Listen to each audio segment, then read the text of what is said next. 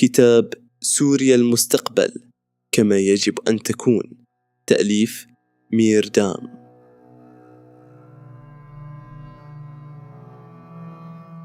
مقدمة: من ركام الماضي إلى هندسة المستقبل. لم تكن المأساة السورية التي عصفت بالبلاد ومزقت نسيجها على مدار العقد الماضي مجرد أزمة سياسية عابرة أو صراع تقليدي على السلطة، بل كانت في جوهرها انعكاسا لانهيار بنية هيكلية مشوهة وتصدعا لعقد اجتماعي قسري فرض على السوريين لعقود بالحديد والنار. لقد أثبتت التجربة القاسية وبالدليل المدمى أن الأوطان التي تبنى على تهميش الإنسان واحتكار السلطة وإقصاء الاختلاف هي أوطان هشة قابلة للانفجار عند أول اختبار حقيقي.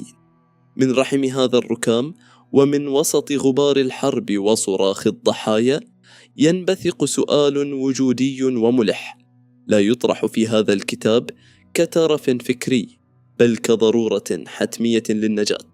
سوريا المستقبل كيف يجب أن تكون؟ لا يقدم هذا الكتاب سردية تاريخية للبكاء على الأطلال، ولا يكتفي بتشخيص أمراض الماضي، بل يضع بين يدي القارئ السوري والعربي مخططا هندسيا متكاملا لإعادة بناء الدولة من جذورها الفلسفية والسياسية. إنه محاولة جادة وصارمة للانتقال من عقلية إسقاط الاستبداد كشعار مرحلي إلى عقلية بناء البديل كمنهج ومؤسسات، إيمانا بأن الفراغ لا يملأه سوى مشروع وطني متماسك الأركان. أكتب هذه السطور منطلقا من انتمائي الكردستاني الأصيل، ورغم أننا وجدنا أنفسنا بحكم تقاطعات التاريخ محكومين بالعيش ضمن كيان سياسي مصطنع سمي سوريا، إلا أن هذا لا يعفينا من بذل الجهد الإنساني والأخلاقي لتحسين جودة الحياة في هذه الجغرافيا. ففي الدول المتقدمة والمتحضرة نرى أن حتى القطط والكلاب تمتلك حقوقا وقوانين صارمة تحميها، ونحن كبشر أولى بأن نتمتع بالحقوق والأمن والكرامة في أوطاننا. وسواء أفضت مآلات المستقبل إلى استمرارنا في العيش المشترك داخل سوريا، أو آلت إلى انفصالنا وتأسيس دولتنا لتصبح سوريا دولة جارة نتداول معها الاحترام، فإن هذا الكتاب برأيي المتواضع يقدم الأسس الضرورية لكي تنهض سوريا وترتقي إلى مقام الدول المتحضرة. ولئن كانت سوريا هي النموذج التطبيقي الحاضر هنا، فإن محتوى الكتاب وفلسفته ومقارباته تنطبق بالضرورة على جميع دول الشرق الأوسط المتخلفة التي تتشابه في أزماتها وعللها الهيكلية. لم تكن فكرة هذا الكتاب وليدة اللحظة، بل هي امتداد لمسار طويل، حيث نبتت البذرة الأولى له من مقال نشرته على موقع الحوار المتمدن عام 2015 بعنوان نريدها دولة كردستانية ديمقراطية. لاحقا تبلورت هذه الفكرة وتوسعت لتطرح في سلسلة بودكاست صوتية من 9 حلقات، حملت كل حلقة منها عنوانا رئيسيا لفصل من فصول هذا الكتاب، قبل أن تتم إعادة صياغتها أكاديميا لتأخذ شكلها النهائي هنا. وقد حرصنا في هيكلة الكتاب وتنسيق محتواه على التدرج المنطقي والانسيابية الفكرية، حيث تترابط فصول هذا العمل لتشكل معمارا متدرجا لبناء الدولة المنشودة، فلا يمكن تطبيق مبدأ دون أن يستند إلى الآخر. تبدأ الرحلة بتفكيك احتكار السلطة عبر اللامركزية كضمانة للتوزيع العادل للثروة والقرار، لتعبد الطريق أمام العلمانية التي تحمي قدسية الدين من وحل السياسة وتحمي الدولة من التغول الراديكالي. وبتحييد الدين عن الاستغلال السياسي، ننتقل لترسخ دولة المواطنة كوعاء يصهر الانتماءات الفرعية ويستند إلى المساواة الشاملة التي تمنع القوانين من التحول إلى أدوات قهر مقنعة.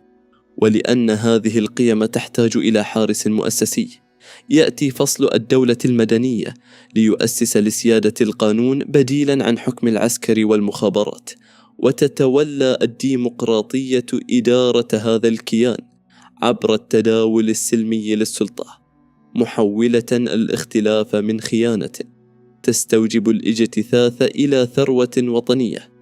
ولا يتوقف هذا البنيان عند حدود الهياكل الكبرى، بل يغوص في عمق حقوق الفرد عبر ترسيخ الليبرالية والحريات الفردية كجوهر للكرامة الإنسانية. ولكي يكون هذا العقد الاجتماعي صادقاً، يواجه الكتاب الاستحقاقات الوطنية الكبرى بشجاعة، وفي مقدمتها القضية الكردية كحجر زاوية واختبار حقيقي لصدق الشراكة بعيداً عن أوهام القومية الأحادية، ليتوج هذا المعمار كله في الفصل الختامي بمظلة حقوق الإنسان كمعيار عالمي غير قابل للتصرف أو المساومة. إن هذا الكتاب موجه إلى العقل السوري الحر التواق إلى الانعتاق من ثقافة القطيع وسلطة الاستبداد بشقيه السياسي والديني. إنه دعوة مفتوحة للتفكير خارج الصندوق والتجرؤ على كسر التابوهات، إيمانا بأن سوريا المستقبل لا يمكن أن تبنى بأدوات الماضي، وأن الشعب الذي دفع أثمانا باهظة من دمائه وتهجيره يستحق وطنا لا يقل في رقيه وعدالته ورفاهيته عن أعرق الديمقراطيات الحديثة، وطن لا نكون فيه مجرد رعايا ننتظر مكرمة الحاكم، بل مواطنين أحرارا نصنع أقدارنا بأيدينا.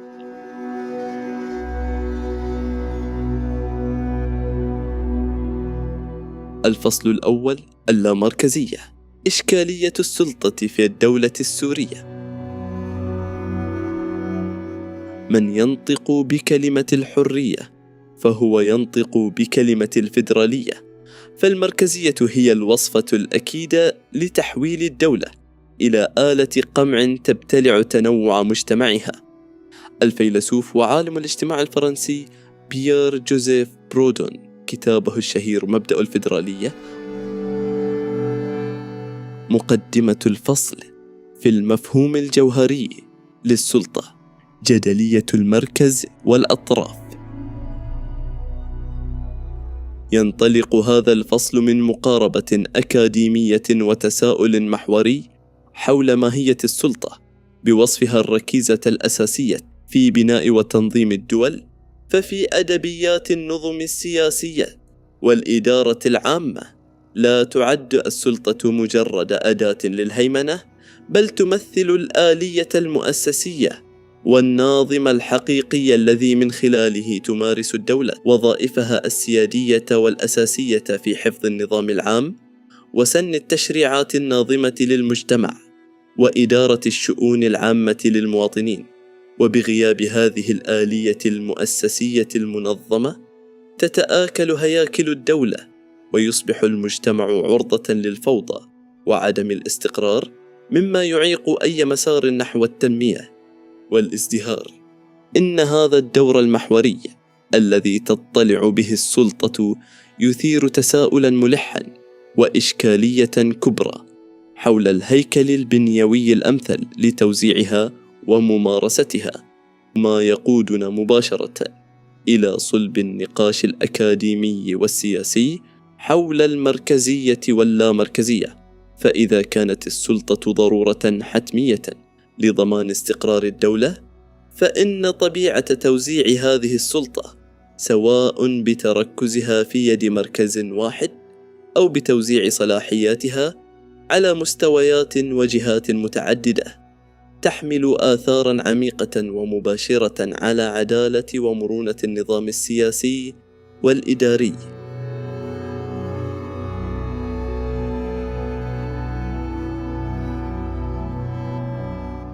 السياق السوري، الحاجة الملحة لإعادة التقييم الهيكلي.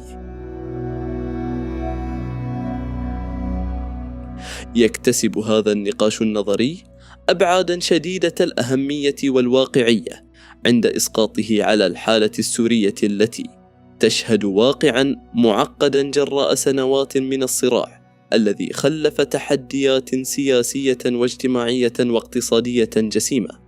وفي هذا السياق تجد الدولة السورية التي اعتمدت تاريخياً نموذجاً شديد المركزية في إدارة شؤونها نفسها اليوم أمام ضرورة إعادة تقييم بنيتها وهيكليتها. وقد باتت التساؤلات تتعالى في الأوساط المختلفة حول ما إذا كان النظام المركزي للسلطة قد ساهم بنيوياً في تفاقم الأزمات، وما هي البدائل الممكنة التي يمكن أن تستجيب لتطلعات الشعب وتحقق الاستقرار المستدام.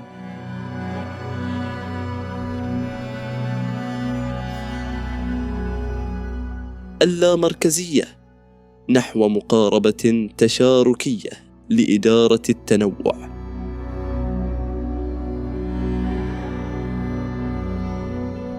هنا تبرز فكرة اللامركزية كنموذج بديل يستحق التمحيص والدراسة المعمقة، ومن الأهمية بمكان تصحيح المفاهيم. فاللامركزية لا تعني تفكيك الدولة أو تقويض وحدتها، بل تقوم على مبدأ توزيع السلطات والمسؤوليات بشكل يراعي التنوع الجغرافي والاجتماعي والثقافي، ويكون أكثر استجابة لحاجات المجتمعات المحلية. وانطلاقا من مبدأ أولوية الإدارة المحلية في فهم الاحتياجات، يطرح التساؤل حول إمكانية أن تمثل اللامركزية حلا مناسبا لسوريا، وكيف يمكن تطبيقها بشكل يضمن تحقيق أهدافها دون الوقوع في مخاطر جديدة تهدد وحدة البلاد واستقرارها.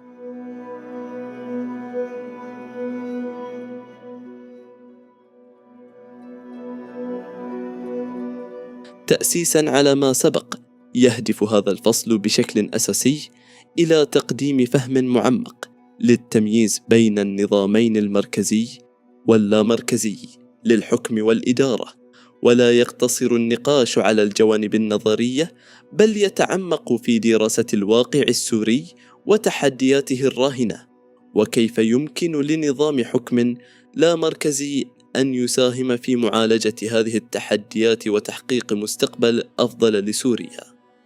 ولتحقيق هذه الغاية تطرح أسئلة محورية حول آليات توزيع الصلاحيات ودور الوحدات الإدارية المحلية كالمحافظات، وضمانات عدم تحول اللامركزية إلى عامل للفوضى أو إضعاف سلطة الدولة المركزية الضرورية. ويسعى هذا الاستكشاف إلى فهم أعمق وتكوين تصور لمستقبل سوريا وهياكل الحكم التي يمكن أن تضمن استقرارها وازدهارها. المبحث الأول: مقاربة مفاهيمية لثنائية المركزية واللامركزية، أهميتها الاستراتيجية لسوريا. عند الشروع في التفكيك المفاهيمي لثنائية المركزية واللامركزية، يبرز على الفور التباين الجوهري والعميق في الفلسفة التي تحكم هيكلة إدارة الدولة وآليات صنع القرار. أولاً، النطاق المفاهيمي للنظام المركزي وإشكالياته.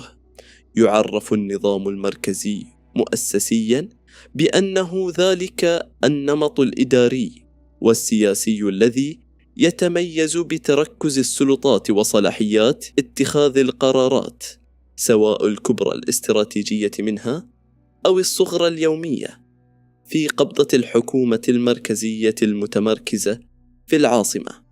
وقد شكل هذا النموذج الإطار الحاكم للعديد من الدول في مراحل تاريخية مختلفة، حيث تبنته دول مثل جمهورية مصر العربية وجمهورية كوريا الديمقراطية الشعبية بالإضافة إلى الجمهورية العربية السورية في حقبها السابقة.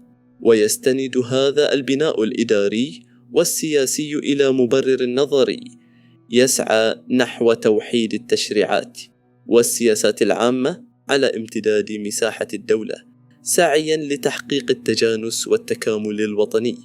إلا أن الممارسة العملية للنموذج المركزي، لا سيما عند تطبيقه في سياقات دول تتسم بالتنوع والتعقيد السوسيو-جغرافي كحالة الجمهورية العربية السورية، غالبا ما تكشف عن تحديات واختلالات بنيوية عميقة.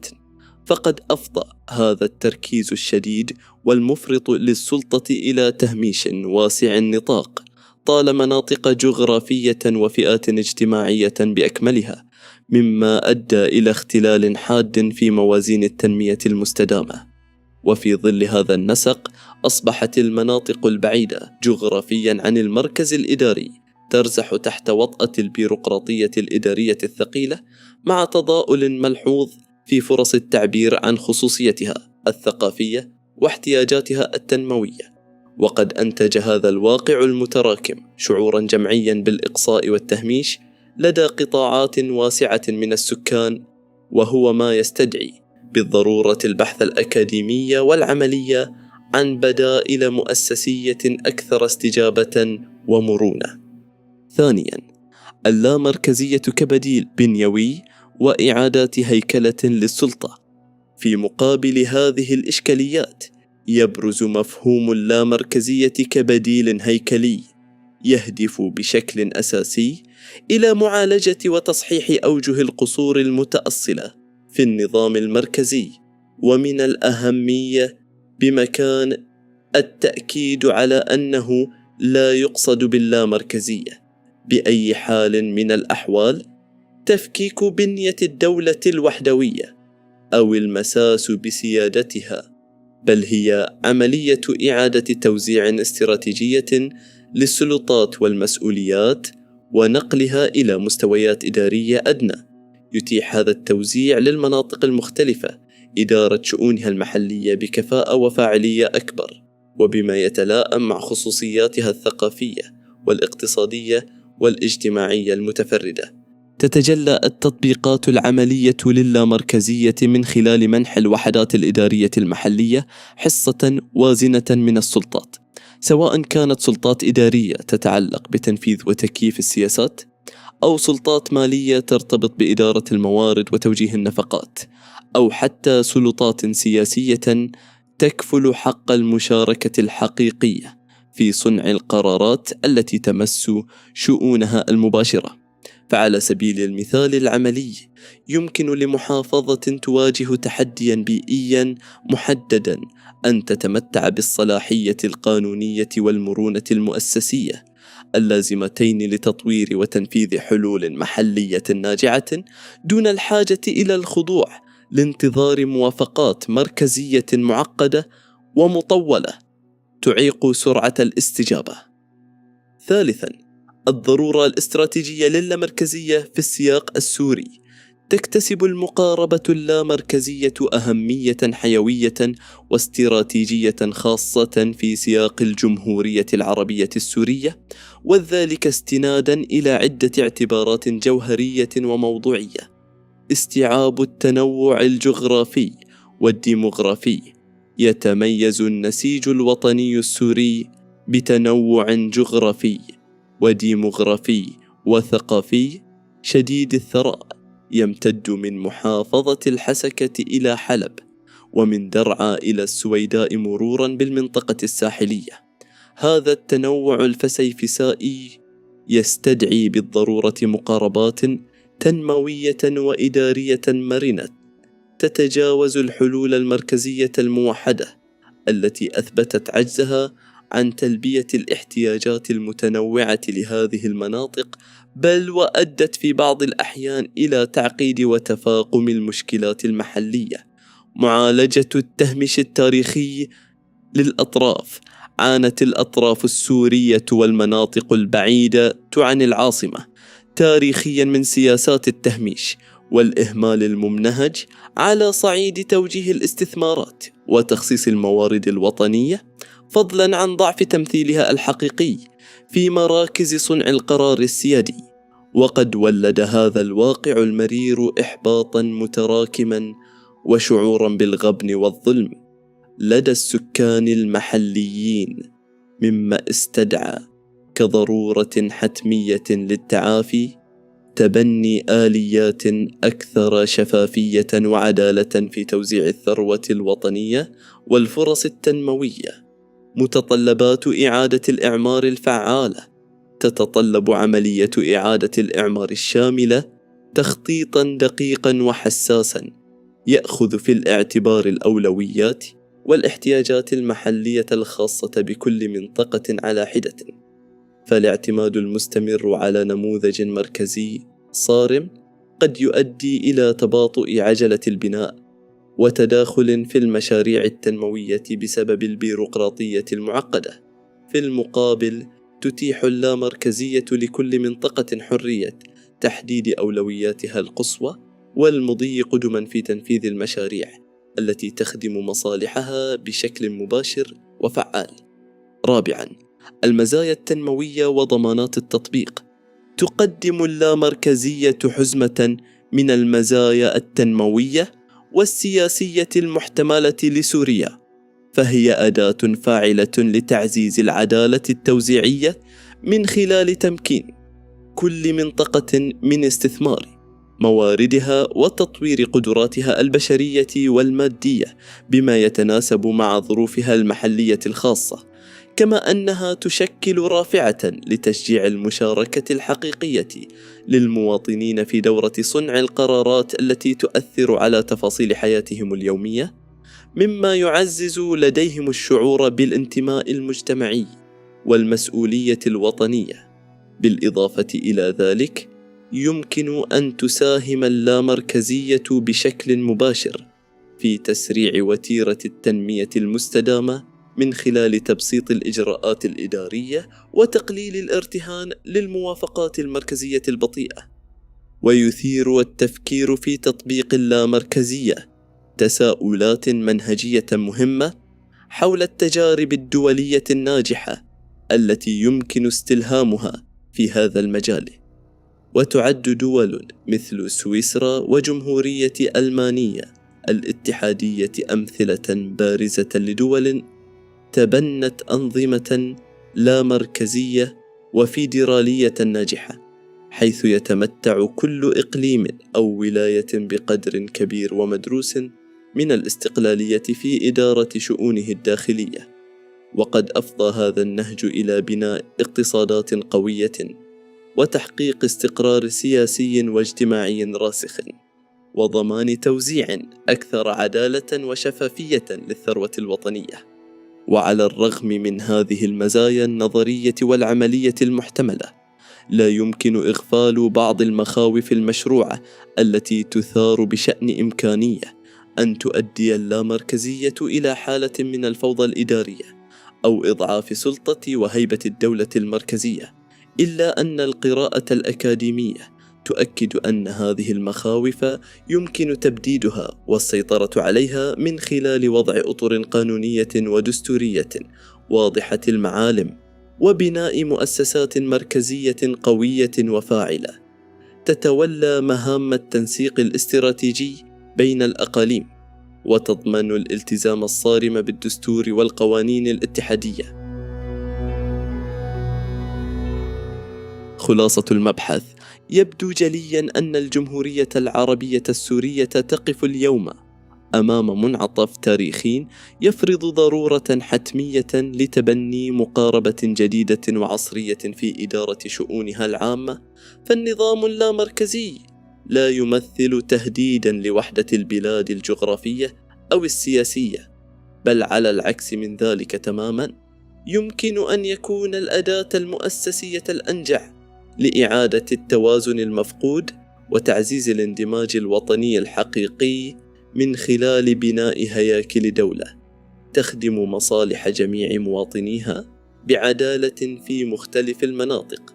إن اللامركزية تحمل في طياتها أملاً واقعياً في تمكين المجتمعات المحلية والارتقاء بدورها لتصبح شريكاً فاعلاً وأساسياً في عملية إعادة بناء سوريا المستقبل. المبحث الثاني: التداعيات الهيكلية للنظام المركزي في سوريا. تحليل معمق لسياسات التهميش وتراكم الأزمات.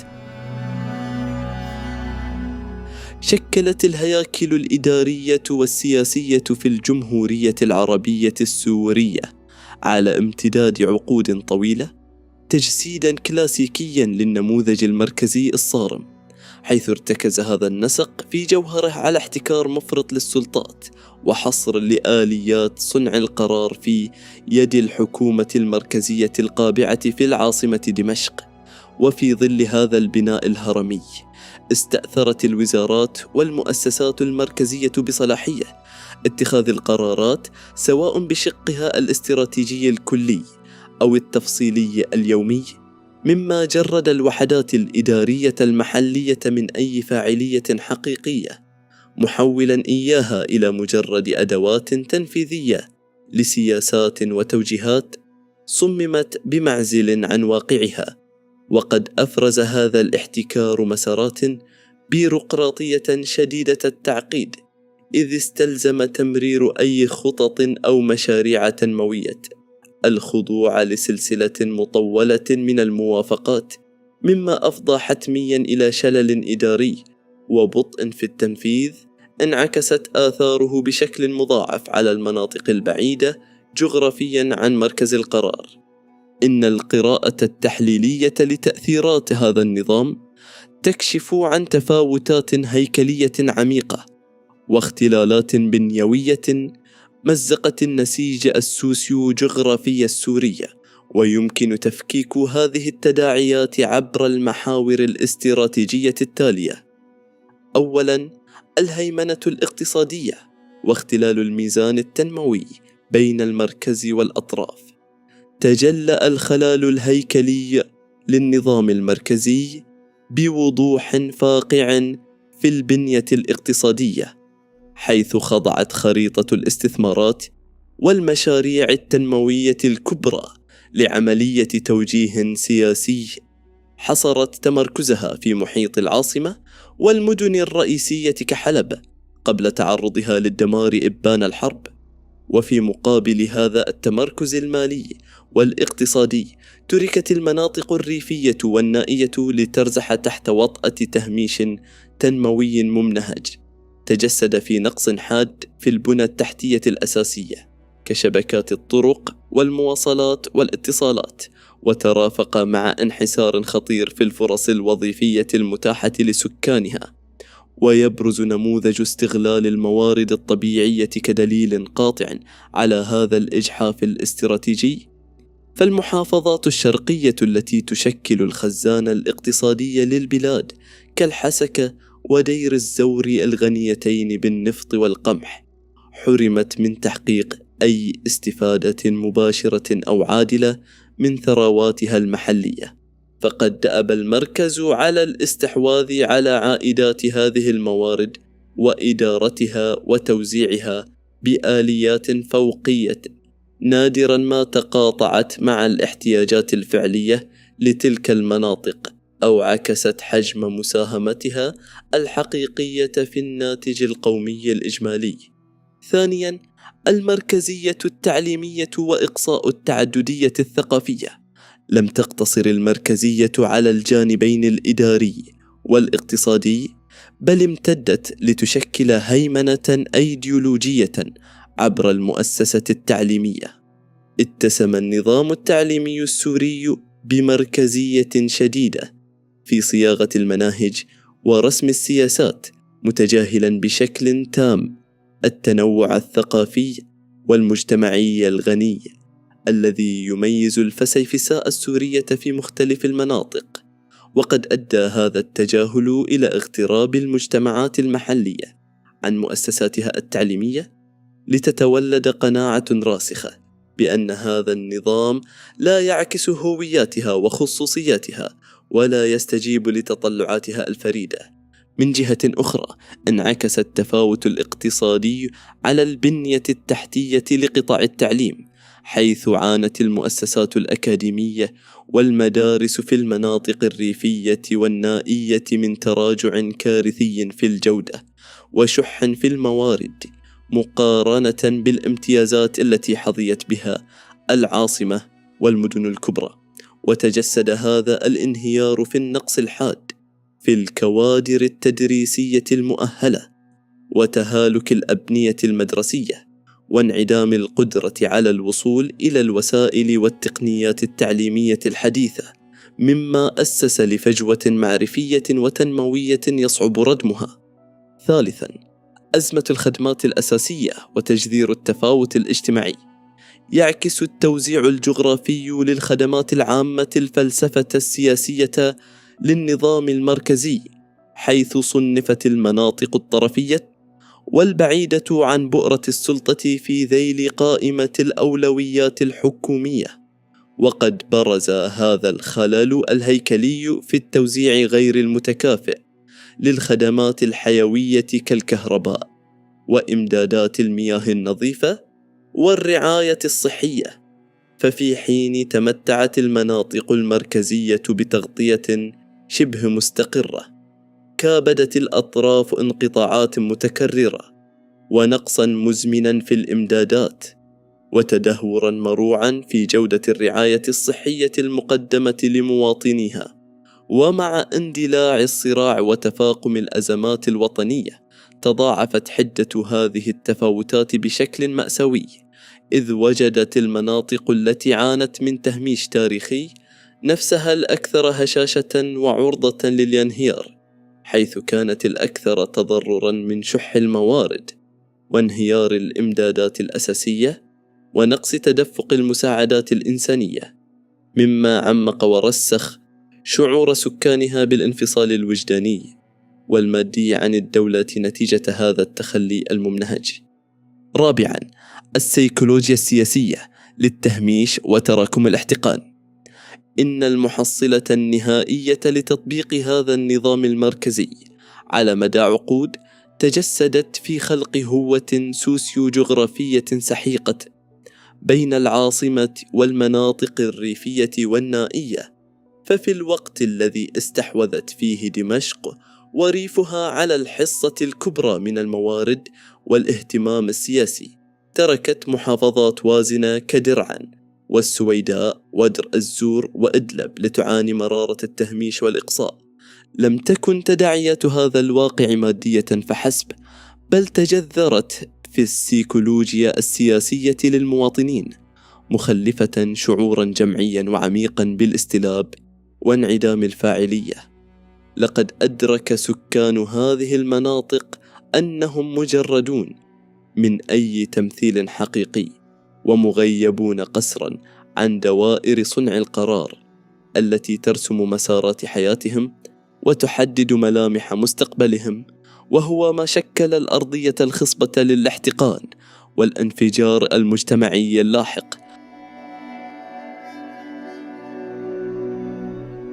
المبحث الثالث: آليات النظام المركزي في إنتاج وتعميق الأزمات الوطنية.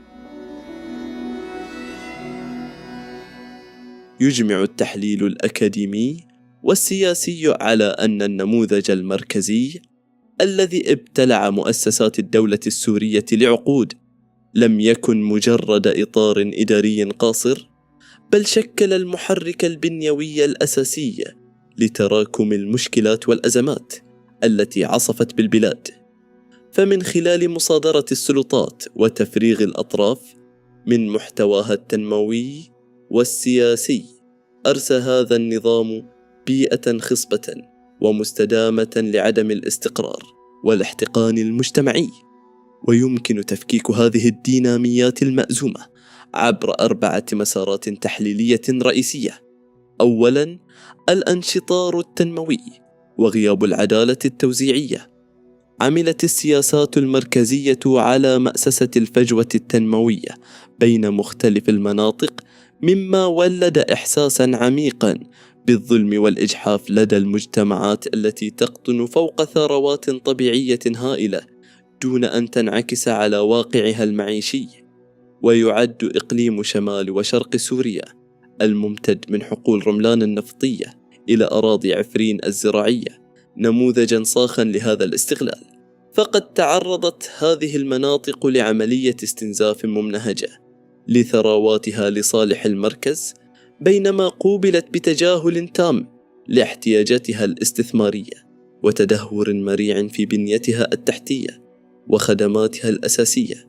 هذا الخلل الفادح في ميزان التوزيع غذى مشاعر الغبن وقوض أسس العقد الاجتماعي وأضعف الروابط الوطنية بين المركز والأطراف. ثانياً، البيروقراطية المركزية ككابح للتنمية المحلية.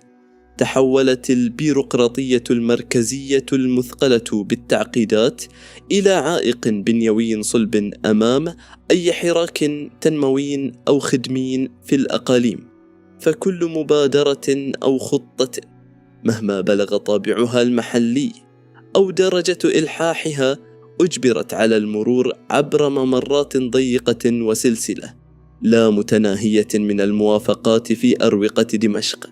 وقد أدى هذا الشلل الإجرائي إلى إجهاض جهود التنمية المحلية في مهدها وتفاقم الأزمات الخدمية، مما أدى في النهاية إلى انهيار ثقة المواطن في قدرة الحكومة المركزية أو حتى رغبتها في الاستجابة لاحتياجاته الأساسية. ثالثاً، مصادرة الفضاء السياسي وتأجيج الاحتقان المجتمعي. صادر النظام المركزي حق المجتمعات المحلية في التعبير عن خصوصياتها والمطالبة بحقوقها المدنية والسياسية. إن الإغلاق المتعمد لقنوات المشاركة في صنع القرار سواء على المستوى المحلي أو الوطني أدى إلى احتقان المظالم وتهميش المطالب الشعبية المتراكمة. وقد شكل هذا الإقصاء السياسي والاجتماعي الممنهج الصاعق الذي فجر التوترات المتراكمة، حيث وجدت قطاعات واسعة من السوريين نفسها خارج حسابات النظام المركزي ومجردة من أي مظلة تمثيلية. رابعاً، الجمود الهيكلي والعمى الاستراتيجي عن الواقع المحلي. اتسمت البنية المركزية بجمود مؤسسي حال دون تكيفها مع التغيرات والاحتياجات المتباينة للفسيفساء السورية، فقد صممت السياسات واتخذت القرارات بقوالب موحدة ومسبقة الصنع في المركز، متجاهلة تماما المحددات الثقافية والاقتصادية والاجتماعية الدقيقة لكل منطقة. هذا العمى الاستراتيجي والتجاهل الفوقي للتنوع قاد إلى نتائج كارثية، إذ لم تقتصر الخطط المركزية على الفشل في معالجة الأزمات، بل أسهمت في تعقيدها وتعميقها لكونها منفصلة كليا عن الواقع المعاشي محليا. خلاصة، يستنتج مما سبق أن النظام المركزي في سوريا لم يكن مجرد ضحية للأزمات، بل كان الصانع الجذري لها. إن الاستقطاب المفرط للسلطة والموارد نحو العاصمة والتعامي عن تطلعات وحقوق الأطراف قد أحدث شرخا عميقا في الانتماء الوطني، وخلق إحساسا بالظلم والانقسام بين أبناء الوطن الواحد، مما أسس موضوعيا وفي نهاية المطاف لزعزعة الاستقرار وتوفير البيئة الحاضنة لانفجار الصراعات والنزاعات. المبحث الرابع: اللامركزية كمقاربة استراتيجية للتعافي. إعادة هندسة الدولة السورية. في ظل الإخفاقات البنيوية المتراكمة التي اتسم بها النظام المركزي في سوريا على امتداد عقود، يبرز التساؤل الأكاديمي والسياسي حول إمكانية تبني نظام لا مركزي كآلية هيكلية لإعادة هندسة الدولة وتوزيع السلطة والموارد بشكل أكثر عدالة وفعالية. فبالنظر إلى أن المركزية المفرطة قد أدت تاريخيا إلى تركز السلطات والخدمات في العاصمة وتهميش الأطراف، تتبدأ اللامركزية كمقاربة واعدة وقابلة للتطبيق الإجرائي، قادرة على معالجة الاختلالات القائمة وإعادة بناء البلاد على أسس أكثر إنصافا واستدامة. وتقدم اللامركزية إطارا مؤسسيا لمعالجة الأزمات المتجذرة في سوريا عبر 4 آليات استراتيجية رئيسية.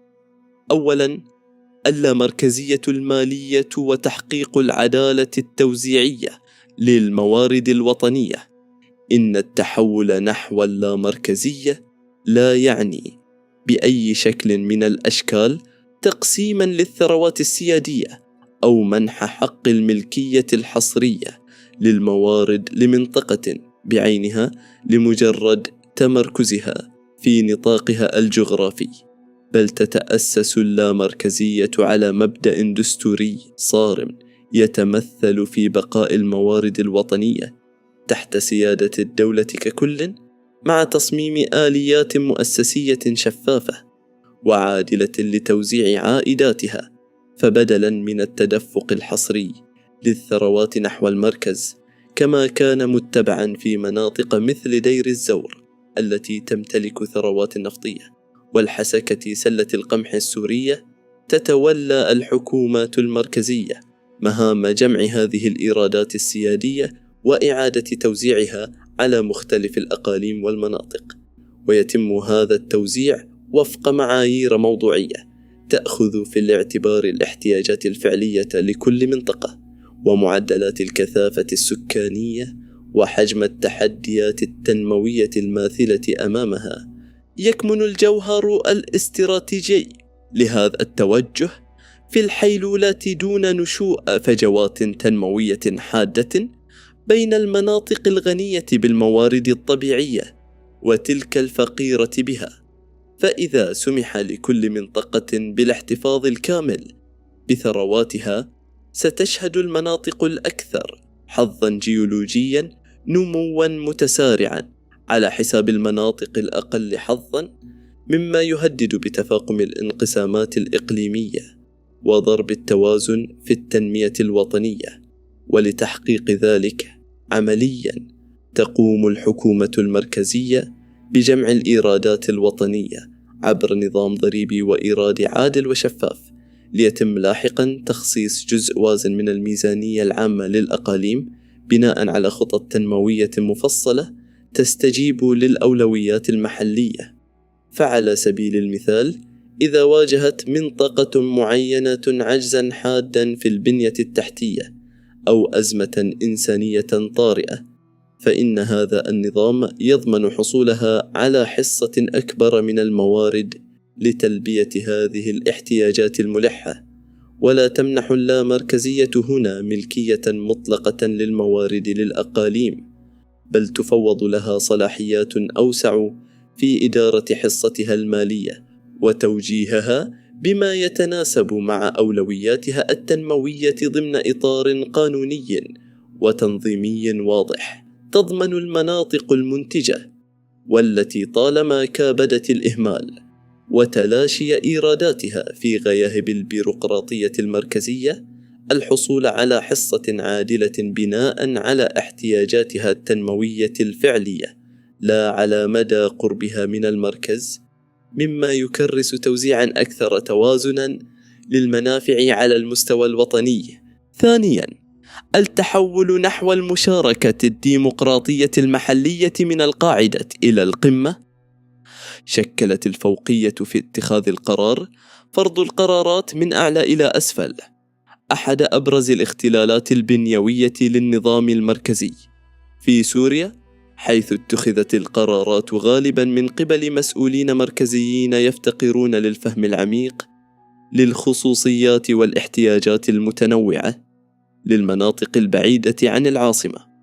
في المقابل، تؤسس اللامركزية لإنشاء مجالس محلية منتخبة ديمقراطيا في كل منطقة، مما يمنح السكان المحليين فرصة حقيقية ومباشرة للمشاركة في صنع القرارات التي تمس عصب حياتهم اليومية.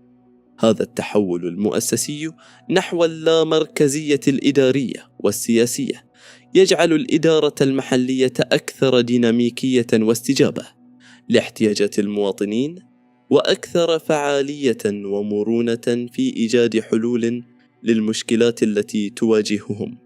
ثالثاً، إدارة التعددية السوسيوغرافية واحتواء التوترات الإثنية والطائفية. يتميز المجتمع السوري بفسيفساء عرقية ودينية وطائفية شديدة الثراء، وقد أدى إصرار النظام المركزي على تبني سياسات موحدة لم تأخذ هذا التنوع بعين الاعتبار بشكل كاف إلى تغذية الاحتقان وزيادة التوترات بين مختلف المكونات الاجتماعية.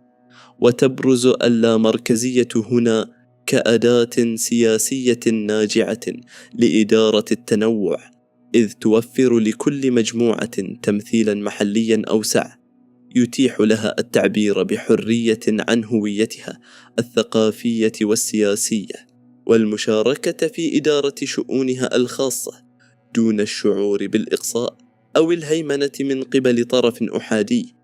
إن مأسسة هذا التمثيل المتوازن تساهم بشكل حاسم في تعزيز الاستقرار الوطني عبر ترسيخ قناعة لدى جميع المكونات الاجتماعية بأنها تمتلك مساحة آمنة للمشاركة والتأثير في بنية نظام الحكم. رابعاً، تحرير المبادرة وتحفيز التنمية الاقتصادية المحلية.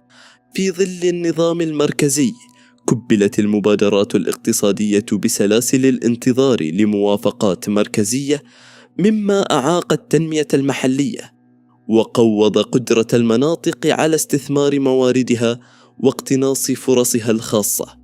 أما في ظل النظام اللامركزي فتنتقل المسؤولية التنموية لتصبح كل محافظة أو إقليم مسؤولا ومخيرا بشكل أكبر في دفع عجلة التنمية الاقتصادية ضمن نطاقه الجغرافي، ويشمل ذلك قدرة الأقاليم على رسم سياسات لجذب الاستثمارات المحلية والخارجية وإدارة مشاريعها التنموية المستقلة.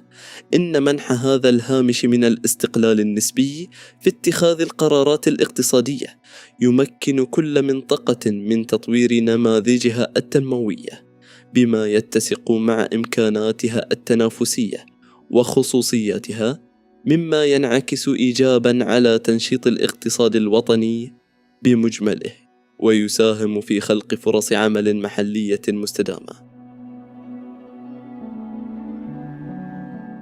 المبحث الخامس: استلهام النماذج الدولية، المقارنة وتكييفها مع الخصوصية السورية.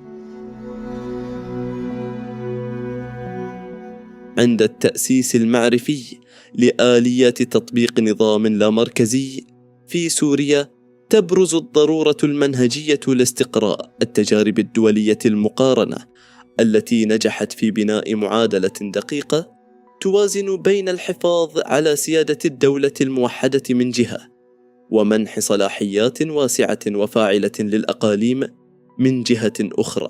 ومن أبرز هذه النماذج التي يمكن القياس عليها: أولا، النموذج الفيدرالي السويسري، التوازن الدقيق بين الاستقلالية والتعاون المؤسسي. تعد سويسرا تطبيقا نموذجيا ورائدا للنسق الفيدرالي الناجح، إذ يتمتع كل كانتون إقليم بهامش دستوري واسع من الاستقلالية في إدارة شؤونه الداخلية، وتشمل حزمة هذه الصلاحيات اللامركزية قطاعات حيوية تمس الحياة اليومية كالتعليم والصحة والنظام الضريبي والأمن المحلي. وعلى الرغم من هذه الاستقلالية اللامركزية الواسعة، تحتفظ الكانتونات بشبكة تعاون وتنسيق ممأسسة ووثيقة فيما بينها ومع الحكومة الفيدرالية لضمان تناغم السياسات الوطنية في القطاعات السيادية التي تتطلب إدارة موحدة كالدفاع والسياسة الخارجية والسياسة النقدية. يجسد هذا النموذج حلاً سياسياً متطوراً يوازن ببراعة بين تمكين الأقاليم من اتخاذ قرارات تتسق مع خصوصياتها التنموية والثقافية، وبين صون قوة الدولة الفيدرالية ووحدتها عبر التنسيق المركزي. ثانياً، النموذج الفيدرالي الألماني، التكامل السياسي والتوزيع الوظيفي للمهام. يقدم النسق الفيدرالي في جمهورية ألمانيا الاتحادية مقاربة مختلفة تعتمد على التوزيع الوظيفي الصارم والواضح للمهام بين الحكومة الاتحادية المركزية والولايات الأقاليم. وفي هذا السياق تمتلك كل ولاية سلطتها التشريعية الخاصة ممثلة ببرلمانها الإقليمي لإدارة العديد من المجالات الداخلية. ومع ذلك ينتظم هذا الهيكل ضمن إطار من التنسيق المؤسسي القوي مع الحكومة المركزية لدرء أي تضارب محتمل في القوانين والسياسات العامة. ويكمن التمايز الوظيفي هنا في تركز مهام الحكومة الاتحادية حصرياً في القضايا ذات البعد الاستراتيجي الوطني الكلي كالسياسة الخارجية والدفاع الوطني والسياسة الاقتصادية الكلية، بينما تترك مجمل الأمور الداخلية والإدارية لتدار بمرونة في يد الولايات. يضمن هذا التقسيم الدقيق للمهام تحقيق التكامل العضوي في السياسات الوطنية مع توفير مساحة كافية لمراعاة التنوع الإقليمي وتلبيته. ثالثاً، محددات تكيف النماذج المقارنة مع البنية السورية بالنظر إلى الخصوصيات التاريخية والاجتماعية والثقافية والسياسية المعقدة والفريدة التي تتسم بها الحالة السورية. فإنه من الخطأ المنهجي تبني أي نموذج دولي جاهز ومحاولة إسقاطه بشكل كامل وميكانيكي، بل تقتضي الضرورة الوطنية تصميم نظام لامركزي متوازن ومبتكر يستوعب هذه الخصوصيات العميقة ويستفيد في الوقت ذاته من المرتكزات الإيجابية للتجارب الدولية الناجحة. ويجب أن يرتكز بناء هذا النظام على المبادئ الدستورية والإدارية التالية: التفويض المرن والمدروس للصلاحيات. يجب أن يتم تحديد وتوزيع المهام بين الحكومة المركزية والمحافظات استناداً إلى تقييم دقيق للاحتياجات الفعلية لكل محافظة وطبيعة القضايا التي تتطلب مركزة إدارية مقابل تلك التي تتطلب استجابة محلية سريعة. احترام وحماية التنوع الثقافي. تصميم السياسات العامة بما يراعي ويحترم التنوع العرقي والثقافي والاجتماعي المميز في كل منطقة، مع بلورة ضمانات قانونية تحمي حقوق جميع المكونات. التنسيق المؤسسي المستدام. بناء آليات دستورية وإدارية واضحة وفعالة للتنسيق والتعاون المشترك بين الحكومة المركزية والمحافظات لضمان استمرار وحدة الدولة وتجنب الانزلاق نحو التشتت الإداري أو التضارب في السياسات التنموية. المبحث السادس: الهندسة الانتقالية، خارطة الطريق نحو تطبيق اللامركزية. إن التطلع إلى صياغة مستقبل مستقر ومزدهر للجمهورية العربية السورية لا يقف عند حدود التنظير، بل يستلزم بالضرورة تبني رؤية استراتيجية واضحة المعالم وخارطة طريق عملية وممأسسة نحو تطبيق نظام لامركزي يهدف هذا المسار إلى ضمان تحقيق العدالة التوزيعية وتوسيع قاعدة المشاركة السياسية وإرساء دعائم التنمية المستدامة في جميع أنحاء البلاد. ولضمان نجاح هذا التحول الهيكلي يمكن تحديد الخطوات الإجرائية والمؤسسية الأساسية لتطبيق هذا النظام عبر المحاور التالية. أولاً، صياغة عقد اجتماعي جديد. الهندسة الدستورية. تعد عملية صياغة دستور وطني جديد يحظى بتوافق مجتمعي وشامل حجر الزاوية والخطوة الأولى والأكثر حساسية في بناء نظام لا مركزي مستدام. ولا بد لهذا الدستور المرتقب أن يتجاوز العموميات ليتبنى نصوصا دستورية واضحة ومفصلة تحدد بدقة متناهية نطاق الصلاحيات الحصرية لكل من الحكومة المركزية من جهة والأقاليم أو المحافظات من جهة أخرى. كما يجب أن يرسى هذا العقد الاجتماعي مبادئ التوزيع العادل للموارد الوطنية ويكفل التمثيل المتوازن لجميع المناطق في صلب المؤسسات السيادية الوطنية. ولضمان ديمومة هذا النظام يقع على عاتق المشرع الدستوري هندسة آليات قانونية وقضائية عليا لفض المنازعات المحتملة بين المستويات الحكومية المختلفة، مع توفير حصانة دستورية مطلقة للحقوق والحريات الأساسية لجميع المواطنين. ثانيا، مأسسة المجالس المحلية المنتخبة وتحديد نطاقها الوظيفي. يفتقر أي نظام لا مركزي إلى الفاعلية ما لم يستند إلى بنية تحتية ديمقراطية ممثلة في إنشاء مجالس محلية منتخبة بشفافية في كل محافظة أو إقليم. وتطلع هذه المجالس بدور مزدوج حيث تعمل كهيئات تشريعية محلية وتنفيذية على المستوى الإقليمي. ويتطلب هذا البناء المؤسسي منح هذه المجالس تفويضا قانونيا بصلاحيات واضحة ومحددة لإدارة الشؤون المحلية، ويشمل نطاق عملها إدارة قطاعات حيوية كالتعليم الأساسي ومرافق الصحة الأولية والخدمات العامة مثل شبكات المياه والصرف الصحي والطرق المحلية، فضلا عن قيادة جهود التخطيط والتنمية المحلية بما يستجيب بدقة للخصوصية التنموية لكل منطقة واحتياجات سكانها. ثالثا، الاستثمار في رأس المال البشري وبناء القدرات المحلية. إن تفويض الصلاحيات دون وجود كوادر مؤهلة لإدارتها قد يفضي إلى تعثر إداري. لذا ولضمان نجاح النظام اللامركزي يعد الاستثمار الممنهج في بناء قدرات الكوادر الإدارية والفنية على المستوى المحلي ضرورة ملحة لا غنى عنها.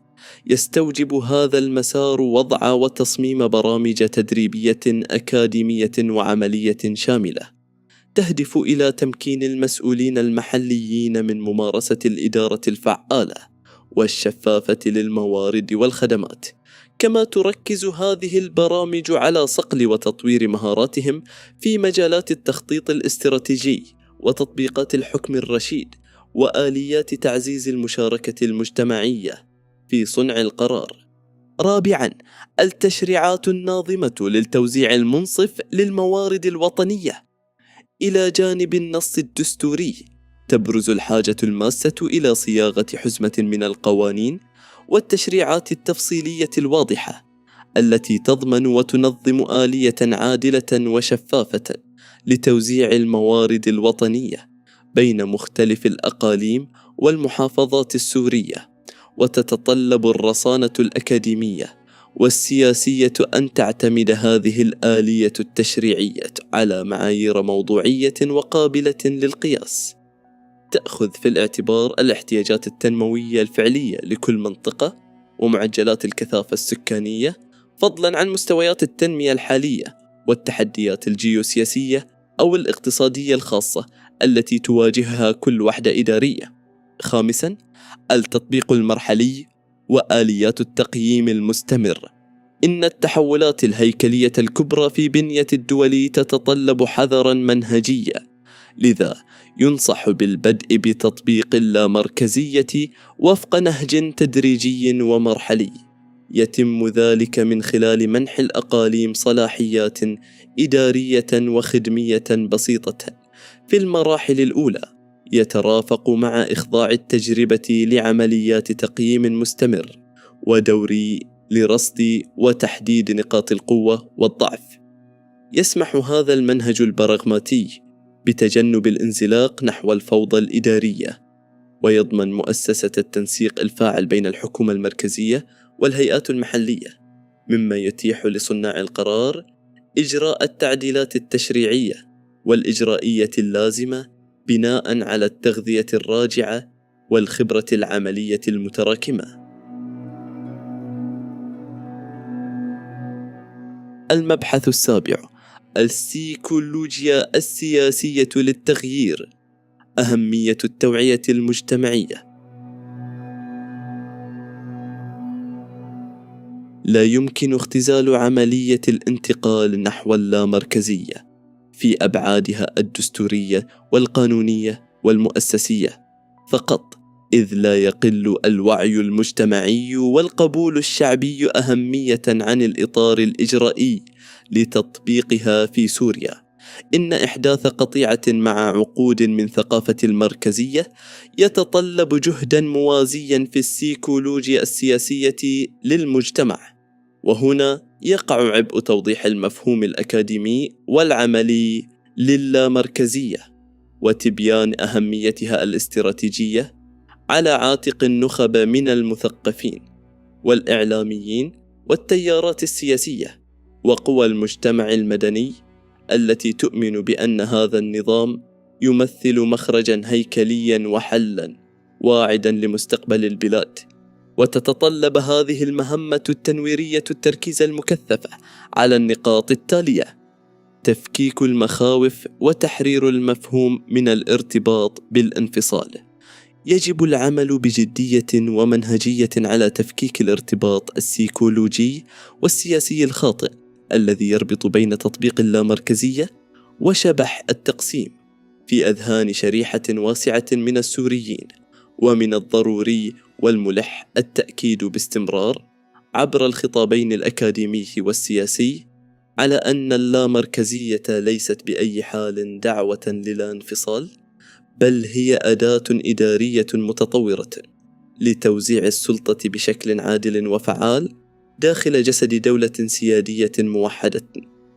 إبراز العوائد التنموية الملموسة لضمان الحاضنة الشعبية لهذا التحول، يجب تسليط الضوء المكثف على المزايا والمكاسب العملية التي يمكن أن تحققها اللامركزية للمواطنين في تفاصيل حياتهم اليومية، ويشمل ذلك إبراز دورها في تحسين جودة وفعالية الخدمات العامة وتعزيز قدرة السكان المحليين على المشاركة الحقيقية في صنع القرارات التي تمس واقعهم، فضلا عن دورها كرافعة لتحفيز التنمية الاقتصادية والاجتماعية في جميع المناطق دون استثناء. هندسة حملات إعلامية وتثقيفية شاملة يتطلب هذا المسار الاستثمار الأمثل لمختلف وسائل الإعلام ومنصات التواصل الاجتماعي وقنوات منظمات المجتمع المدني لإطلاق حملات توعية مستمرة وممنهجة. تهدف هذه الحملات إلى نشر الثقافة السياسية والإدارية بمفهوم اللامركزية وفوائدها التنموية، مع تقديم أمثلة تطبيقية ناجحة لتجارب دول أخرى تبنت هذا النظام واستطاعت من خلاله تحقيق نتائج إيجابية ملحوظة في الاستقرار والتنمية. خاتمة الفصل الأول: نحو عقد اجتماعي سوري تعددي ومزدهر. تأسيساً على ما سبق، نؤكد في ختام هذا الفصل على التباين البنيوي والجوهري بين نماذج الحكم المركزية واللامركزية. لقد أثبت التحليل أن المركزية بطبيعتها الميالة إلى احتكار السلطات وتكديس الموارد في العاصمة، تفضي حتميا إلى تهميش الأطراف وشل قدرتها على التعبير عن خصوصياتها واحتياجاتها التنموية، فضلا عن كونها تمهد الطريق مؤسسيا لاستبداد السلطة الحاكمة وتغولها، في المقابل المبني على التجربة الإنسانية والمقاربة الأكاديمية. تمثل اللامركزية آلية عقلانية لتوزيع السلطة وتفويضها نحو الأقاليم والمحافظات، مما يؤسس لتحقيق قدر أكبر وأكثر رسوخا من العدالة في توزيع الثروات والموارد، ويعزز مبادئ التمثيل الديمقراطي والمشاركة الشعبية في دوائر صنع القرار على نطاق وطني أوسع. إن بناء تصور لمستقبل سوريا يقتضي استشراف ملامح دولة تدار بنظام لا مركزي فعال، دولة تدير فيها محافظات وازنة كالحسكة ودير الزور ودرعا وحمص شؤونها المحلية باستقلالية إدارية ومرونة تنموية، في ظل نظام يكفل توزيع ثروات البلاد بشكل عادل ومنصف على جميع أبنائها، حيث يتبلور مشهد مؤسسي تزدهر فيه المدارس والجامعات ذات الجودة العالية في كل بقاع الوطن، وتتوزع فيه الخدمات الصحية الشاملة والمتاحة للجميع، وتديره مجالس محلية منتخبة تتخذ قرارات مستنيرة تنبثق من صميم الخصوصيات الفريدة لكل منطقة جغرافية.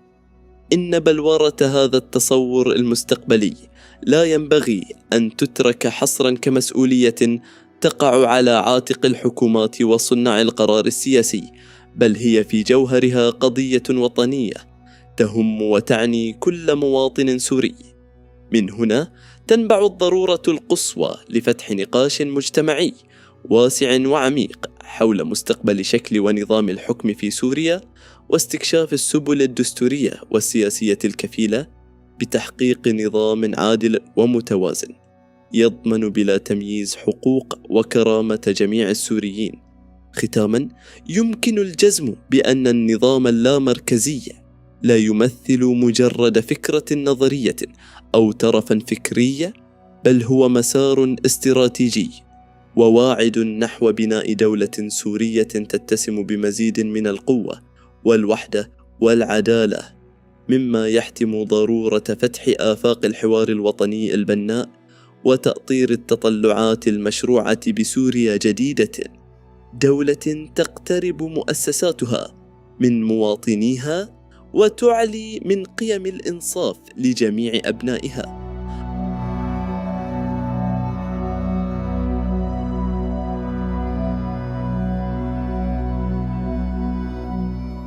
الفصل الثاني: العلمانية، ضرورة التأسيس للدولة السورية الحديثة.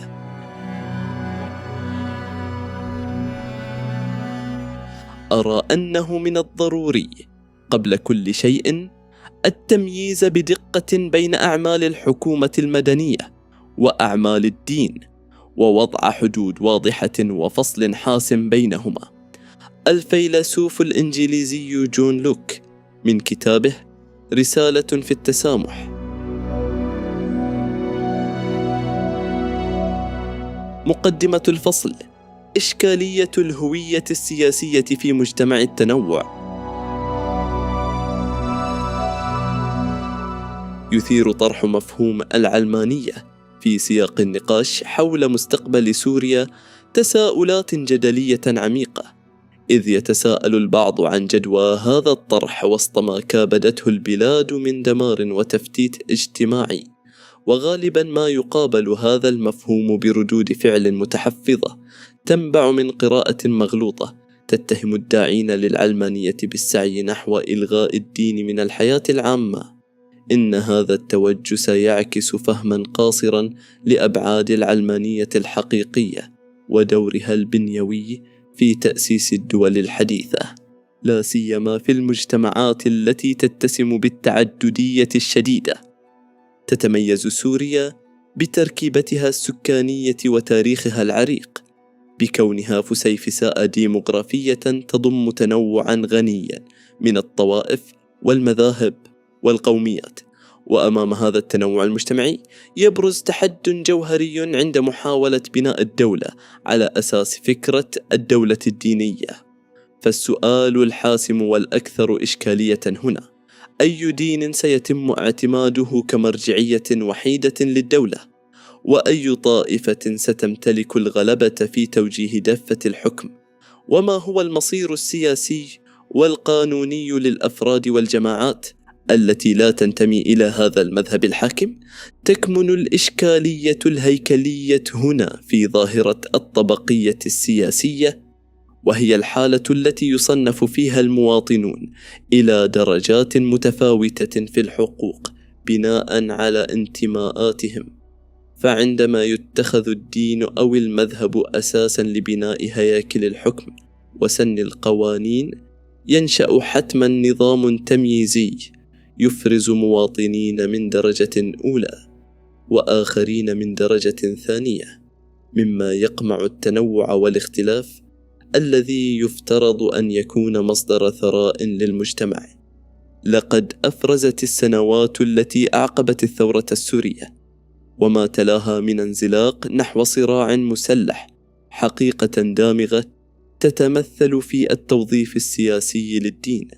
فالدين لم يعد يمارس فقط كمصدر للإيمان الروحي والفردي، بل تحول إلى أداة للتعبئة وسلاح سياسي فتاك.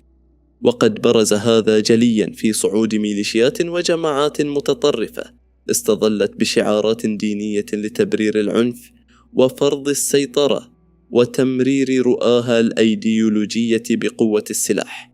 في المقابل ولد هذا التوظيف العنيف نفورا عميقا لدى شريحة واسعة من الأفراد، بمن فيهم المتدينون بطبعهم، تجاه فكرة الدولة الدينية، بعد أن عاينوا كيف استغل الدين لتسويغ الظلم وتكريس التفرقة والتحريض على الكراهية والعنف الطائفي.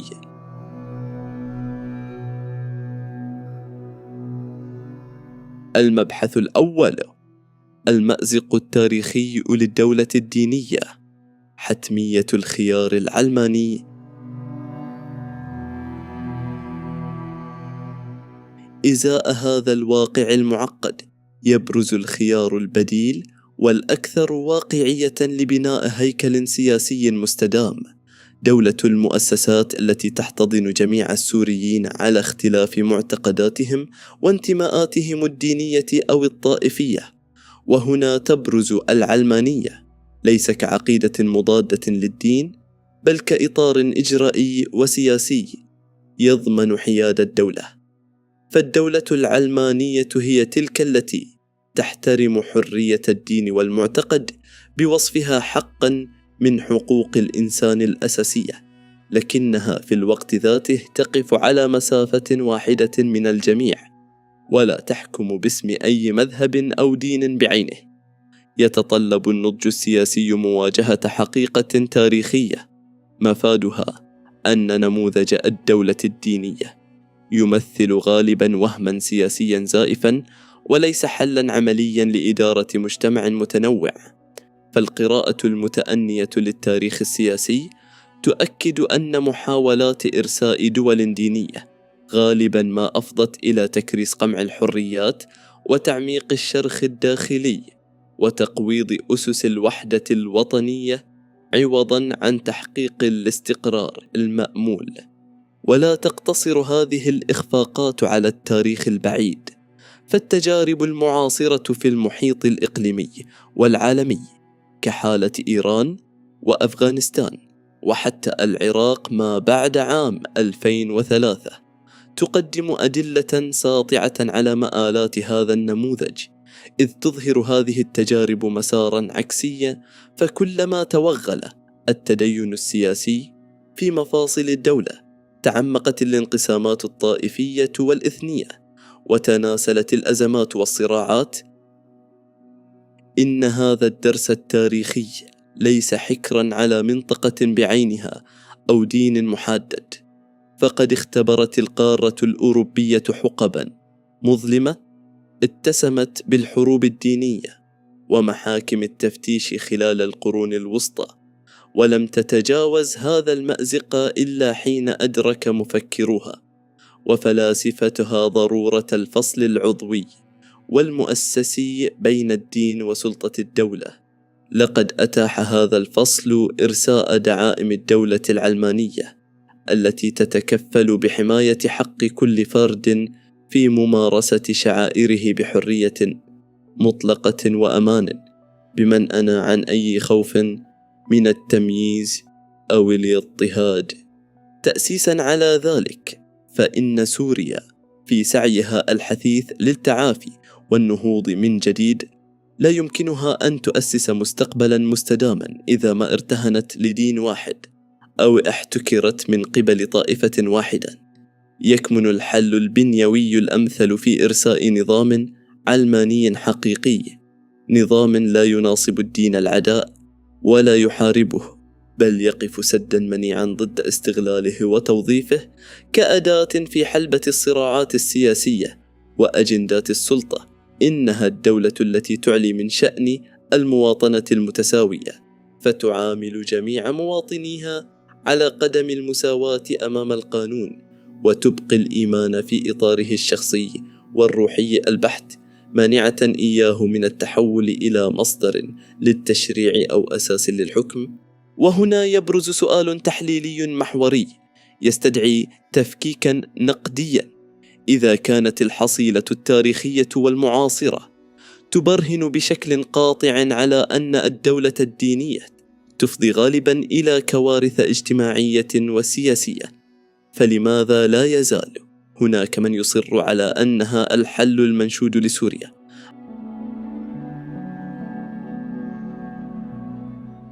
المبحث الثاني: العلمانية الشكلية وتوظيف الطائفية. قراءة تحليلية في جذور الصراع السوري. قبل الغوص في تفاصيل العلاقة المعقدة بين مفهومي العلمانية والدولة الدينية في سياق مستقبل سوريا، تبرز ضرورة منهجية للعودة بالذاكرة السياسية إلى الحقبة التي سبقت اندلاع الحرب، بهدف استكشاف طبيعة النظام السياسي الذي كان قائما آنذاك. وفي هذا السياق يبرز مصطلح سياسي بالغ الأهمية، وهو العلمانية الشكلية أو المشوهة. ويقصد بهذا المصطلح الحالة التي تدعي فيها السلطة الحاكمة فصل الدين عن الدولة والوقوف على مسافة واحدة من الجميع، لكنها في الواقع العملي تستخدم الانتماءات الدينية والطائفية كأدوات خفية لإحكام سيطرتها وإدارة المجتمع. أولاً، الازدواجية الدستورية وطبيعة النظام السوري. قبل الحرب لقد دأب النظام السوري على امتداد عقود على تقديم وتسويق نفسه أمام المجتمع الدولي والداخلي كدولة علمانية أو كدولة ذات طابع شبه علماني، وكان هذا يعني من الناحية النظرية البحتة وجود قدر من الفصل الإداري بين المؤسسات الدينية والمؤسسات السياسية للدولة. ومع ذلك، وفي تناقض صارخ مع هذا الخطاب، لم يتردد النظام في استغلال الانتماءات الطائفية كورقة سياسية براغماتية لخدمة مصالحه وأجندة بقائه في السلطة. تتجلى هذه المفارقة بوضوح في الازدواجية الدستورية، فبينما كان النظام يتبنى خطابا علمانيا في المحافل السياسية، كان الدستور السوري ينص صراحة على أن دين رئيس الدولة هو الإسلام، وأن الفقه الإسلامي هو مصدر رئيسي للتشريع. هذه الازدواجية القانونية والسياسية عكست حقيقة النظام الذي لم يكن دينيا بالمعنى الفقهي الكامل، ولكنه في الوقت نفسه لم يكن علمانيا بالمعنى الحقيقي والمؤسسي الذي يحمي حياد الدولة. لقد كان في جوهره نظاما أمنيا وعسكريا يعتمد على القبضة الحديدية في حكم البلاد، ولم يتوانى عن استحضار الدين وتوظيفه سياسيا في الخفاء لتعزيز سلطته وتقويض أي معارضة محتملة، مما جعل من علمانيته مجرد قشرة شكلية تخفي وراءها واقعا معقدا. ثانيا، اندلاع الثورة وسلاح التوظيف الطائفي. مع اندلاع الثورة السورية عام 2011 وتحولها لاحقا إلى صراع مسلح، لجأ النظام ببراعة أمنية إلى استخدام ورقة التوظيف الطائفي. والتوظيف الطائفي هو استراتيجية سياسية تعتمد على إثارة المخاوف بين مكونات المجتمع المختلفة، وتحويل الاختلافات الطبيعية في المعتقدات إلى صراعات دموية على الوجود. سعى النظام جاهدا لتصوير الحراك الشعبي الذي بدأ بمطالب مشروعة بالحرية والديمقراطية على أنه حرب طائفية تقودها أغلبية ضد أقليات، وليس انتفاضة شعبية عارمة ضد الاستبداد والقمع. وقد سهل هذا التكتيك الإعلامي والميداني على النظام عملية حشد وتجييش مجموعات معينة من السكان ضد مجموعات أخرى، مما أدى إلى تمزيق النسيج الاجتماعي وتعميق الانقسامات المجتمعية، وبالتالي تحويل الصراع قسرا من طابعه السياسي الديمقراطي إلى صراع طائفي مرير. في المقابل، لم تكن صفوف المعارضة محصنة ضد هذا المنزلق، فمع مرور الوقت وتصاعد العنف بدأ يطفو على السطح خطاب ديني متطرف، وتنامى دور الأطراف ذات التوجهات الدينية المتشددة، وتوج هذا المسار الكارثي بصعود تنظيمات راديكالية مثل داعش وجبهة النصرة، التي تبنت أيديولوجيات تكفيرية إقصائية وعملت على أسلمة الصراع بشكل متطرف، مما قدم خدمة مجانية لخطاب النظام. ثالثا، الحرب بالوكالة وتدويل الصراع الطائفي. يبرز هنا سؤال محوري يستدعي التوقف: لماذا انحرف مسار الثورة السورية من مجرد صراع سياسي مشروع ضد نظام قمعي إلى حرب طائفية مدمرة بامتياز؟ تكمن الإجابة الموضوعية إلى حد كبير في ظاهرة الحرب بالوكالة، وهي الحالة التي تتدخل فيها قوى إقليمية ودولية لدعم أطراف محلية مقاتلة لتحقيق مصالحها الخاصة دون الانخراط المباشر بجيوشها. فكل دولة ذات مصلحة في سوريا قدمت دعمها لطرف معين بطريقة عززت الطائفية ورسختها. إيران، انطلاقا من اعتبارات استراتيجية جيوسياسية، قدمت طهران دعما عسكريا وسياسيا واقتصاديا قويا للنظام السوري، وبشكل موازن رعت ودعمت ميليشيات شيعية عابرة للحدود، مما أسهم بشكل مباشر في اتساع الشرخ الطائفي في البلاد. المملكة العربية السعودية وقطر، في إطار سعيهما لمواجهة النفوذ الإيراني المتزايد في المنطقة، قدمت الدولتان دعما لأطراف في المعارضة السورية، إلا أن هذا الدعم انصب في كثير من الأحيان على الفصائل ذات التوجه الإسلامي المحافظ أو المتشدد. تركيا انخرطت أنقرة بتقديم دعم مباشر لفصائل إسلامية محددة، مستندة في ذلك إلى تقاطعات أيديولوجية خاصة مع تلك الفصائل التي تربطها علاقات تنظيمية أو فكرية بتيار الإخوان المسلمين. وقد أدت هذه التدخلات الخارجية المتضاربة إلى تحويل الجغرافيا السورية إلى ساحة لتصفية الحسابات الإقليمية، ولم تعد الطائفية مجرد وسيلة محلية للتحريض والتعبئة، بل تحولت إلى أساس بنيوي للصراع ذاته، حيث باتت فصائل مدعومة إقليميا ودوليا تتقاتل على أسس طائفية ضيقة لا تخدم مصلحة سوريا الوطنية. خلاصة المبحث: التساؤل الوجودي للمستقبل. إزاء هذا المشهد المأساوي شديد التعقيد تبرز تساؤلات مصيرية حول شكل المستقبل بعد كل هذه السنوات من الحرب والانقسامات العميقة، وحول إمكانية بناء دولة مدنية علمانية حقيقية في سوريا، أو التوصل إلى حلول بنيوية للخروج من دائرة العنف والانقسام. ويشكل هذا المحور المفاهيمي والعملي أساس التحليل والتفكيك في المباحث القادمة من هذا الفصل.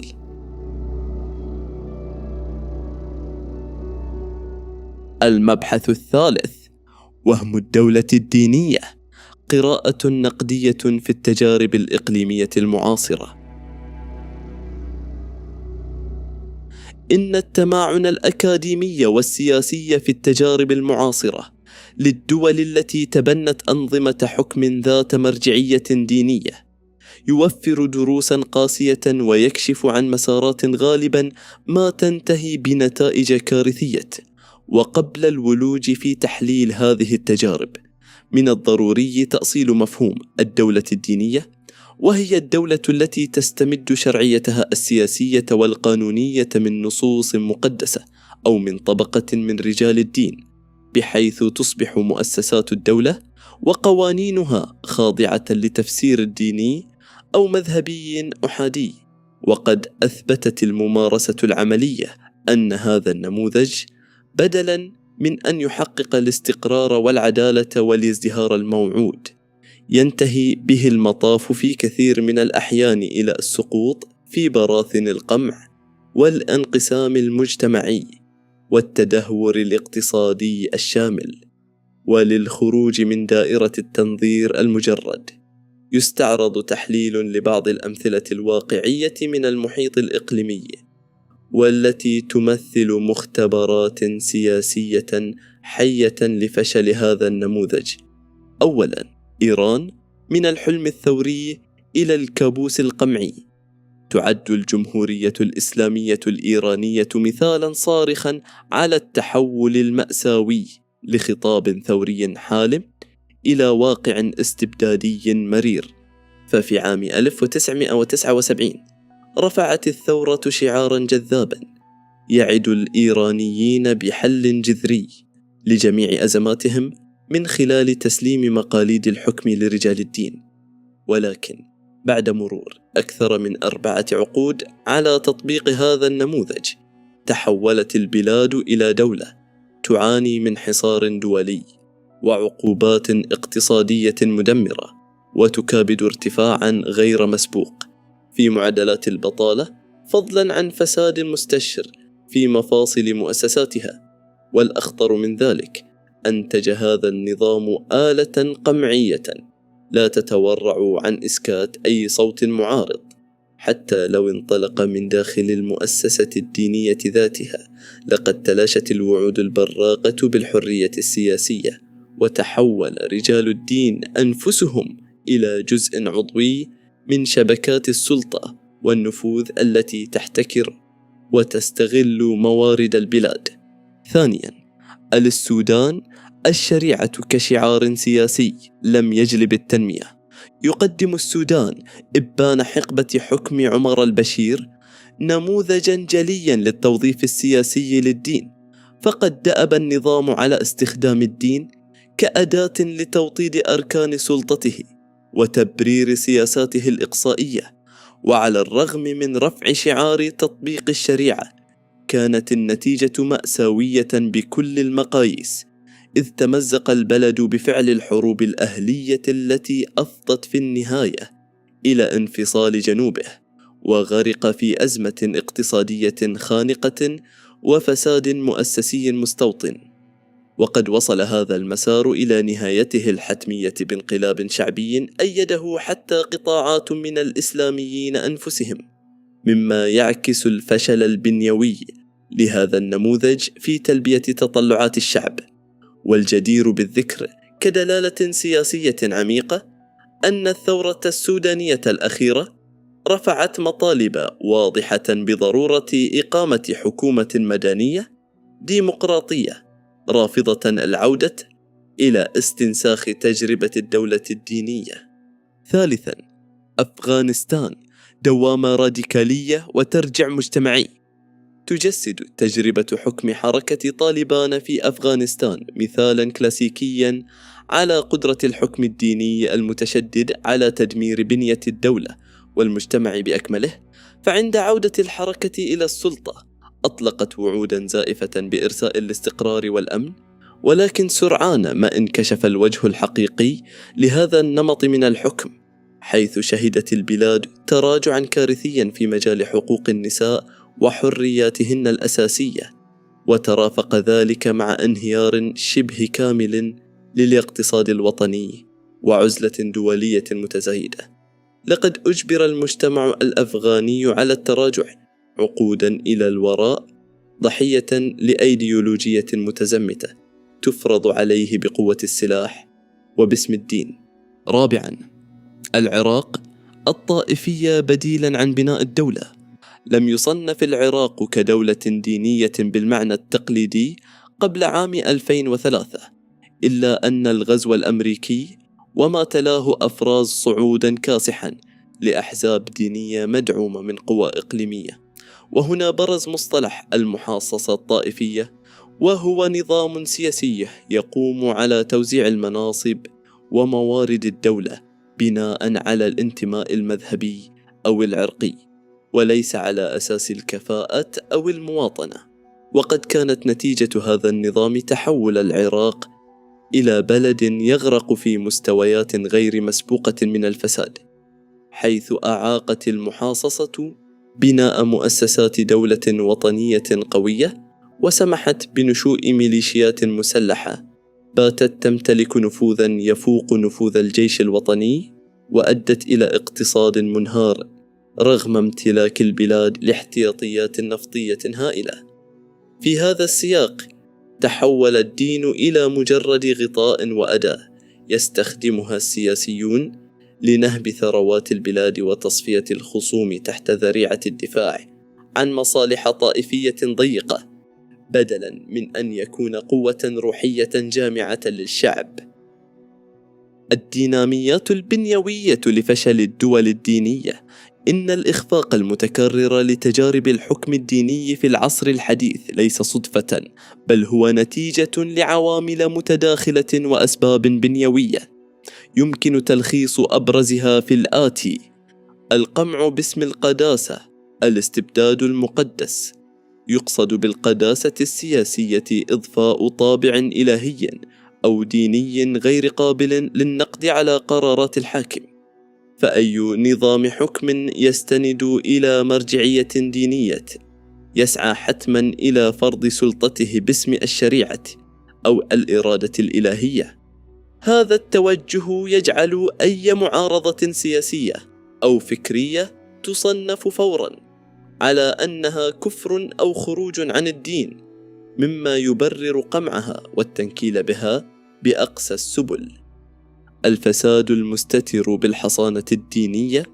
عندما ترسخ مؤسسات الدولة فكرة أن الحاكم هو ممثل الله على الأرض أو ولي الفقيه، يصبح من شبه المستحيل مساءلته دنيويا أو محاسبته قانونيا على أفعاله وقراراته. انعدام آليات الرقابة والمحاسبة. هذا يفتح الباب واسعا أمام تفشي الفساد في مفاصل الدولة، متدثرا بغطاء القداسة الدينية. بذور الانقسام والحروب الداخلية. يميل الحكم الديني بطبيعته إلى تفريق المجتمع بدلا من توحيده، ونظرا للاختلاف الحتمي في التفسيرات الدينية بين الطوائف والمذاهب المختلفة داخل المجتمع الواحد، تتحول الاختلافات الفقهية إلى صراعات سياسية دموية وحروب داخلية تهدد وحدة البلاد وبقائها. إهمال التنمية الاقتصادية والسياسات الحديثة. تميل النخب الحاكمة في هذه الدول إلى استبدال الخطط التنموية الحديثة برفع الشعارات الدينية وغالبا ما تقع هذه الدول في أزمات اقتصادية خانقة لسبب بديهي، وهو أن الخطب الدينية والمواعظ لا يمكن أن تشكل بديلا عن الخطط الاقتصادية، ولا توفر الغذاء أو فرص العمل للمواطنين. خلاصة المبحث: لقد أثبتت الاستقراءات التاريخية والتجارب المعاصرة بما لا يدع مجالا للشك أن دمج السلطة السياسية بالمرجعية الدينية لم يجلب معه سوى الفشل المؤسسي والقمع الممنهج والانهيار الاقتصادي. وإذا كان السعي يتجه بصدق وموضوعية نحو بناء دولة تحتضن جميع السوريين على قدم المساواة، فإن العلمانية تمثل الإطار الواضح والضروري للخروج من دوامة العنف والانقسام.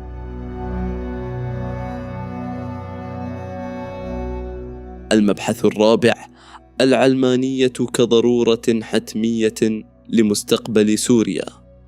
ضمان الحقوق وتجاوز الانقسامات.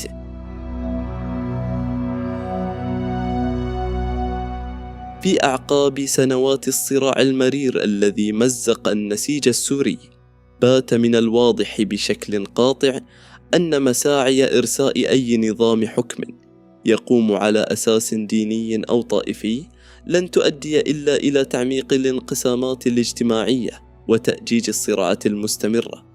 وهنا يبرز مفهوم العلمانية الذي غالبا ما يساء فهمه في الأوساط المجتمعية، ليس كموقف مناهض للدين أو داعم للروحانيات، بل كونه الإطار السياسي والقانوني الوحيد الذي يضمن لجميع المواطنين حرياتهم الكاملة دون أن يفرض أحد معتقداته على الآخر بقوة القانون أو سلطة الدولة.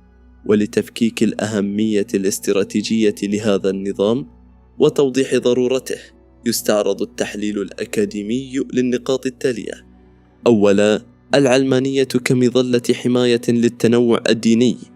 لفهم هذا المحور يجب الإشارة إلى مفهوم الهوية السياسية للدولة، وهو الإطار الذي تعرف به الدولة نفسها أمام مواطنيها عندما تتبنى الدولة هوية دينية محددة، فإن ذلك ينطوي حتما على منح امتيازات تشريعية وسياسية لطائفة معينة على حساب بقية المكونات الدينية للمجتمع، وهذا يخلق تلقائيا شعورا بالإجحاف والتهميش لدى الطوائف الأخرى التي تعامل بشكل غير مباشر كمواطنين من درجة ثانية، مما يغذي الاحتقان.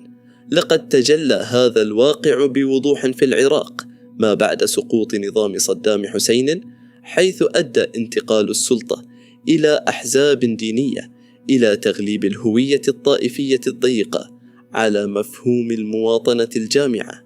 وبالمثل فإن النظام الطائفي في لبنان قد حول البلاد إلى رهينة بيد زعماء الطوائف، مما أعاق بشكل بنيوي بناء دولة وطنية قوية وموحدة قادرة على تلبية احتياجات مواطنيها.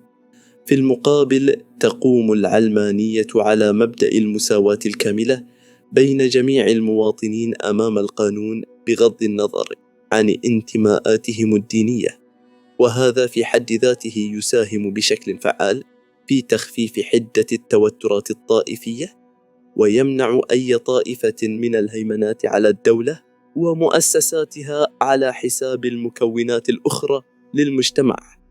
ثانياً، الضمانة الحقيقية والمؤسسية للحريات الدينية والسياسية.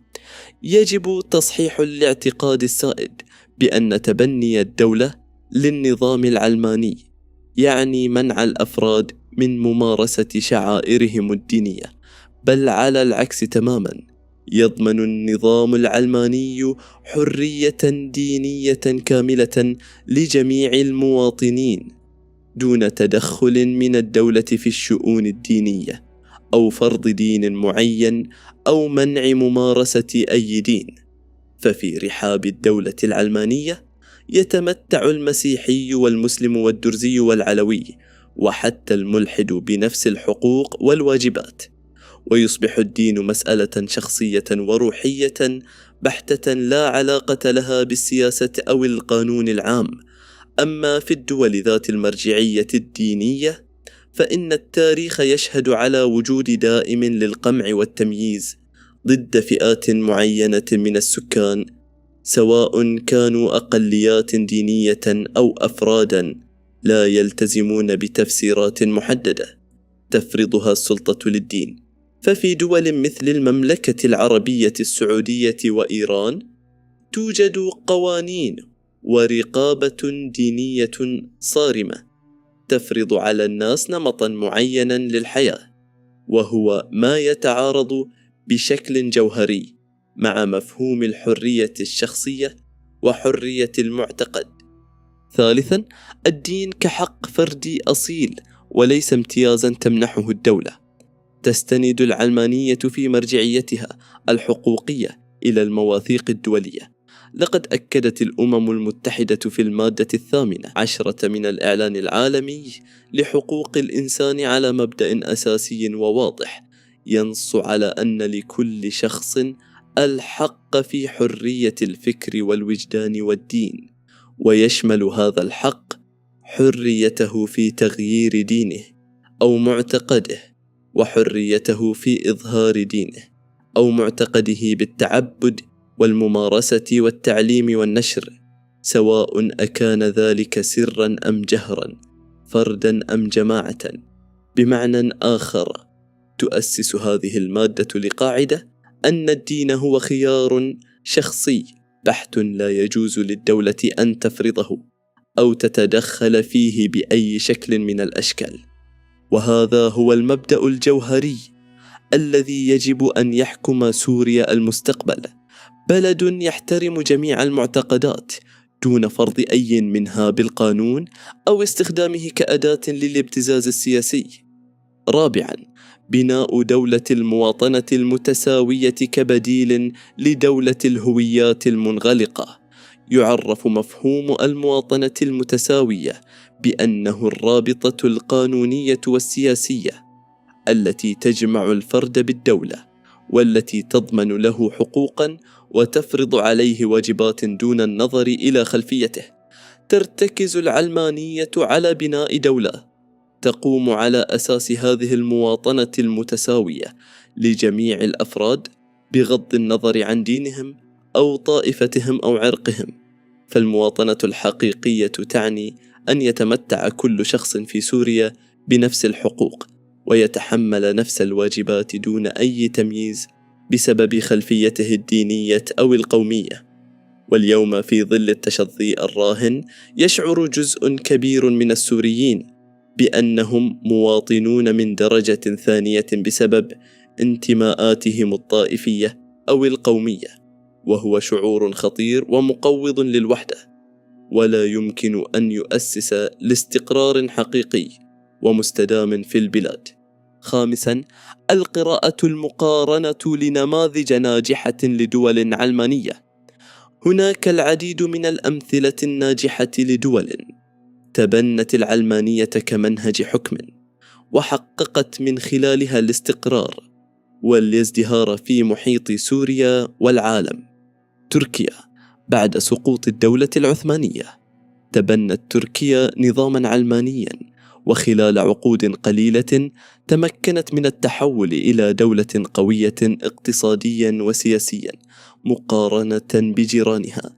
ومع التحولات السياسية الأخيرة بدأت تظهر بعض التحديات التي تؤكد من جديد على أهمية الحفاظ على المبادئ العلمانية لضمان الحريات والاستقرار. إسرائيل على الرغم من كونها دولة ذات أغلبية يهودية، فإن إسرائيل رسميا دولة علمانية تستند قوانينها إلى مبادئ علمانية تضمن حقوقا متساوية لجميع مواطنيها بغض النظر عن دينهم أو خلفياتهم، وهذا يشمل العرب المسلمين والمسيحيين والدروز بالإضافة إلى اليهود، حيث تضمن حرية التعبير وحرية الأديان لجميع سكانها. مع وجود بعض القيود المتعلقة بالحفاظ على التقاليد الدينية في بعض المجالات.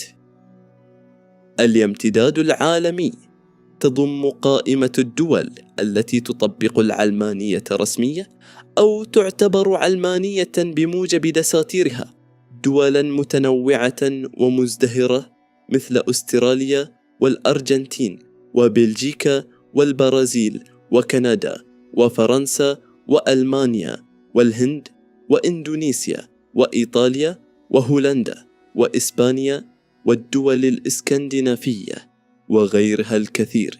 خلاصة المبحث: إن المعطيات السياسية والمجتمعية تؤكد أن سوريا المستقبل لا يمكنها أن تتحمل نظاما دينيا جديدا يزيد من حدة الانقسامات، ولا نظاما استبداديا آخر يستخدم الدين كأداة للهيمنة والسلطة وإخضاع المعارضين.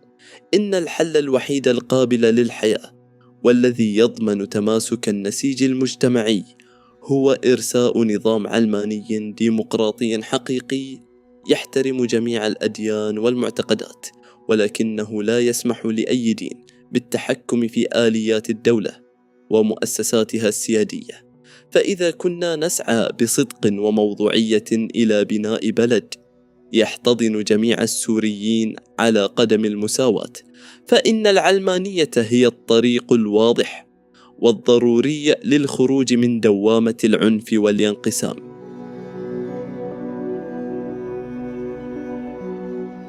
المبحث الخامس: التحديات البنيوية والجيوسياسية لتطبيق العلمانية في سوريا.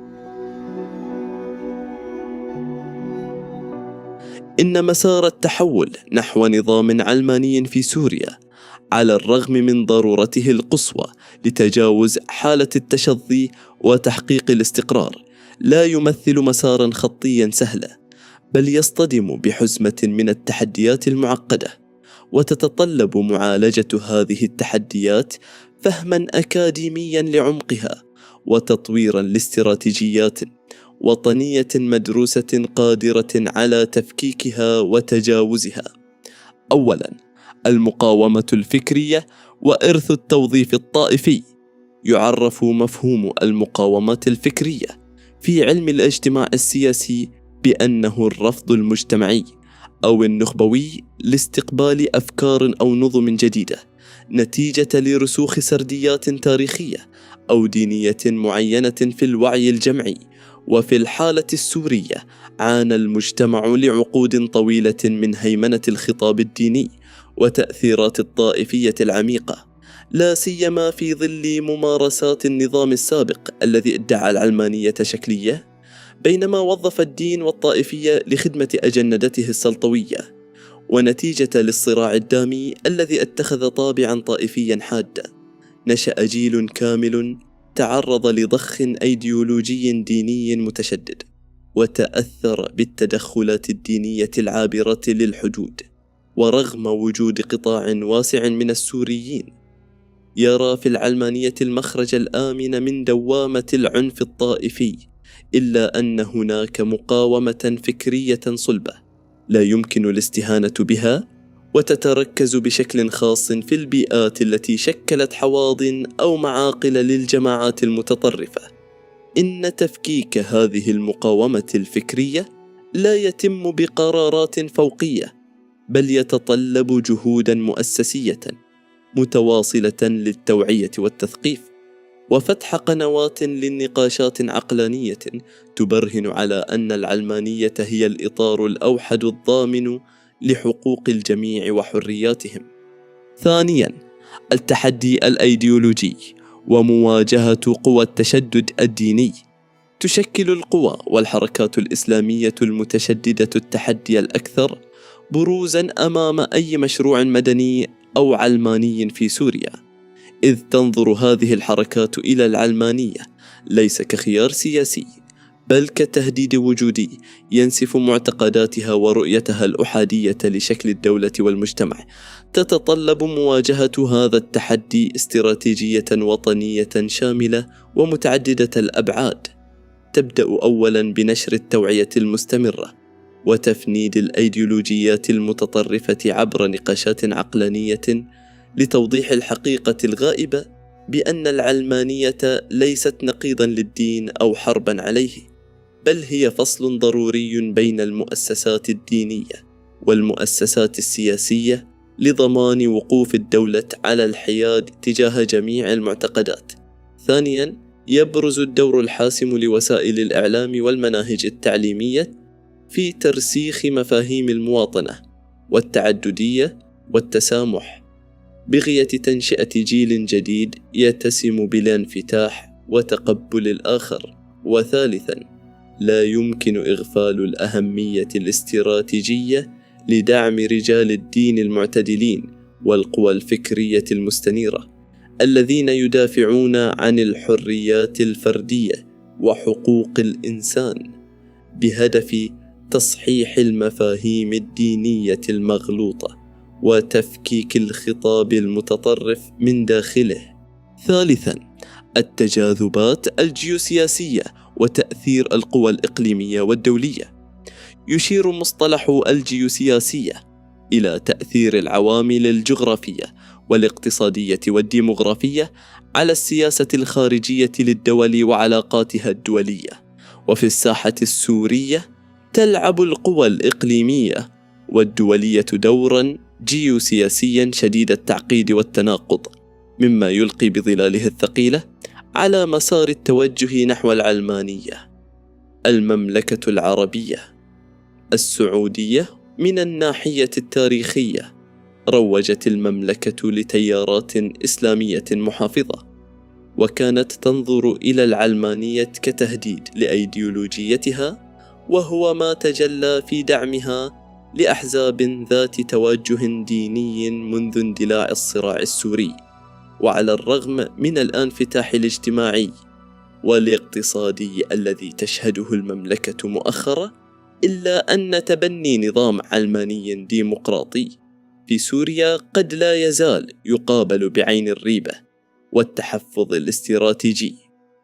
تركيا، بالرغم من أن الدولة التركية مثلت تاريخيا نموذجا للعلمانية في الشرق الأوسط، إلا أن السياسات التي تبنتها حكومة أردوغان في السنوات الأخيرة أظهرت تحولا استراتيجيا نحو دعم الحركات الإسلامية، وفي مقدمتها جماعات الإخوان المسلمين في الساحة السورية. هذا التحول الأيديولوجي في السياسة الخارجية التركية يجعل من موقف أنقرة تجاه صعود علمانية سورية موقفا معقدا وغامضا. قطر تعد من أبرز القوى الإقليمية الداعمة للجماعات الإسلامية المتشددة في المنطقة، سواء عبر توفير الغطاء المالي أو الدعم اللوجستي والإعلامي. وبناء على هذا الدور، من المرجح أن تشكل قوة معرقلة لأي توجه علماني مدني في سوريا، مفضلة إرساء أنظمة حكم تستند إلى مرجعيات دينية تتوافق مع رؤيتها. إسرائيل من منظور أمني وبراغماتي، من المرجح أن تفضل إسرائيل قيام نظام علماني في سوريا، إذ ترى أن هذا النظام قد يسهل إقامة علاقات مع حكومة تمتلك توجهات مدنية وديمقراطية، مما يسهم في تحقيق الاستقرار الإقليمي الذي تبحث عنه. الولايات المتحدة والدول الغربية تدعم العواصم الغربية المبادئ العلمانية بوصفها ركيزة أساسية للحكم الرشيد وضمانة لحماية الحريات الفردية، وبالتالي يتوقع أن تدعم هذه الدول مسار الانتقال نحو العلمانية في سوريا، خاصة إذا اقترن ذلك بعملية سياسية شاملة تفضي إلى الاستقرار والتحول الديمقراطي، بيد أن هذا الدعم يبقى مشروطا ومحكوما بمصالحها الإقليمية المباشرة واستراتيجياتها الأمنية الخاصة. إن التغلب على هذه التحديات الفكرية والسياسية والجيوسياسية لا يتحقق بالأماني، بل يستلزم بلورة رؤية وطنية واضحة وتصميم استراتيجيات شاملة للتوعية المجتمعية والحوار، مقرونة بسعي حثيث لتأمين دعم إقليمي ودولي متسق ينصب هدفه على بناء دولة مدنية ديمقراطية تكفل حقوق جميع مواطنيها بلا استثناء. المبحث السادس: خارطة الطريق نحو بناء الدولة العلمانية، الفرص ومسؤولية السوريين.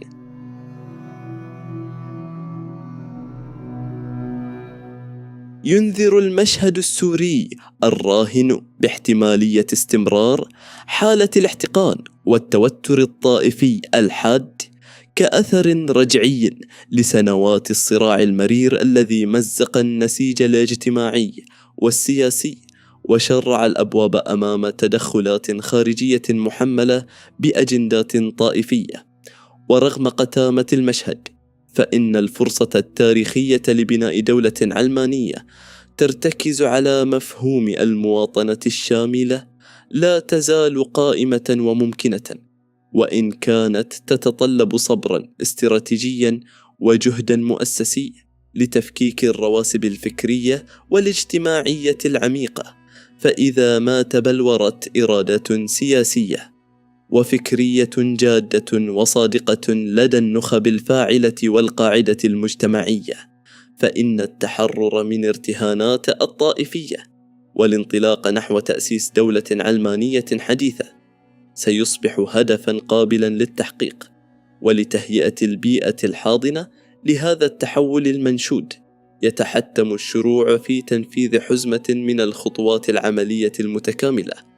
أولاً، إعادة هيكلة النظام التعليمي وتفعيل التوعية. يعد النظام التعليمي خط الدفاع الأول وحجر الزاوية في هندسة مجتمع متسامح وقادر على استيعاب التنوع. يتطلب ذلك تدخلاً منهجياً لتطوير مناهج تعليمية حديثة ومبتكرة تعلي من شأن قيم المواطنة وترسخ التعددية الثقافية وتدافع عن حقوق الإنسان. ويجب أن تتولى هذه المناهج مهمة تفكيك خطاب التعصب والكراهية وغرس المبادئ العلمانية بشكل تدريجي وموضوعي وعقلاني في البناء المعرفي للأجيال الناشئة. ثانياً، مأسسة الحوار المجتمعي الشامل. لا يمكن فرض العلمانية كقالب جاهز من أعلى السلطة، بل يجب أن تنبثق من قناعة مجتمعية تتشكل عبر إطلاق حوار وطني مفتوح وشفاف. ينبغي أن يضم هذا الحوار كافة أطياف وشرائح المجتمع السوري بمختلف انتماءاتهم الأيديولوجية وخلفياتهم الثقافية للتباحث المعمق حول الهوية السياسية لنظام الحكم المستقبلي وتصميم آليات بناء دولة مدنية ديمقراطية تقدس حقوق الجميع وتكفل المساواة المطلقة بين جميع الطوائف والمكونات. ثالثاً، الهندسة الدستورية الضامنة للعلمانية والحريات.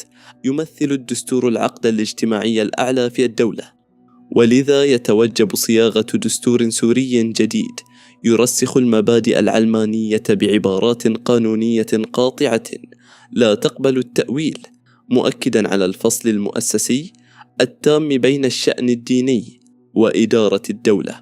ويجب أن يتكفل هذا الدستور بضمان الحقوق والحريات الأساسية للمواطنين دون أدنى تمييز مبني على أساس الدين أو الطائفة أو العرق. وينسحب هذا الضمان الدستوري على حماية حرية التعبير وحرية الفكر وحرية المعتقد، مما يمكن السوريين من ممارسة حقوقهم المدنية والسياسية بفاعلية ويدفعهم للمشاركة الحيوية في بناء دولتهم العادلة. رابعاً، المسؤولية الوطنية ودور الفاعلين السوريين. في المحصلة التحليلية يقع العبء التاريخي والأكبر في مهمة إعادة بناء سوريا كوطن علماني على عاتق السوريين ذواتهم، ولإنجاز هذه المهمة الجسيمة لا بد من تضافر وتكامل الجهود على مستويات عدة: تطوير الوعي الجمعي، الاستثمار المكثف في المنصات الثقافية ووسائل الإعلام لنشر الوعي بالقيمة، الاستراتيجية للعلمانية كإطار وحيد ضامن للحقوق ومخلص من دائرة العنف الطائفي المفرغة، تفعيل دور المجتمع المدني.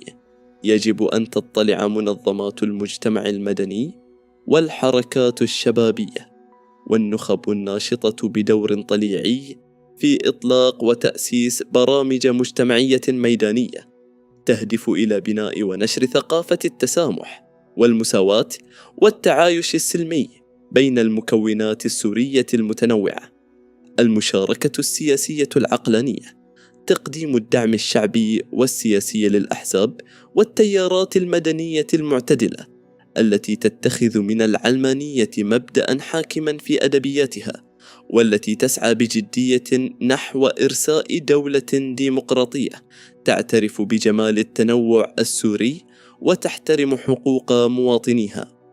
بناء شراكات التعاون الدولي، يجب على الفاعلين السوريين مد جسور التعاون الاستراتيجي مع الدول والمؤسسات الدولية الداعمة للقيم الديمقراطية ومبادئ حقوق الإنسان بغية الاستفادة القصوى من خبراتها السياسية ومواردها التقنية لتسهيل وإنجاح عملية الانتقال المعقدة نحو دولة علمانية مستقرة. في الختام، يكمن مفتاح المستقبل المشرق والآمن لسوريا في قدرتها على التأسيس لبناء دولة تستند إلى قيم إنسانية وسياسية صلبة، قادرة على القفز فوق التخندقات والانقسامات الطائفية والعرقية. ورغم إدراكنا بأن هذا الطريق قد يبدو طويلا وشاقا ومحفوفا بالتحديات البنيوية، إلا أن تبلور الإرادة الجماعية واستمرار العمل الوطني الدؤوب هما الضمانة الوحيدة لبلوغ هذا الهدف النبيل.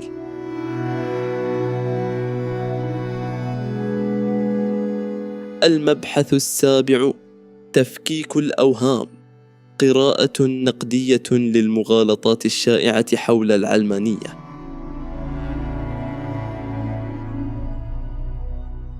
غالبا ما يعتري النقاش العام حول مفهوم العلمانية الكثير من التشويه المتعمد والمغالطات المنهجية التي تعيق تبلور تصور واضح ودقيق لدورها في بناء مستقبل سوريا. والمغالطة في الفكر السياسي والمنطقي هي بناء استنتاج خاطئ أو حكم مسبق يستند إلى مقدمات غير صحيحة أو مجتزأة. ولتبديد هذا التشوش المعرفي لا بد من إخضاع أبرز هذه الادعاءات لمشرط التحليل النقدي. 1. مغالطة التطابق مع الإلحاد ومحاربة الدين. تتصدر قائمة الأوهام مغالطة ربط العلمانية بالإلحاد بشكل حتمي. من الناحية الأكاديمية، العلمانية ليست موقفا لاهوتيا يتبنى الإلحاد أو يعادي الدين، بل هي مبدأ سياسي وقانوني ينظم العلاقة بين مؤسسات الدولة والمؤسسات الدينية. جوهرها يكمن في ضمان حياد الدولة، مما يوفر حماية قانونية لحرية العقيدة للمتدين وغير المتدين على حد سواء، فهي تمنع فرض أي مذهب وتكفل ممارسة الشعائر بحرية وأمان. 2. مغالطة التضاد مع الدين الإسلامي. يطرح ادعاء باطل يتجاهل الواقع والتاريخ بأن العلمانية موجهة ضد الإسلام، والحقيقة أنها لا تستهدف أي دين، بل تشكل درعا مؤسسيا لحماية حرية المعتقد للجميع.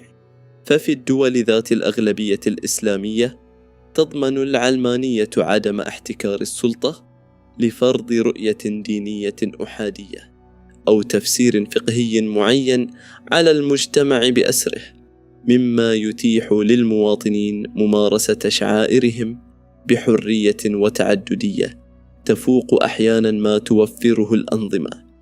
التي تتبنى مرجعيات دينية صارمة. وفي الوقت ذاته تتجلى الأهمية القصوى للعلمانية في الدول ذات الأغلبية غير الإسلامية، كما هو الحال في الدول الأوروبية، حيث تعد المظلة القانونية التي تحمي حقوق المسلمين كأقلية وتكفل لهم حرية ممارسة شعائرهم وبناء مساجدهم بأمان، بمعزل عن إملاءات أو هيمنة دين الأغلبية. 3. مغالطة استهداف المنظومة الأخلاقية للمجتمع. تنطلق هذه المغالطة من افتراض يحتكر الأخلاق في القالب الديني فقط. يتجاهل هذا الطرح أن القيم الإنسانية العليا كالعدل والمساواة والصدق هي قيم عالمية مشتركة بين جميع الثقافات. العلمانية لا تمنع الأفراد من استمداد أخلاقهم من الدين، لكنها ترفض فرض منظومة دينية معينة على المجتمع بقوة القانون، وتضمن حرية الأفراد في تبني قيمهم الخاصة في حياتهم الشخصية. 4. مغالطة المشروع الغربي الاستعماري. تختزل العلمانية أحيانا بوصفها منتجا غربيا ذا جذور استعمارية، وهو تبسيط لا يصمد أمام الفحص التاريخي.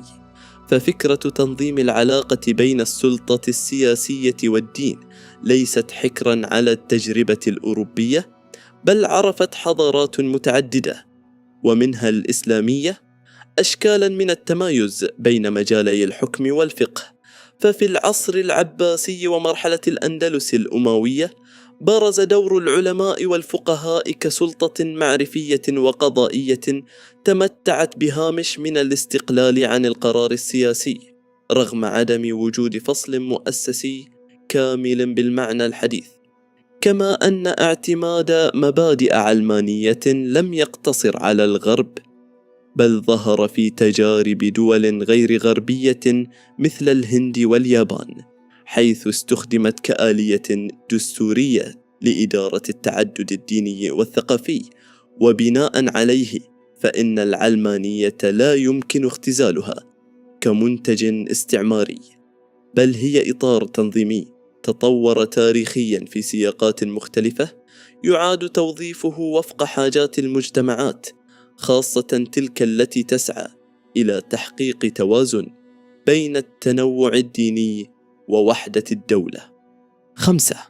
مغالطة التناقض المطلق مع المجتمعات المسلمة. يدعى أن المجتمعات المسلمة لا يمكن أن تدار علمانيا.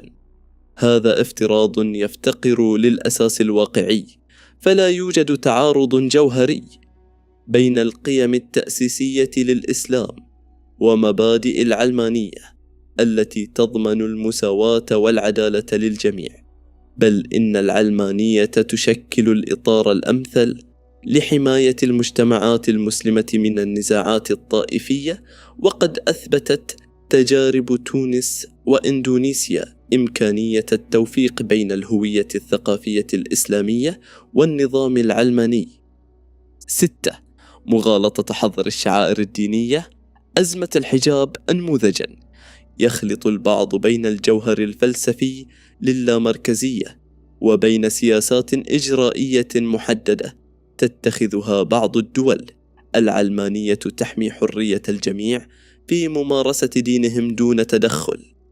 أما قوانين حظر الرموز الدينية كمنع الحجاب في المدارس الحكومية الفرنسية، فهي تنطلق من مبدأ حياد المؤسسات العامة، ولا تمنع الأفراد من ممارسة شعائرهم في حياتهم الخاصة أو دور العبادة.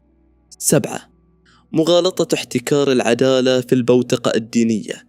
يختزل هذا الادعاء مفهوم العدالة في الدين، ويتهم العلمانية بالفوضى. في بنية الدولة الحديثة تستند العدالة إلى سيادة القانون الذي يحمي الجميع بالتساوي. في المقابل شهد التاريخ انتهاكات جسيمة لحقوق الإنسان والمرأة والأقليات ممارسة باسم الدين في دول كإيران والسعودية، مما يثبت أن العدالة تتحقق بالمساواة القانونية وليس بفرض تفسيرات دينية متحيزة. 8. مغالطة مصادرة إرادة الأغلبية الدينية. تدعي هذه المغالطة أن العلمانية تتناقض مع الديمقراطية. الديمقراطية العلمانية تحترم إرادة الأغلبية عبر الانتخابات، لكنها في الوقت ذاته تضع كوابح دستورية تحمي حقوق الأقليات من أي اضطهاد. فلو كان الحكم يخضع لعدد أتباع الدين فقط لأصبح مبرراً قمع الأقليات، لكن العلمانية تضمن التوازن وتمنع فرض معتقدات الأغلبية على بقية المكونات. 9. مغالطة الحتمية السببية بين العلمانية والانحلال الأخلاقي. لا يوجد أي ارتباط سببي أو دليل واقعي يثبت أن العلمانية تؤدي لانتشار الفساد. على العكس تماماً، تحتل الدول العلمانية كدول شمال أوروبا وكندا المراتب الأولى عالمياً في مؤشرة النزاهة ومكافحة الفساد. فالأخلاق المجتمعية تعتمد على جودة التعليم وسيادة القانون، بينما قد تشهد المجتمعات ذات المرجعية الدينية مستويات عالية من الفساد، مما يدحض هذا الادعاء. 10. مغالطة العلمانية كأداة للاستبداد. يطرح هذا الادعاء بشكل يعكس الحقيقة، فالدولة الدينية هي التي تلجأ غالبا إلى فرض تفسير ديني واحد على المجتمع بقوة القانون، وهو جوهر الاستبداد، بينما تضمن العلمانية حرية الفكر والمعتقد وتعطي الفرد حقه الأصيل في تبني ما يشاء من قناعات وممارستها بحرية دون إكراه، وهو ما يمثل صلب الديمقراطية الحقيقية. 11. مغالطة تصدير الأزمات الاجتماعية. التفكك والانتحار. يتم اللجوء لتعميم خاطئ يربط بين العلمانية ومشاكل اجتماعية موجودة في كل المجتمعات. فرغم أن بعض الدول العلمانية قد تواجه معدلات انتحار مرتبطة بضغوط اقتصادية وعزلة فردية، فإن الدول الدينية تعاني بدورها من أمراض مجتمعية خطيرة كالقمع السياسي والعنف الطائفي والتمييز المنهجي، مما يثبت أن الدين بمفرده لا يخلق مجتمعا يوتوبيا خاليا من المشاكل. 12. مغالطة الأفضلية المطلقة للتشريعات الدينية. الشريعة الإسلامية. تنطلق هذه المغالطة من افتراض غير دقيق بأن الشريعة الإسلامية هي نص قانوني موحد ومتفق عليه. الواقع الأكاديمي يؤكد وجود تفسيرات ومدارس فقهية متعددة يختلف تطبيقها جذريا من دولة لأخرى، وقد أفضى تطبيق بعض هذه التفسيرات إلى انتهاكات واضحة للحقوق الأساسية. العلمانية لا ترفض المبادئ الأخلاقية للدين، لكنها تقدم إطاراً محايداً يحمي الجميع من فرض تفسير فقهي محدد عليهم. 13. مغالطة إقصاء التعليم الديني من المدارس. يساء فهم دور العلمانية في قطاع التعليم بلا ادعاء أنها تحظر تدريس الدين. العلمانية لا تمنع تدريس الأديان، بل تمنع فرض دين محدد أو مذهب بعينه كعقيدة إلزامية في المدارس الحكومية، وتسمح في المقابل بتدريس الأديان كمادة معرفية وتاريخية موضوعية لا تفضل دينا على آخر، مما يوسع مدارك الطلاب ويرسخ لديهم احترام التنوع. 14. مغالطة الحتمية الديمغرافية. الأغلبية تفرض هوية الدولة. يعتمد هذا الزعم على حجة ديمغرافية قاصرة ترى أن أغلبية السكان المسلمين تفرض قيام دولة دينية. في الفقه الدستوري الحديث، الدولة وجدت لتمثيل وحماية كافة مواطنيها بغض النظر عن حجمهم الديمغرافي. ولو صحت هذه الحجة، لكان مشروعا للدول ذات الأغلبية المسيحية أو الهندوسية أن تضطهد أقلياتها وتفرض هويتها الدينية عليها. العلمانية تحمي الأقلية كما تحمي الأغلبية من أي اضطهاد. 15.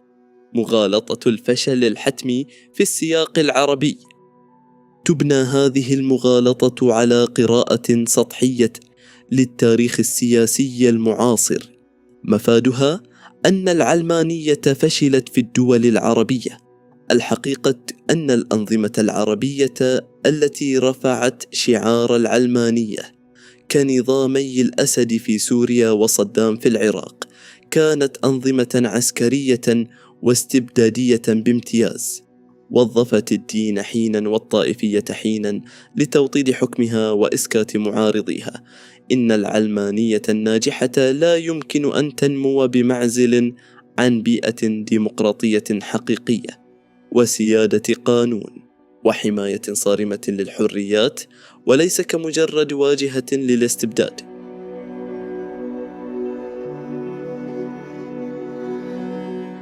خاتمة الفصل الثاني نحو سوريا العلمانية. أمل يتطلب وعيا وعملا مشتركا.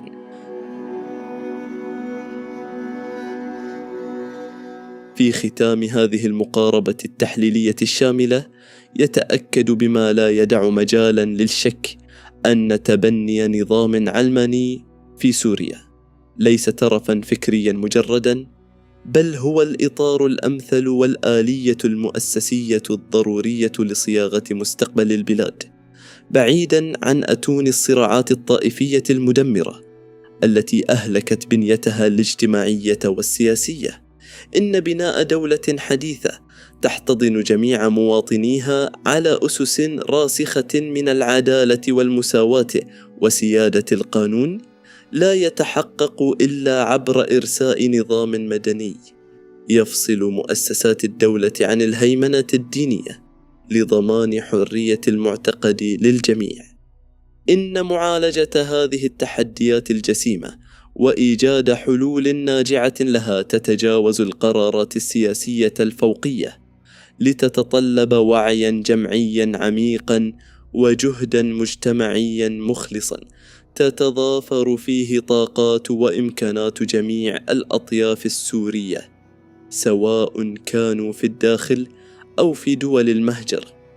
ورغم الإدراك الواقعي التام بأن مسار الانتقال نحو دولة علمانية حقيقية ومستقرة لن يكون مفروشا بالورود، وسيكون محفوفا بالعقبات والتحديات المتجذرة، إلا أن الإرادة الوطنية الجامعة والعمل الدؤوب والتركيز على استثمار الفرص المتاحة بدلا من الاستسلام لمغرات الماضي تمثل جميعها الضمانة الوحيدة لتحقيق هذا الهدف النبيل.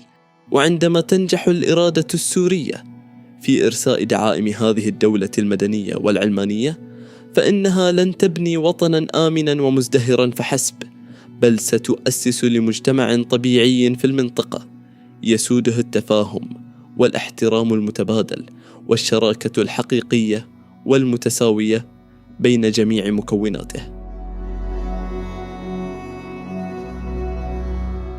الفصل الثالث: دولة المواطنة، الركيزة الأساسية لإعادة بناء الدولة السورية.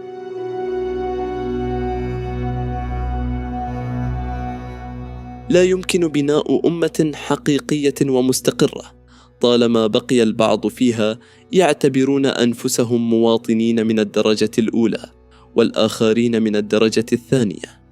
الزعيم الجنوب أفريقي نيلسون مانديلا.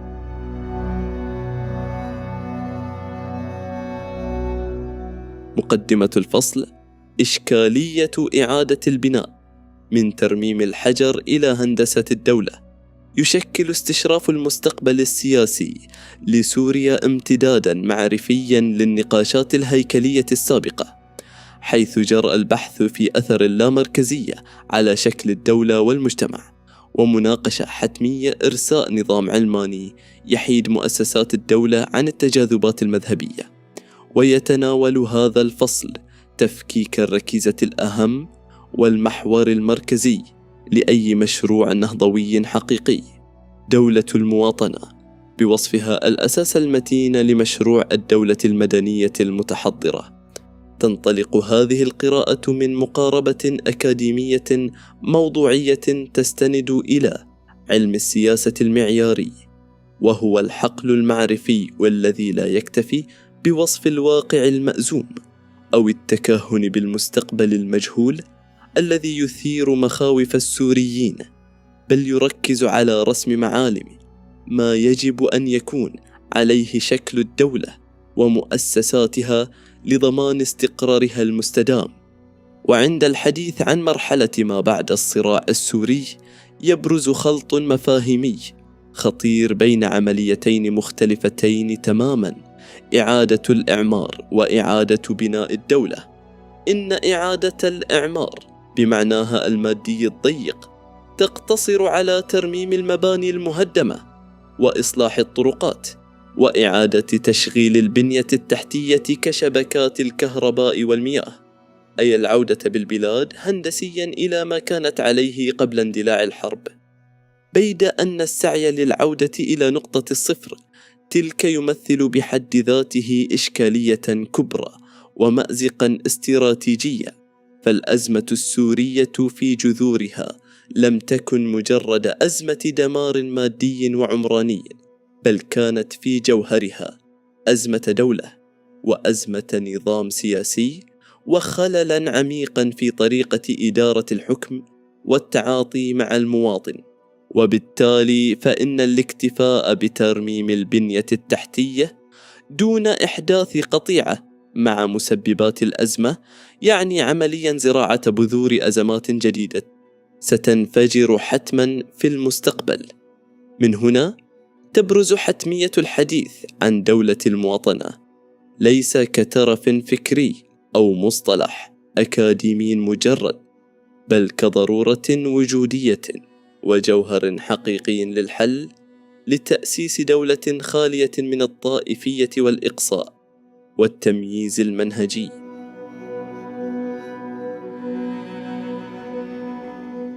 المبحث الأول: الإطار المفاهيمي لدولة المواطنة، النماذج السياسية المقارنة.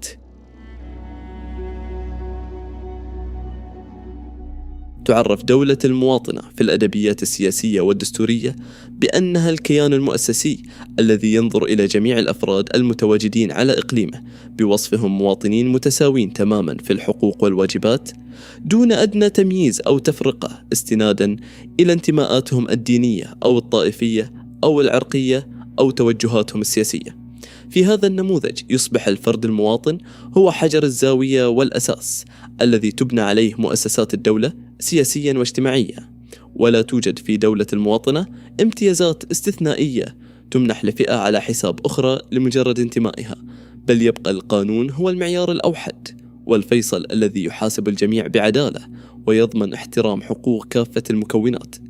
ولتفكيك هذا المفهوم بشكل أعمق وإدراك أهميته القصوى تقتضي الضرورة المنهجية مقاربته بنماذج أخرى من الدول التي أثبتت إخفاقها في إدارة التنوع وتلبية تطلعات شعوبها.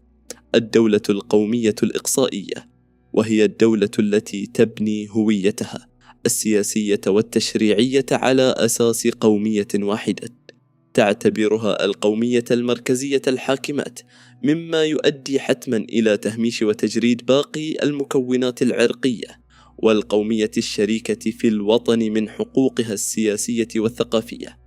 الدولة الدينية تمثل النموذج الذي يعتمد على نصوص دينية أو شريعة معينة كمرجعية أساسية ووحيدة لنظام الحكم وسن القوانين.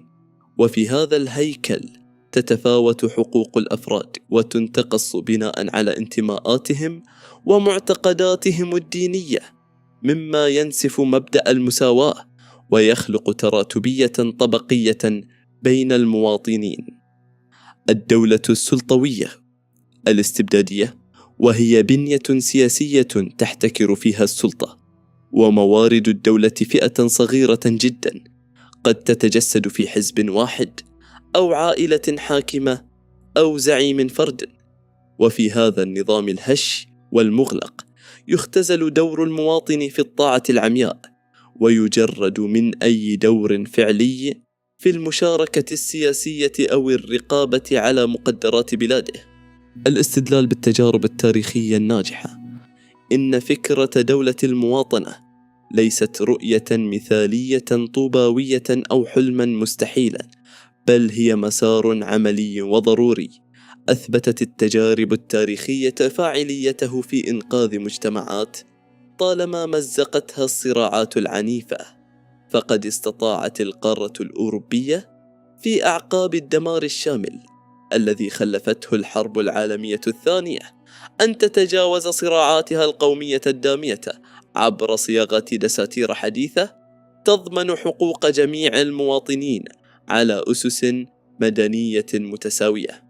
وفي سياق مقارب، تمكنت دولة جنوب إفريقيا بعد عقود مظلمة من نظام الفصل العنصري القائم على التمييز العرقي من العبور نحو دولة مواطنة حقيقية تساوي بين المواطنين البيض والسود وكافة الفئات، لتطوي بذلك صفحة الصراع الطائفي والعنصري الذي كاد أن يعصف بالبلاد ويفنيها.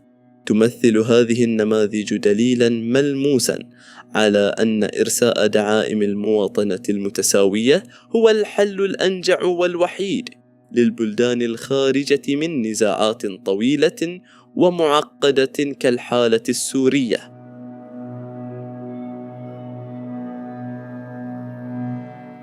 المبحث الثاني: الجذور السياسية للطائفية، تفكيك أزمة الهوية في سوريا. إن القراءة الموضوعية لواقع المجتمع السوري اليوم تحتم الإقرار بموضوعية بأن النسيج الاجتماعي قد تعرض لتمزقات قاسية لم يعد معها كما كان قبل اندلاع الحرب. وغالبا ما تميل الذاكرة الجمعية في أوقات الأزمات إلى استدعاء صورة رومانسية ومثالية عن الماضي، حيث يتردد خطاب شعبوي يمجد حالة التعايش السلمي التاريخي، مدعيا خلو المجتمع السوري من أي احتقانات سابقة. إلا أن التحليل السوسيولوجي والسياسي الدقيق يكشف زيف هذه السردية.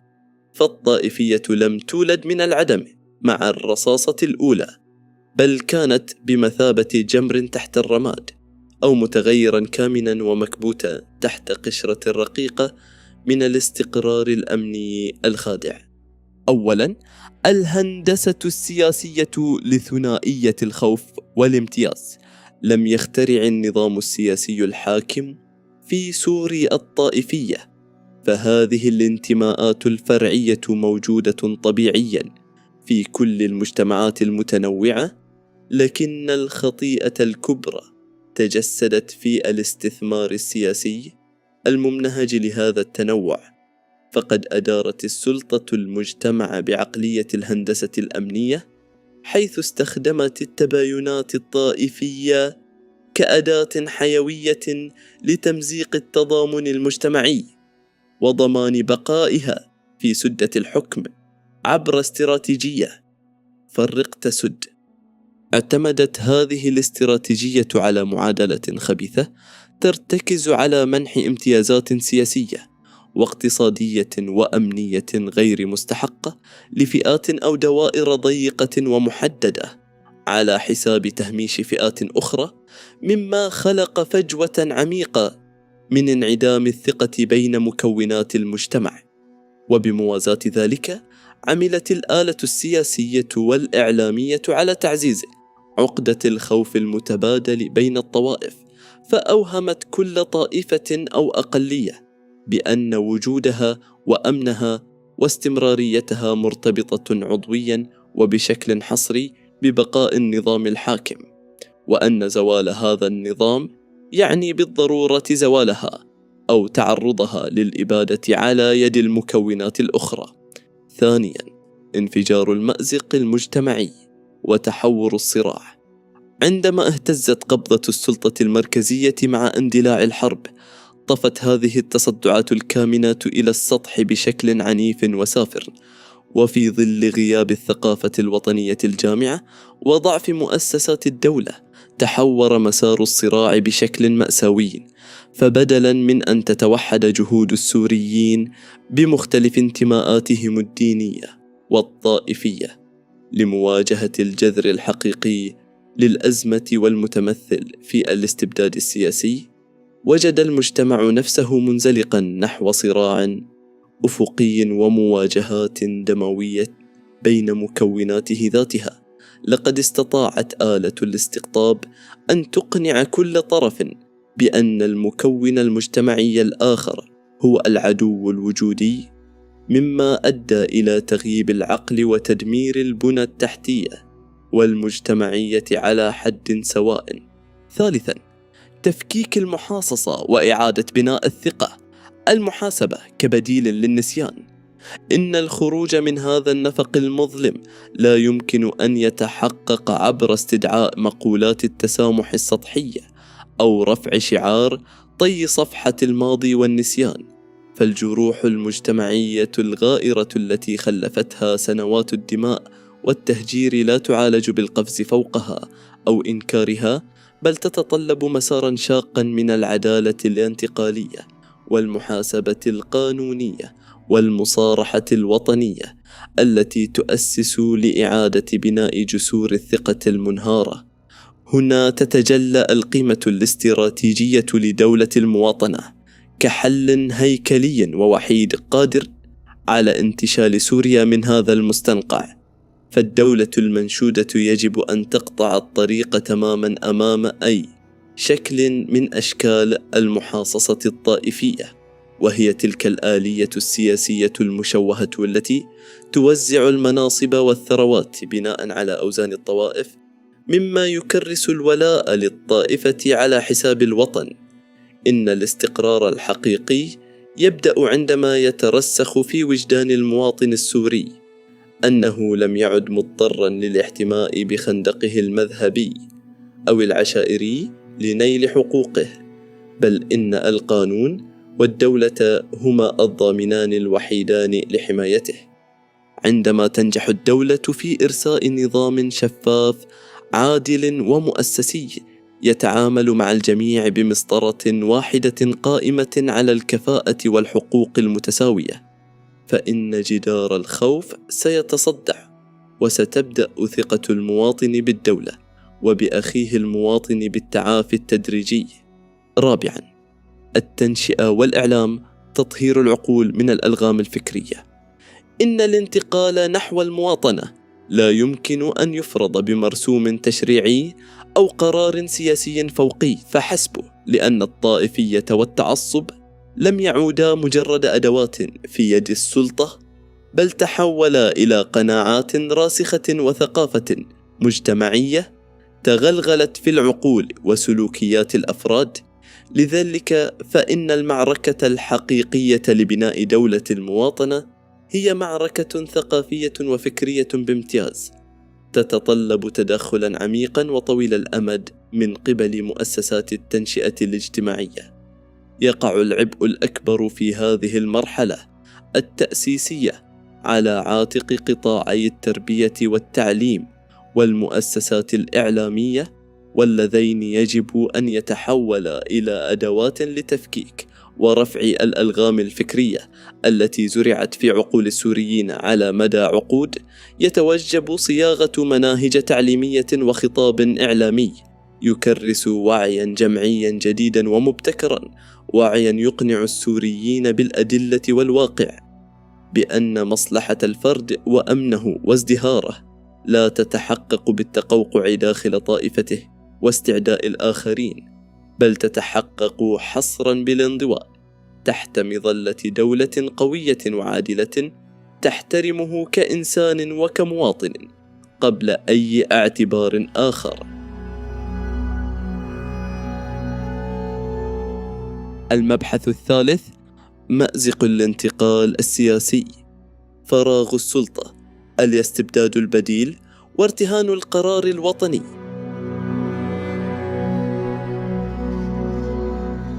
إن عملية الانتقال من النظم الشمولية إلى دولة المؤسسات لا تسير عادة في خط مستقيم، بل تتخللها ارتدادات خطيرة وفترات من الفوضى، وهو ما يعرف في علم الاجتماع السياسي بفراغ السلطة. ففي الحالة السورية أدى تآكل هيمنة النظام المركزي وانهيار سيطرته على مساحات واسعة من البلاد إلى انكشاف حقيقة مرعبة، وهي أن هذا النظام لم يبني خلال عقود حكمه مؤسسات دولة حقيقية وراسخة قادرة على الصمود، بل بنى شبكات أمنية ومصلحية تنهار بانهياره. وقد أدى هذا الفراغ المؤسسي إلى تحويل الساحة السورية إلى بيئة خصبة لنمو الميليشيات والقوى المتصارعة، مما أسس لمرحلة جديدة تتسم بالتشظي وغياب المشروع الوطني الجامع. أولاً، إعادة إنتاج الاستبداد بعباءة أيديولوجية ودينية. من أخطر إفرازات هذا الفراغ كان بروز جماعات وقوى إسلامية متشددة سارعت إلى ملء الفراغ الأمني والإداري في عدة مناطق، وفرضت سيطرتها بقوة السلاح. والمفارقة المأساوية هنا تتمثل في ظاهرة إعادة إنتاج الاستبداد، فبدلاً من أن يشكل زوال قبضة النظام الاستبدادي التقليدي القائم على حكم الفرد أو العائلة فرصة للتنفس الديمقراطي، برز استبداد جديد لا يقل قسوة، ولكنه يتخفى هذه المرة بوجوه مختلفة وعباءات دينية وأيديولوجية راديكالية. هذه الجماعات المتشددة لم تكن تحمل أي مشروع وطني شامل يستوعب السوريين كافة، بل تبنت مشاريع فئوية خاصة مبنية حصرا على الهوية الدينية والطائفية الصارمة، متجاهلة تماما مبادئ المواطنة والحقوق المتساوية. لقد مارست هذه القوى سلوكيات قمعية تتطابق في جوهرها مع ممارسات النظام السابق من حيث مصادرة الحريات وفرض الرأي الواحد، لكنها شرعنت قمعها استنادا إلى تفسيرات متطرفة للنصوص الدينية، مسخرة إياها كأدوات للهيمنة المجتمعية. ويبرز في هذا المشهد تساؤل تحليلي حول إمكانية المراهنة على تحول هذه الجماعات الراديكالية للانخراط في مشروع دولة المواطنة.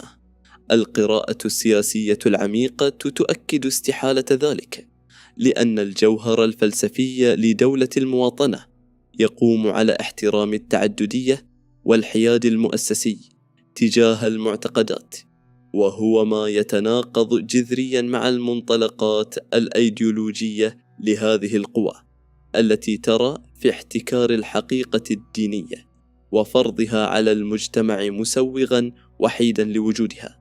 لذلك فإن التأسيس لدولة المواطنة يتطلب بلورة قوى سياسية واجتماعية وطنية تمتلك مشروعا متكاملا وتكون قادرة على مواجهة هذه المشاريع الإقصائية، ليس فقط عبر الحلول العسكرية، بل في الميادين الفكرية والثقافية، لتقديم بديل مقنع للشارع السوري يرتكز على العدالة وحقوق الإنسان.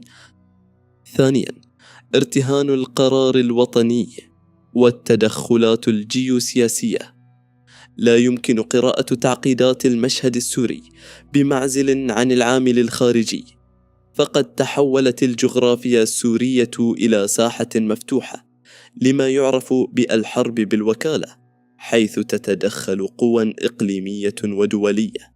التدخلات الجيوسياسية لدعم أطراف محلية بهدف تحقيق مصالحها الاستراتيجية وتوسيع مناطق نفوذها.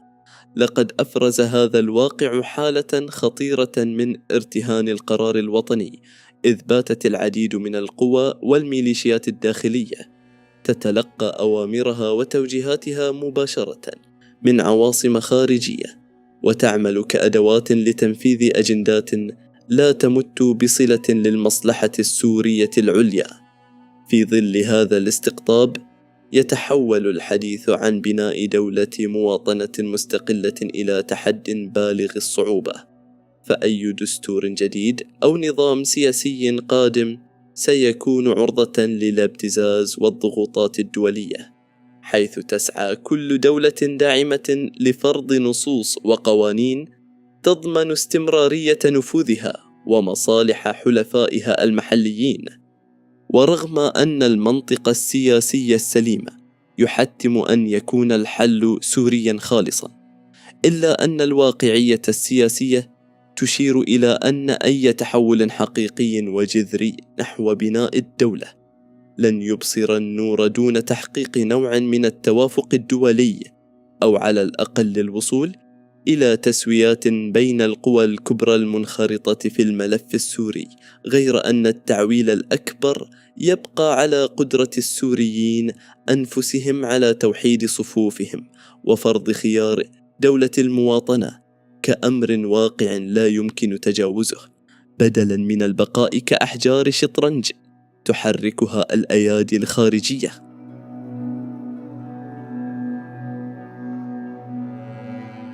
المبحث الرابع: الهندسة الدستورية والقانونية نحو تشريع مدني وقضاء مستقل.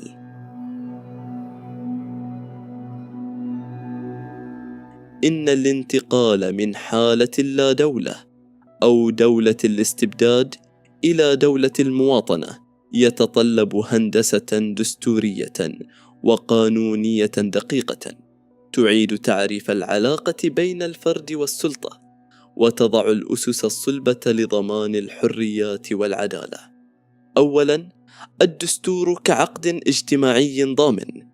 تتطلب دولة المواطنة صياغة دستور وطني جديد وواضح يمثل العقد الاجتماعي الأعلى في البلاد.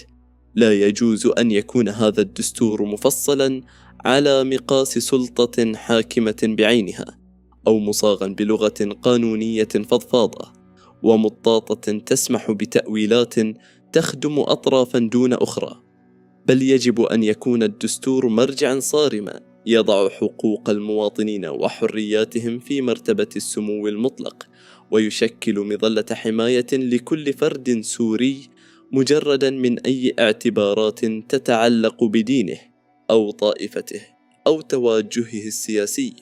ثانياً، إشكالية التشريعات الدينية وضرورة القانون المدني. يبرز التحدي التشريعي الأكبر في كيفية التعامل مع القوانين والتشريعات المستمدة من مصادر أو شرائع دينية، وهو واقع تشترك فيه سوريا مع العديد من دول المنطقة. إن احتفاظ الدولة بقوانين ذات صبغة دينية يخلق صداماً مباشراً مع الجوهر الأساسي لدولة المواطنة، وهو حياد الدولة. لا يمكن تحقيق مساواة كاملة بين المواطنين إذا ما استمرت الدولة في تصنيفهم أو محاكمتهم استناداً إلى هوياتهم الدينية. فكيف يمكن ضمان الحقوق المتساوية بين المرأة والرجل؟ أو كيف يمكن حماية الحقوق المدنية للأقليات الدينية في ظل قوانين تتبنى التمييز الفقهي أحياناً ورغم الحساسية المجتمعية البالغة لهذا الملف؟ إلا أن الرصانة الأكاديمية والموضوعية تفرض التأكيد على أن القوانين الناظمة للحياة العامة في دولة المواطنة يجب أن تكون مدنية بالكامل. يجب أن يترك الدين في مساحته الروحية والشخصية المحترمة دون أن يقحم كمرجعية قانونية تفرض تمييزاً مؤسسياً بين السوريين. ثالثاً، تفكيك الترسانة الأمنية وإرساء الفصل بين السلطات. بالتوازي مع الإصلاح المدني يتوجب إحداث قطيعة نهائية مع الترسانة القانونية الأمنية التي حكمت البلاد بقبضة حديدية لعقود. إن القوانين الاستثنائية التي تمنح الأجهزة الأمنية صلاحيات مطلقة لقمع المعارضين السياسيين أو زج المواطنين في المعتقلات دون محاكمات عادلة، أو التلصص على حرياتهم الشخصية ومراقبتهم، هي قوانين تنسف مفهوم المواطنة من جذوره. ولا يكمن الحل في إسقاط النظام القديم والإبقاء على قوانينه، لأن أي سلطة جديدة ترث هذه الأدوات القمعية ستنزلق حتما لإعادة استخدامها لإسكات خصومها. ولضمان عدم الانزلاق نحو هذا الفخ يبرز مبدأ فصل السلطات كصمام أمان رئيسي، ويقصد بهذا المبدأ الدستوري منع تركز القوة في يد جهة واحدة، وذلك عبر الفصل التام بين السلطة التنفيذية الحكومة والتشريعية البرلمان والقضائية المحاكم. وفي السياق السوري لا يوجد خطر يهدد مستقبل البلاد أكثر من استمرار هيمنة السلطة التنفيذية أو الأجهزة الأمنية على القضاء، فدولة المواطنة لا يمكن أن تقوم أو تستمر دون سلطة قضائية مستقلة ومحايدة تمتلك القدرة والنزاهة لمحاسبة جميع الأطراف وتطبيق القوانين بعدالة صارمة، لا تعترف بنفوذ الأقوياء أو سطوة الميليشيات.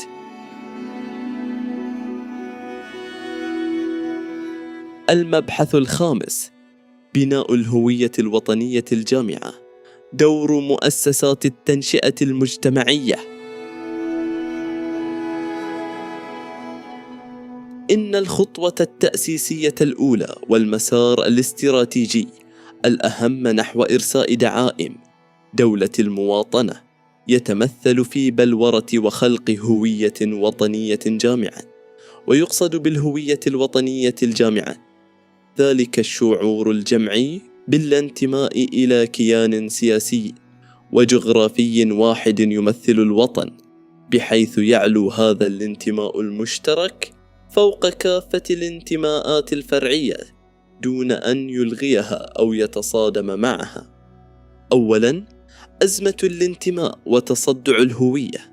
يبرز هذا التحدي كأحد أعقد المعضلات في السياق السوري الراهن، فبعد سنوات طوال من الصراع الدامي والانقسامات الحادة تعمقت هويات فرعية ضيقة، وباتت كل مجموعة مجتمعية أو طائفة تشعر بأن لها هويتها الخاصة والمنفصلة عن الآخر. وفي ظل هذا التشظي المجتمعي أصبح أي حديث عن الوحدة الوطنية يبدو في نظر البعض وكأنه مجرد شعار سياسي مفرغ من مضمونه الواقعي. ومع ذلك فإن العجز عن خلق إحساس حقيقي وعميق بالانتماء المشترك سيبقي البلاد رهينة لصراعات أبدية تستنزف طاقاتها وتمزق ما تبقى من نسيجها. ثانياً، مظلة المواطنة وتجاوز الهويات المنغلقة. وتتبلور الإشكالية المحورية هنا في استكشاف آليات هندسة هوية سورية جامعة تتجاوز الطائفية والقومية المتعصبة. يكمن الحل البنيوي في صياغة مفهوم حديث للوطنية، مفهوم لا يسعى إلى طمس الفروقات الثقافية أو فرض هوية أحادية قسرية على الجميع، بل يتأسس على اعتبار الانتماء لسوريا كدولة ووطن هو المرتكز الأساسي، وليس الانتماء للطائفة أو القومية. ففي رحاب دولة المواطنة لا يجبر الفرد على الاختيار القسري بين هويته العرقية، كأن يكون عربيا أو كرديا أو آشوريا، أو هويته الدينية والمذهبية، كأن يكون مسلما أو مسيحيا أو علويا، بل تشكل الهوية الوطنية مظلة سياسية وحقوقية واسعة تحتضن كافة هذه المكونات وتحترم التنوع الثقافي بوصفه مصدر غنى للبلاد بدلاً من اعتباره أداة للإلغاء والتهميش. ثالثاً، دور التنشئة المجتمعية، التعليم والإعلام كأدوات للتغيير. إن هذه الهوية الوطنية الجامعة لا تنشأ بقرارات سياسية فوقية ولا تفرض عبر المراسيم والشعارات الرنانة، بل تتطلب عملا دؤوبا وطويل الأمد تتولاه مؤسسات التنشئة المجتمعية وفي مقدمتها التعليم والثقافة والإعلام. فإذا كان الهدف الاستراتيجي هو تفكيك بنية الطائفية، فلا يمكن ترك المؤسسات التعليمية تعتمد مناهج دراسية تعزز الانقسامات المجتمعية، كما لا يمكن ترك الفضاء الإعلامي رهين لجهات فئوية تغذي مشاعر الكراهية والخوف المتبادل. يتوجب إذن صياغة نظام تعليمي وطني مبتكر يركز على تدريس تاريخ مشترك يجمع السوريين، ويتجاوز السرديات الانعزالية والمظلوميات الخاصة بكل طرف على حدة.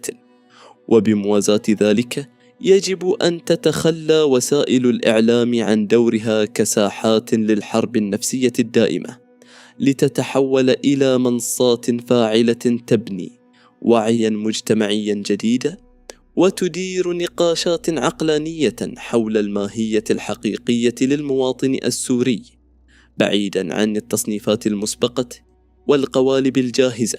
إن الإخفاق في هندسة هذا الوعي الجديد وبنائه لدى الأجيال القادمة يعني حتمية البقاء في ذات الدوامة المفرغة من الانقسامات التي فرقت المجتمع منذ البداية.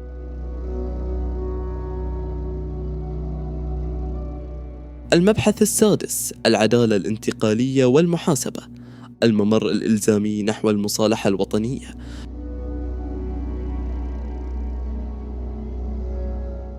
في أعقاب الدمار الهائل والانتهاكات الجسيمة التي عصفت بسوريا، تبرز إشكالية محورية وأخلاقية بالغة التعقيد حول كيفية تحقيق العدالة في مجتمع مزقته الحرب، مما يفرض استحقاقين يبدوان متناقضين ظاهريا.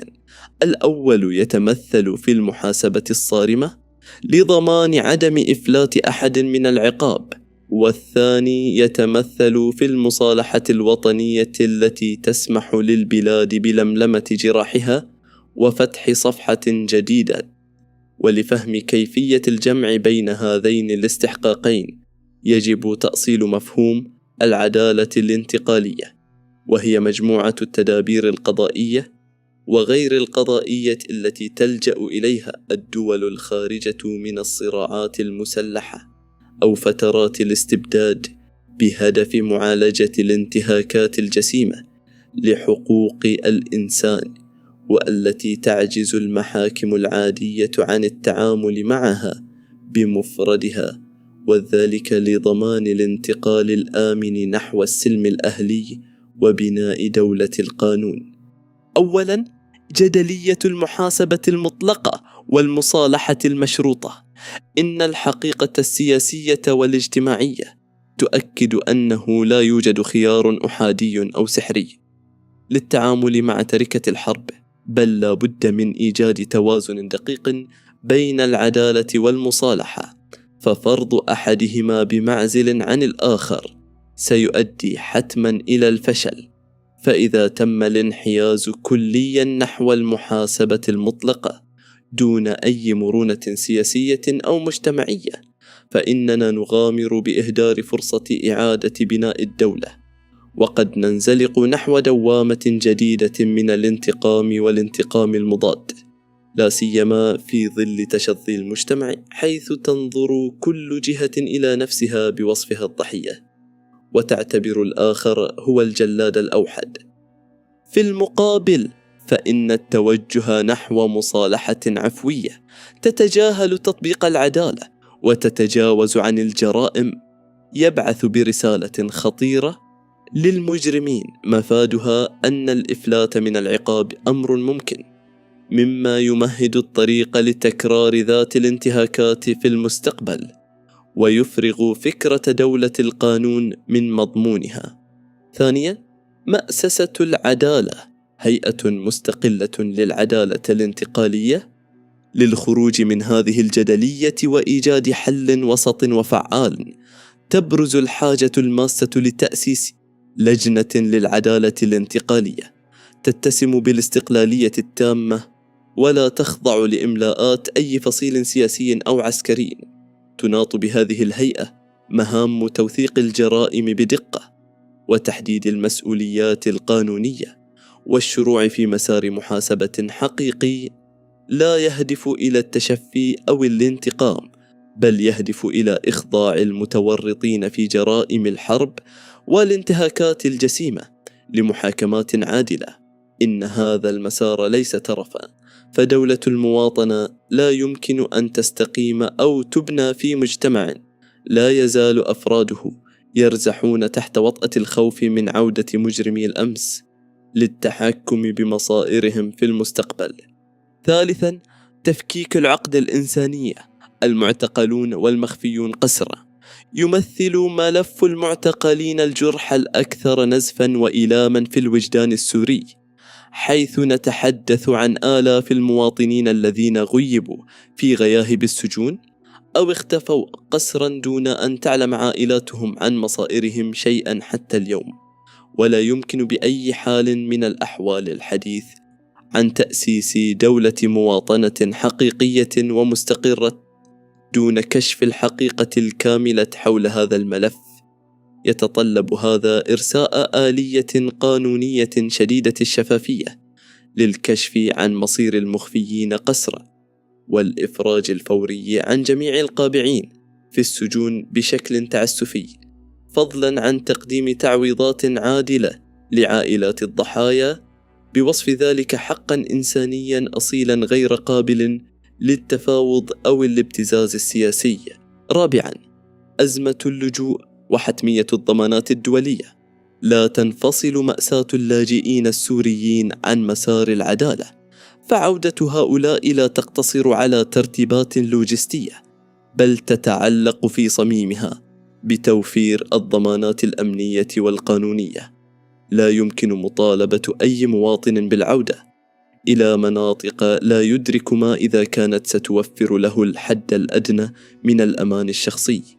لذلك تبرز الضرورة القصوى لتأمين ضمانات قانونية صارمة برعاية دولية تكفل حماية العائدين، وتوفر لهم عودة طوعية تحفظ كرامتهم الإنسانية، مع الرفض القاطع للمحاولات التي تقودها بعض الأطراف لفرض عودة قسرية تفتقر لأبسط مقومات الحماية والضمان. خامساً، جرائم الحرب وإشكالية الولاية القضائية. يكتسب ملف جرائم الحرب في سوريا تعقيداً إضافياً نظراً لتعدد الأطراف التي مارست الانتهاكات، مما يحتم أن تكون المحاسبة شاملة ومجردة من أي انتقائية سياسية أو طائفية. وهنا يبرز تساؤل حول الآلية القضائية الأنسب لمحاكمة هؤلاء، فبينما يمكن للمحاكم المحلية المستقلة النظر في بعض القضايا، فإن فداحة الجرائم الكبرى والانتهاكات الممنهجة قد تستدعي تدخل المحاكم الجنائية الدولية، وتتأكد هذه الحاجة الدولية بشكل خاص في ظل تعنت القوى المسيطرة على الأرض ورفضها فتح ملفات بالغة الحساسية تدين قادتها. إلا أن العامل الحاسم في كل هذا المسار هو توفر إرادة سياسية حقيقية لدى جميع الفاعلين لكشف الحقيقة الكاملة، وضمان ألا يتحول ملف العدالة إلى مجرد ورقة للابتزاز والضغط المتبادل في أروقة المفاوضات السياسية. خلاصة المبحث: لا يمكن اختزال عملية العدالة الانتقالية في مجرد قاعات محاكم وإصدار أحكام، بل هي سيرورة مجتمعية طويلة ومعقدة تهدف في جوهرها إلى إعادة بناء جسور الثقة المنهدمة بين المواطنين، وتوفير ضمانات مؤسسية راسخة تمنع تكرار المآسي والانتهاكات في المستقبل. وإذا لم يتم التعامل مع هذا الملف بأعلى درجات الجدية والموضوعية، فإن كل التنظير الأكاديمي والسياسي حول دولة المواطنة سيتبخر ليبقى مجرد حبر على ورق ونظريات منفصلة عن واقع السوريين المؤلم.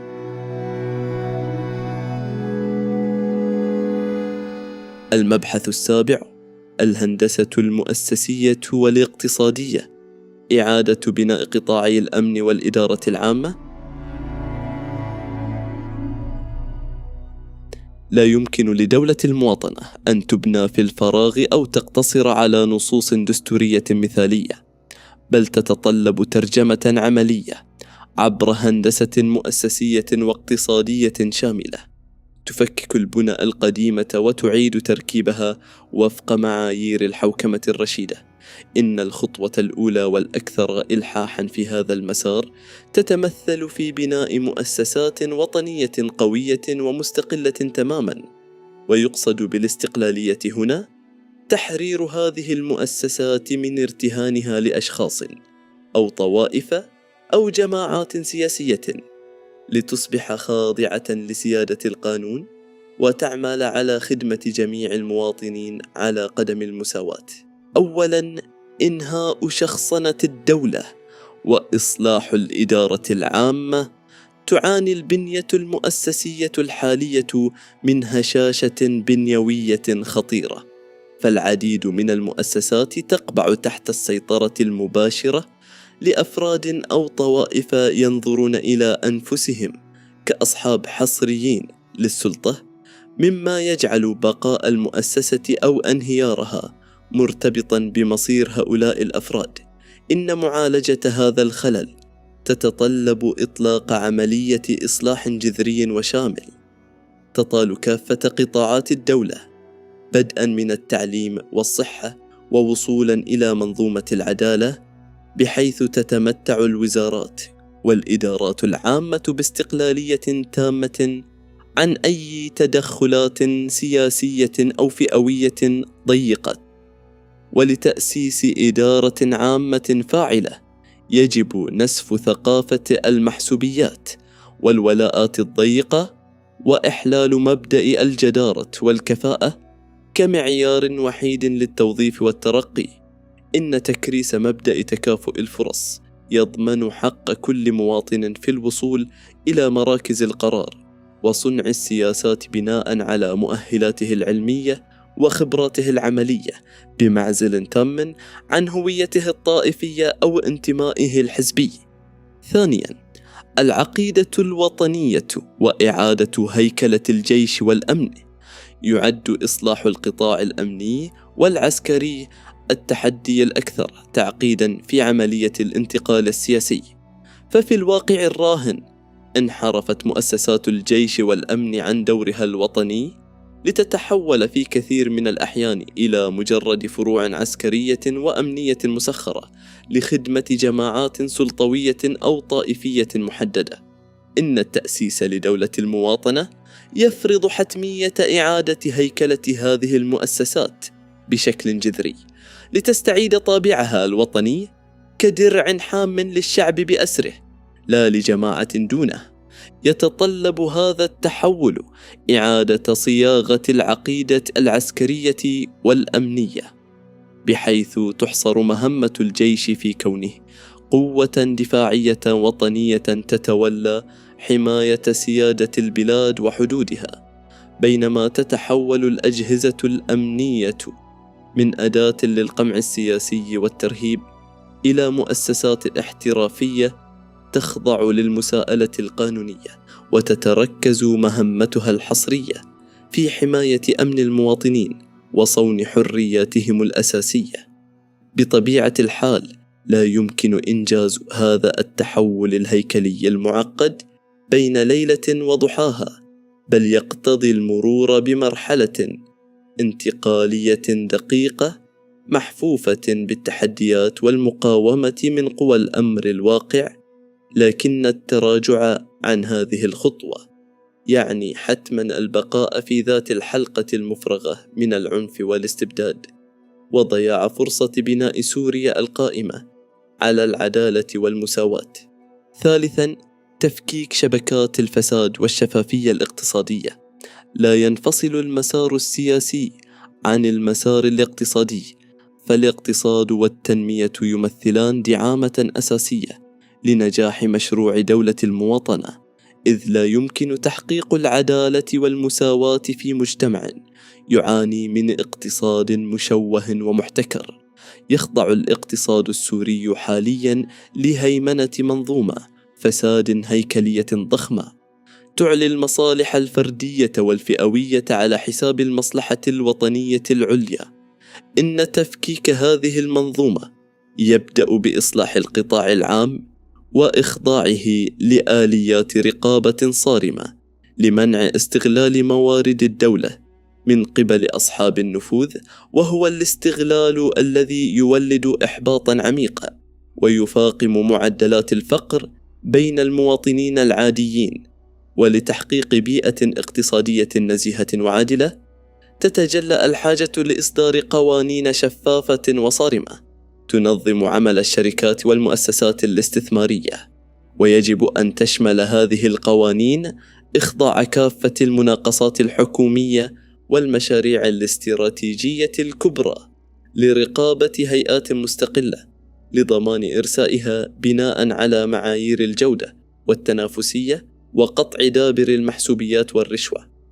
إن إرساء هذه البيئة القانونية الشفافة سيؤدي إلى توجيه عجلة الاقتصاد لتعمل لصالح المجتمع بأسره، وليس لخدمة طبقة أوليغارشية ضيقة.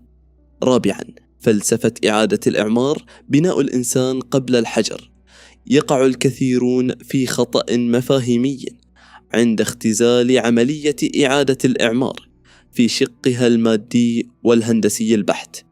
إن إعادة الإعمار في سياق دولة المواطنة تتجاوز مجرد ترميم المباني المدمرة وإصلاح البنى التحتية، لتشمل بالدرجة الأولى إعادة بناء الإنسان السوري وإعادة هيكلة مؤسسات الدولة من جذورها. إن الشروع في ورشة الإعمار المادي بالاعتماد على ذات الآليات والسياسات التي كانت متبعة في الماضي سيفضي بالضرورة إلى إعادة إنتاج النظام الفاسد ذاته وتكريس ذات الاختلالات التنموية. لذلك يشترط لنجاح هذه العملية أن تترافق استراتيجية الإعمار مع حزمة من الإصلاحات الاقتصادية الحقيقية والمستدامة. يجب أن تصمم مشاريع الإعمار بطريقة تضمن خلق فرص عمل واسعة ومنصفة للمواطنين بناء على الكفاءة بعيدا عن شبكات المحسوبية والمحاباة، لتؤسس الاقتصاد إنتاجي مستدام قادر على دفع عجلة التنمية على المدى الطويل. باختصار، يجب ألا يختزل طموح السوريين في معالجة الخراب المادي فقط، بل يجب توظيف عملية الإعمار كأداة استراتيجية لبناء اقتصاد وطني متين يخدم مصالح المواطن بشكل مباشر ويعزز من قيم المساواة. عبر هذا النهج المتكامل نكون قد تجاوزنا مجرد إعادة بناء ما تهدم، لننتقل إلى بناء سوريا على أسس صلبة تكفل الحقوق والكرامة لكل فرد فيها.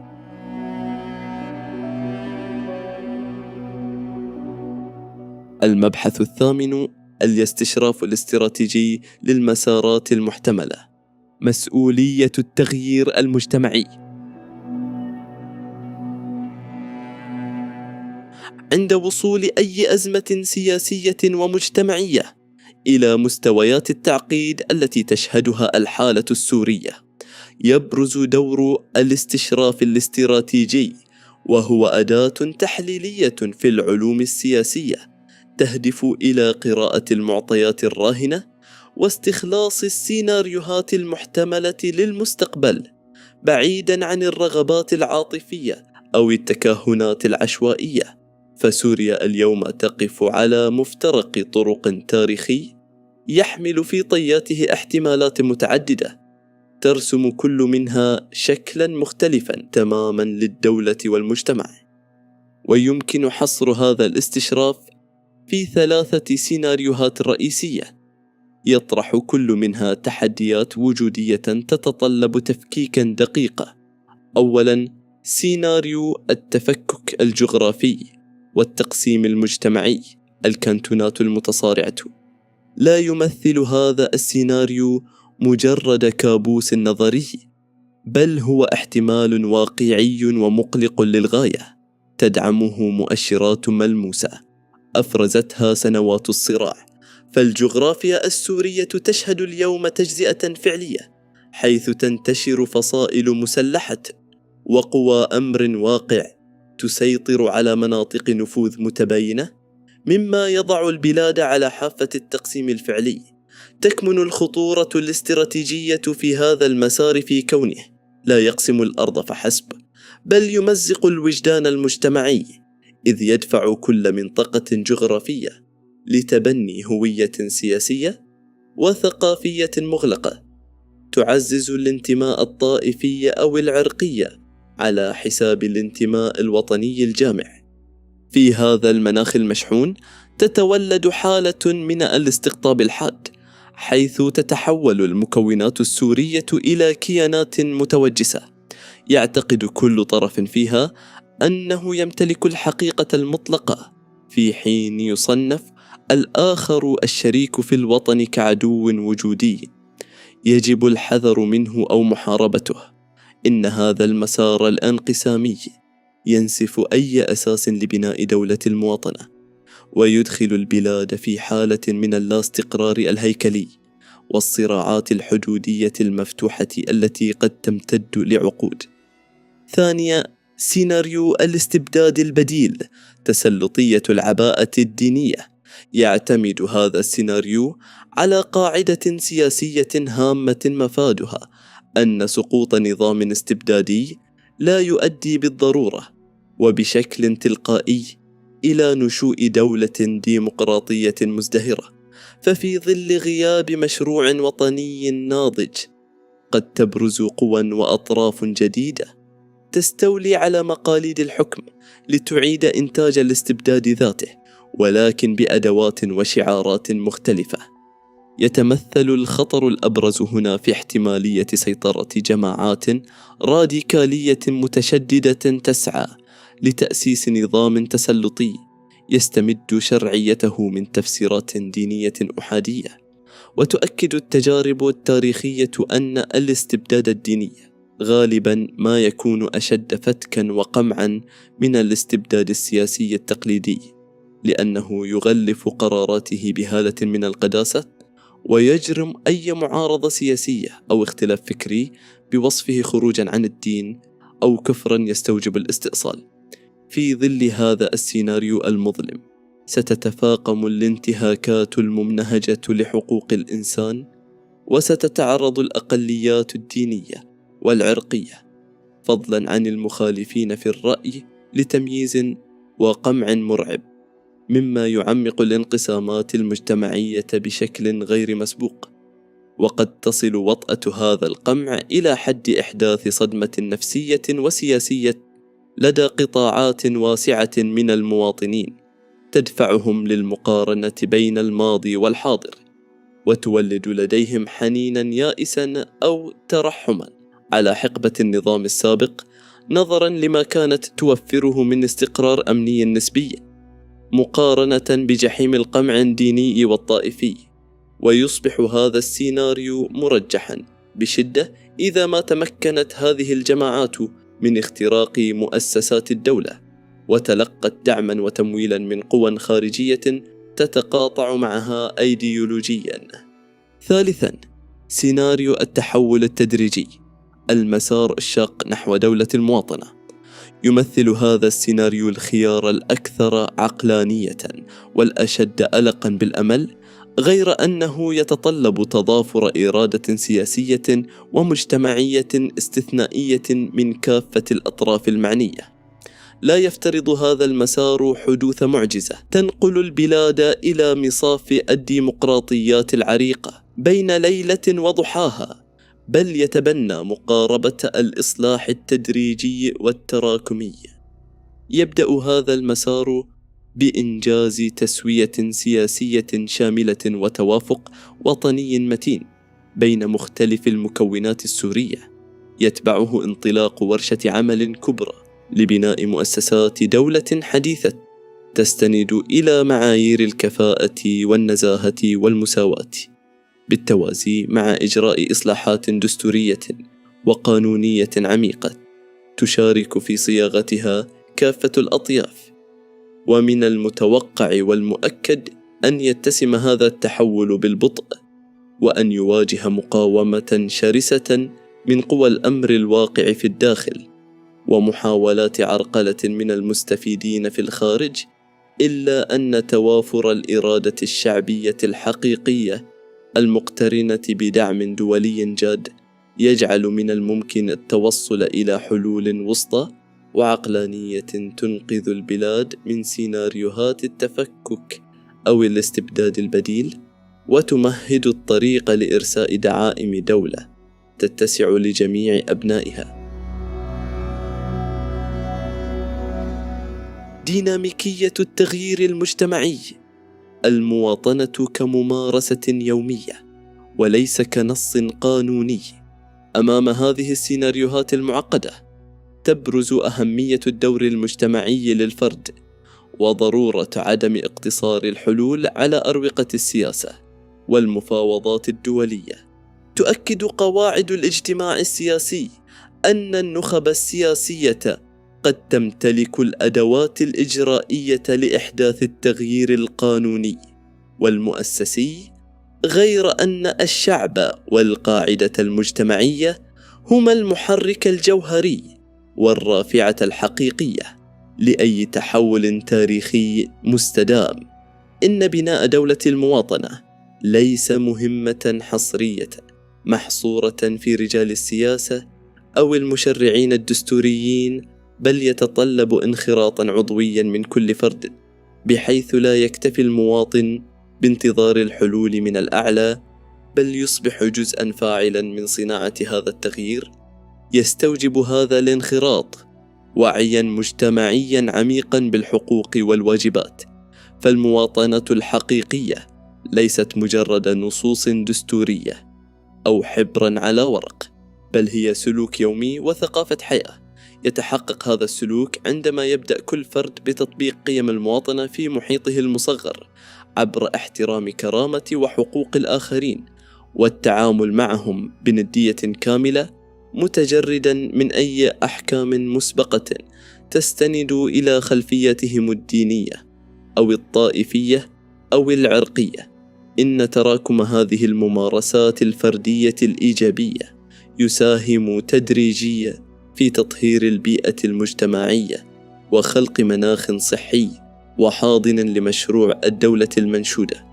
وحتى في ظل اللحظة الراهنة حيث تبدو الظروف السياسية والأمنية قاسية وغير مواتية لإحداث تغييرات سياسية كبرى، يظل الباب مفتوحا أمام السوريين لدعم وترسخ قيم المواطنة.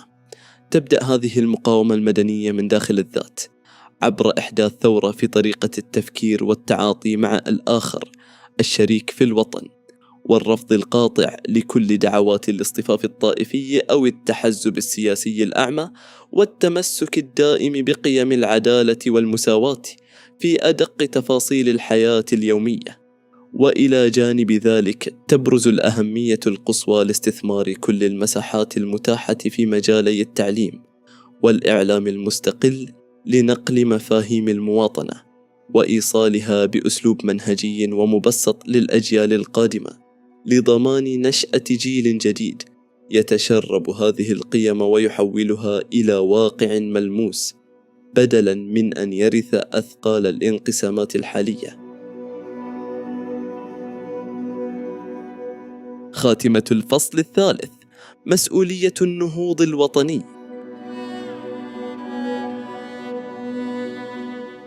في المحصلة الختامية لهذا الفصل يتضح أن مسار تفكيك تركة الحرب وبناء دولة المواطنة في سوريا يتسم بالتعقيد والتحديات.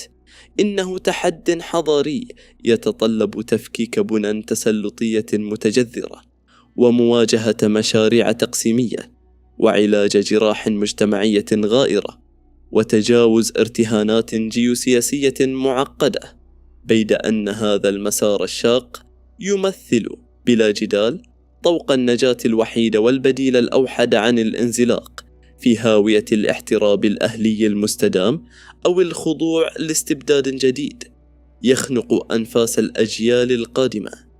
إن هذه المهمة التاريخية تضع كل فرد سوري، سواء كان في مواقع صنع القرار أو في صفوف المجتمع، أمام مسؤولية وطنية كبرى. فإذا تضافرت الجهود المخلصة والتزم الجميع كل من موقعه بتكريس قيم العدالة واحترام التعددية وسيادة القانون كبوصلة للعمل اليومي، فإن الحلم بتأسيس سوريا جديدة تعلي من شأن مواطنيها وتصون كرامتهم سيصبح حقيقة واقعة عندما يدرك السوريون قوة فاعليتهم ويستعيدون ثقتهم بقدرتهم على هندسة مستقبلهم المشترك. ستتلاشى حتما مشاريع التمزق والاستبداد، لأن الشعوب الحية والواعية بحقوقها هي وحدها القادرة على فرض إرادتها، وهي الأساس المتين والضامن الحقيقي لأي تغيير جذري ومستدام.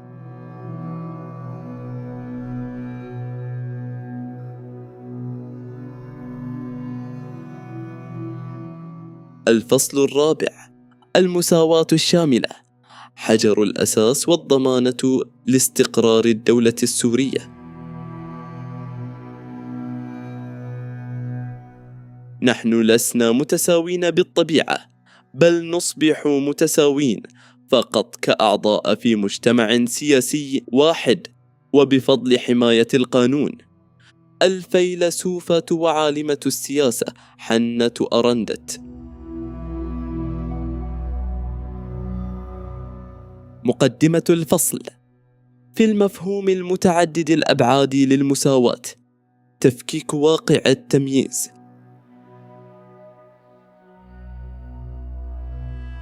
يمثل هذا الفصل استكمالا منطقيا وعضويا للبنيان المفاهيمي المؤسس في الفصول السابقة، فبعد استعراض اللامركزية كآلية لإدارة الموارد ومشاركة فعالة لجميع المكونات في السلطة والإدارة، والعلمانية كضمانة لحياد مؤسسات الحكم، ودولة المواطنة كإطار جامع للهوية السورية، يبرز المبدأ الذي يمنح كل تلك الهياكل السياسية روحها وفاعليتها الحقيقية: المساواة.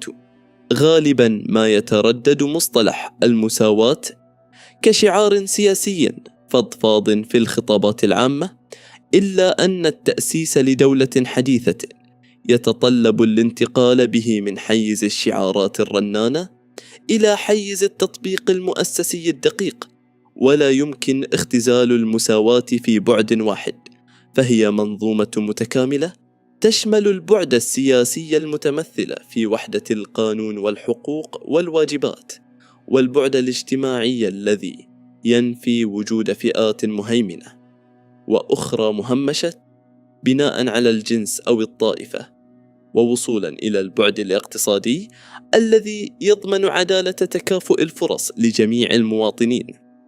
إن ترسيخ مبدأ المساواة ليس ترفا سياسيا أو خيارا كماليا، بل هو حجر الأساس الصلب الذي تبنى عليه أي دولة مستقرة وقابلة للاستمرار.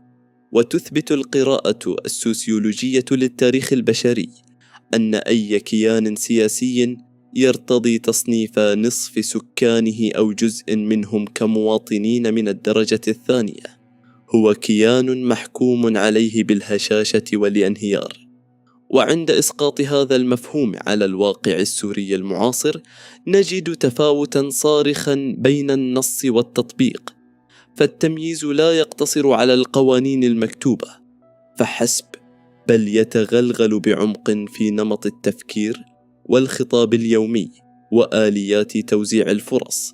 لقد أفرز هذا الواقع المتراكم بيئة مجتمعية وسياسية غير متكافئة، حيث يتمتع المنتمي إلى فئة الأكثرية بفرص وحقوق أوسع، بينما يضطر المنتمي إلى الأقليات الدينية للنضال المضني لإثبات وجوده، ويجبر المواطن الكردي على التبرير المستمر بأن لغته وثقافته لا تشكلان تهديدا للكيان الوطني، في حين يجد غير المؤمن الملحد نفسه في صراع دائم لتبرير حقه في الوجود داخل الفضاء العام. لذلك يهدف هذا الفصل إلى تقديم مقاربة صريحة وموضوعية لمعنى أن يكون الفرد مواطنا متساويا بالفعل، متجاوزين ثقافة الاستثناءات لبناء تصور لدولة لا يضطر فيها المواطنون لاستجداء حقوقهم الأساسية، بل ينالونها بقوة الدستور والقانون. المبحث الأول: المساواة الدستورية والقانونية، إعادة تعريف الهوية السورية. تبدأ هندسة المساواة من قمة الهرم التشريعي الدستور لتنسحب لاحقا على مجمل المنظومة القانونية. ففي دولة شديدة التنوع كسوريا يجب أن تكون المواطنة هي المعيار الأوحد والحصري لتعريف الأفراد وتحديد مراكزهم القانونية. أولا، تفكيك تشوه الهوية الوطنية. يعاني المفهوم القانوني والاجتماعي للمواطنة في سوريا من تشوه بنيوي عميق، فقد أدت التراكمات السياسية والتشريعية إلى صياغة هوية هرمية تسبق فيها الانتماءات الفرعية الانتماء الوطني.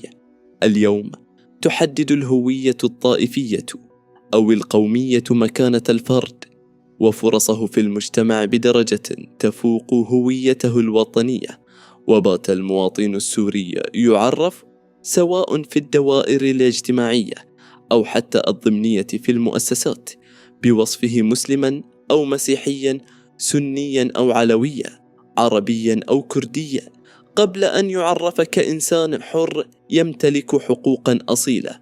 هذا التصنيف المسبق ينسف الجوهر الحقيقي لدولة المواطنة التي تناولناها بالتفصيل في الفصل السابق، حيث يجب ألا تسأل الدولة الفرد عن ماهيته أو عرقه، بل تكتفي بسؤاله: هل أنت مواطن؟ لتبني على الإيجاب منحا فوريا وكاملا للحقوق دون تمييز أو استثناء. ثانيا، الدستور كعقد مؤسس للمساواة المطلقة. يعرف الدستور في الفقه السياسي بأنه العقد الاجتماعي الأسمى الذي ينظم العلاقة التبادلية بين الدولة ومواطنيها، وإذا لم يشيد هذا العقد على قاعدة المساواة المتينة فإنه يتحول من أداة للعدالة إلى أداة للفرز المجتمعي والمأسسة القانونية للتمييز. لذلك يستوجب بناء سوريا المستقبل صياغة نصوص دستورية قاطعة وحاسمة تنص صراحة على أنه لا يوجد مواطن من الدرجة الأولى ومواطن من الدرجة الثانية.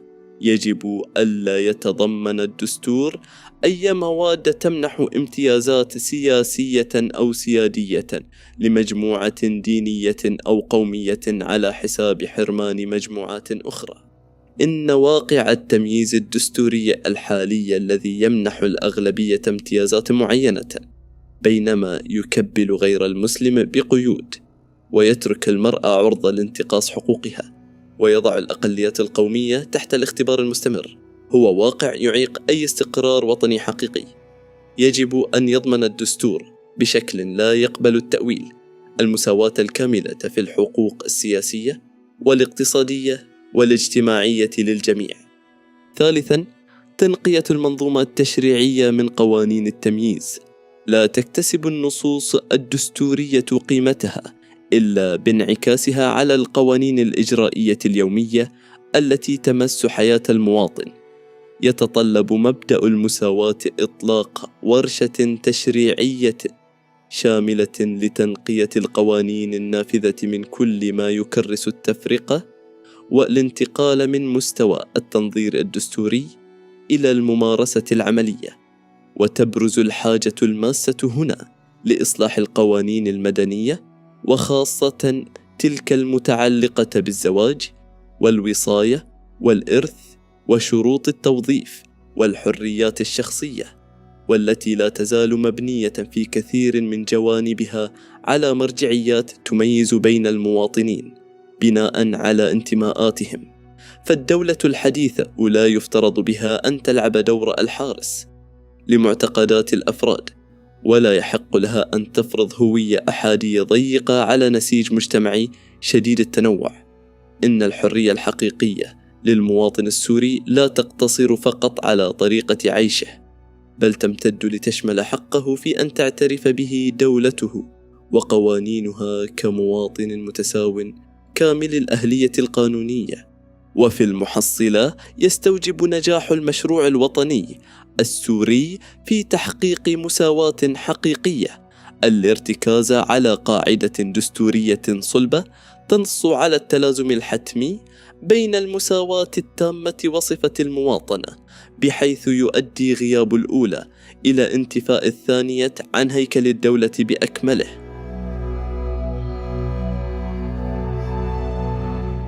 المبحث الثاني: المساواة السياسية، إنهاء احتكار السلطة وعدالة التمثيل. تعد المساواة السياسية المعيار الحقيقي لمدى ديمقراطية وشرعية أي نظام حكم، فهي لا تقتصر على حق التصويت الموسمي، بل تمتد لتشمل قدرة كل مواطن على المشاركة الفاعلة في صنع القرار السياسي وإدارة شؤون بلاده دون أي عوائق هيكلية أو تمييزية. أولاً، تفكيك احتكار السلطة، المواطن كشريك وليس ككومبارس. لقد اتسمت الحياة السياسية في سوريا تاريخياً بكونها حكراً على اللاعبين الكبار، وهم الفئة التي تمتلك أدوات القوة، أو التي تنتمي لدوائر النفوذ، أو تلك التي يمنحها النظام السياسي الحاكم شرعية التحرك ضمن هوامش محددة تخدم بقاءه. وفي ظل هذا الاحتكار الممنهج تم تهميش الغالبية العظمى من السوريين ليقتصر دورهم على كونهم مجرد كومبارس أو واجهة شكلية تستدعى فقط لاكتمال مشهد الديكور الديمقراطي المزيف في الانتخابات السورية.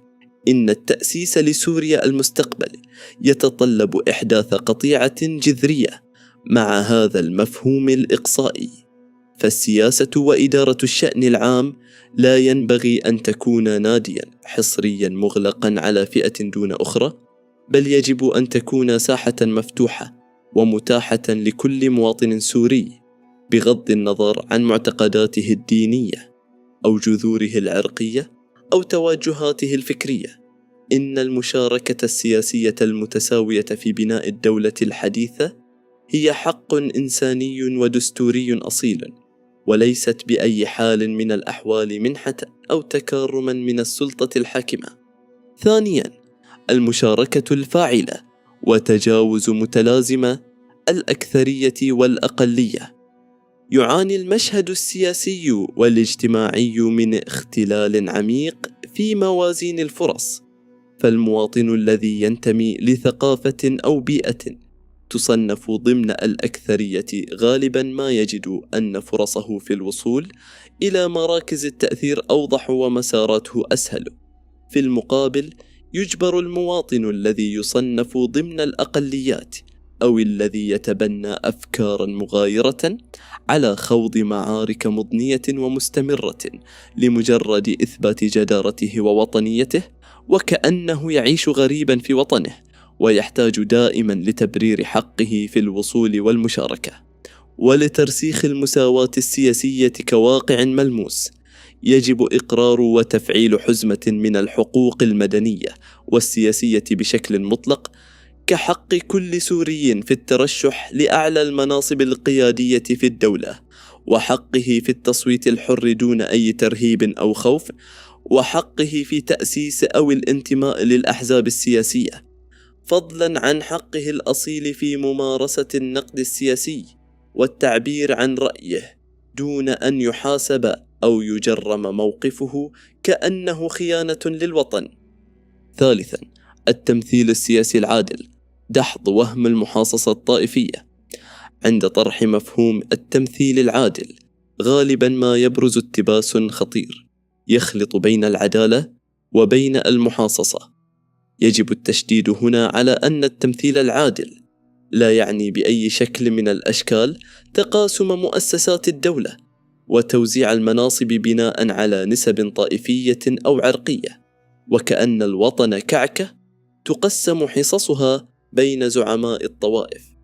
إن المحاصصة كما أثبتت تجارب دول الجوار هي وصفة مؤكدة لانهيار الدول وتجذير الفساد، وليست حلا لمشكلة التهميش.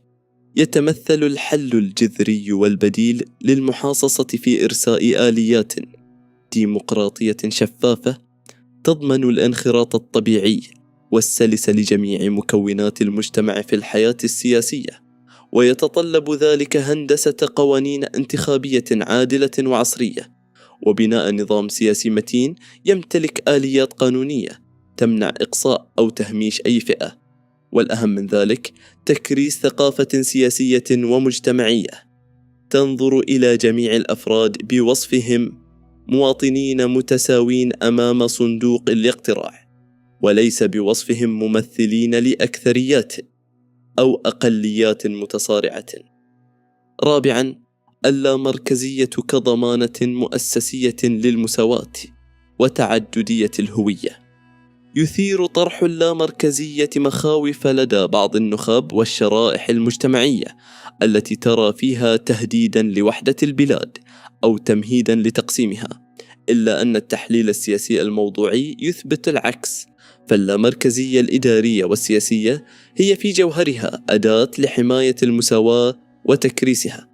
ففي ظل النظام اللامركزي، حيث تمنح المناطق والمحافظات صلاحيات واسعة في إدارة شؤونها المحلية، تتلاشى قدرة المركز على احتكار القرار وفرض هوية ثقافية أحادية على بقية المناطق.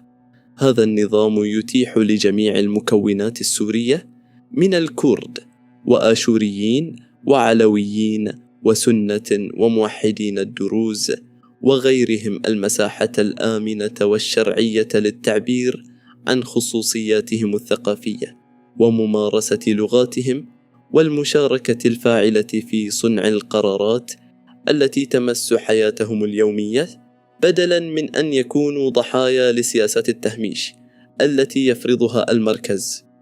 غير أن نجاح هذا النموذج يشترط إرساء اللامركزية ضمن إطار الدستور الوطني الموحد، بحيث تكون وسيلة لتوزيع السلطة بعدالة، وألا تنزلق لتصبح استقلاليات ومقاطعات متصارعة تستخدمها فئة للهيمنة على فئة أخرى محلية. خلاصة المبحث: إن الاختبار الحقيقي لنجاح أي انتقال سياسي في سوريا لا يقاس ببريق الشعارات المرفوعة، بل بمدى القدرة الفعلية على تصميم وبناء نظام سياسي عادل يتسع للجميع ويعامل أفراده كمواطنين أصلاء يمتلكون مقاليد المبادرة وليس كضيوف يصنفون بدرجات متفاوتة من الحقوق والواجبات. فإذا ظلت أبواب المشاركة السياسية موصدة في وجه بعض السوريين أو محتكرة لصالح فئات محددة، فإن كل حديث عن بناء سوريا الجديدة سيبقى وهما يفتقر لأدنى مقومات الواقعية والاستدامة.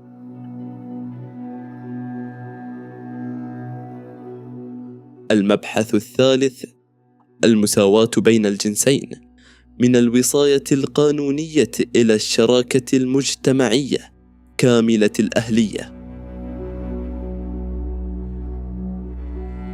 عند إمعان النظر في مسار التطور التاريخي للمجتمعات، تتجلى حقيقة سوسيولوجية لا لبس فيها، وهي أن المساواة بين الرجل والمرأة لم تكن يوما معطى طبيعيا أو منحة بديهية، بل شكلت ساحة لمعركة مستمرة ونضال اجتماعي وقانوني شاق. فكل حق أساسي اكتسبته المرأة عبر التاريخ كان ثمرة لهذا النضال الطويل، ولم يكن قط تكارما أو منحة مجانية من السلطات الذكورية المهيمنة. وفي خضم المقاربات الرامية لبناء سوريا الجديدة تبرز إشكالية جوهرية حول مدى تحقق المساواة الفعلية للمرأة السورية. وتؤكد المعايير الأكاديمية والسياسية الصارمة أن أي مشروطية أو استثناءات في إقرار هذه المساواة تدل على وجود خلل عميق في البنية المجتمعية والتشريعية بأكملها. أولاً، الانفصام التشريعي، التناقض بين الدستور وقوانين الأحوال الشخصية. تعاني البنية التشريعية في سوريا من حالة يمكن وصفها بالانفصام القانوني، فمن الناحية النظرية البحتة تتضمن النصوص الدستورية صياغات براقة تتحدث عن حقوق المرأة والمساواة المطلقة وتجريم التمييز، غير أن هذا السمو الدستوري يصطدم بواقع قانوني مغاير تماما، حيث تفرغ القوانين الأدنى مرتبة هذه المبادئ من مضمونها. يبرز هذا الخلل بوضوح صارخ في قوانين الأحوال الشخصية التي لا تزال تنظر إلى المرأة بوصفها كائنا قاصرا يحتاج بشكل دائم إلى وصي أو ولي أمر لإدارة شؤون حياتها. فعندما يشرعن القانون زواج القاصرات ويمنح الرجل سلطة مطلقة للتحكم في مصير المرأة وحريتها في التنقل والعمل، فإنه ينسف بذلك الجوهر الأساسي لمفهوم المساواة. إن الانطلاق نحو مساواة حقيقية يبدأ بالضرورة عندما يتحول القانون من أداة قمع وتسلط مجتمعي إلى مظلة سيادية وضمانة صلبة تحمي حقوق المرأة وحرياتها كفرد كامل الأهلية. ثانياً، التحدي السوسيولوجي وتفكيك العقلية الأبوية. إن المعركة من أجل المساواة لا تقتصر على أروقة البرلمانات وتعديل القوانين، بل تصطدم بعائق أشد صلابة، وهو العقلية المجتمعية السائدة. المنظومة الأبوية أو الذكورية لا تزال قطاعات واسعة من المجتمع تتبنى قناعات راسخة تفترض أن الرجل هو الكائن الأفضل والأقدر والأصلح للقيادة وصنع القرار، بينما يحصر الدور الطبيعي للمرأة في الحيز المنزلي. وحتى عندما تقتحم المرأة سوق العمل غالبا ما ينظر إلى مساهمتها المهنية والاقتصادية نظرة دونية، تصنف كمساعدة ثانوية لأسرتها وليست كجهد إنتاجي أساسي في بناء الاقتصاد الوطني. في ظل هذه البيئة الثقافية الضاغطة تواجه المرأة التي تسعى لإثبات ذاتها وفرض حضورها في الميادين السياسية أو الاقتصادية مقاومة مزدوجة، مقاومة من النظام المؤسسي ومقاومة أشرس من المحيط الاجتماعي الذي يرسل لها رسائل مبطنة وصريحة بأن مكانها ليس هنا. والأخطر من ذلك أن قرونا من التنشئة الاجتماعية الخاطئة قد أدت إلى استبطان هذه المفاهيم الدونية لدى بعض النساء أنفسهن، مما يدفعهن لإعادة إنتاج هذه السرديات وتكريس الاعتقاد بعجزهن عن تحقيق الاستقلال الكامل. ثالثاً، التمكين الحقيقي، تجاوز الواجهات التجميلية في السياسة والاقتصاد. من الناحية الديموغرافية والإنتاجية لا تعد المرأة عنصراً مساعداً أو هامشياً، بل هي النصف الفعلي للمجتمع.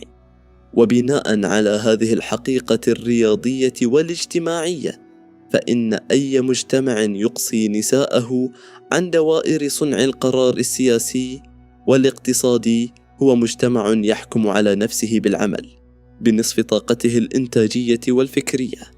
يجب التمييز بوضوح بين المساواة الفعلية وبين التكتيكات السياسية التي تكتفي بوضع النساء كواجهة تجميلية أو ديكور سياسي في التشكيلات الحكومية والمجالس النيابية للإيحاء بالتطور. تتحقق المساواة العميقة عندما تتبوأ المرأة مراكز القرار وتمارس سلطة حقيقية وفاعلة، لتصبح مشاركتها الفاعلة هي القاعدة الراسخة في بنية الدولة، وليست مجرد استثناء يحتفى به إعلاميا. إن التمكين الجاد لا يقاس بتخصيص حصص كوتا شكلية في المناصب، بل يتجسد في خلق بيئة تضمن وصول المرأة إلى كافة المجالات والصناعات دون عوائق هيكلية، متمتعة بذات الفرص والحقوق، وبعيدة عن أي ابتزاز أو تنازلات تفرض عليها كضريبة لنجاحها. خلاصة المبحث: يقدم التاريخ السياسي والاجتماعي دليلا لا يقبل التأويل على أن الحقوق لا تمنح كصدقات من أصحاب النفوذ، بل تكتسب بقوة الوعي والإرادة والعمل.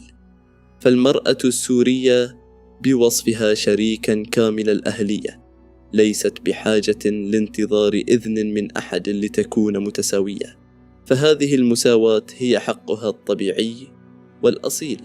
إن العبء الحقيقي يقع اليوم على عاتق المجتمع بأسره، الذي بات مطالبا بإعادة برمجة وعيه الجمعي وتحطيم قوالبه النمطية البالية، ليعترف بهذه الحقيقة الساطعة ويؤسس لدولة قوية تنهض بجناحيها معا دون إقصاء أو تمييز. المبحث الرابع: العدالة الاقتصادية والاجتماعية. ردم الهوة بين المركز والأطراف.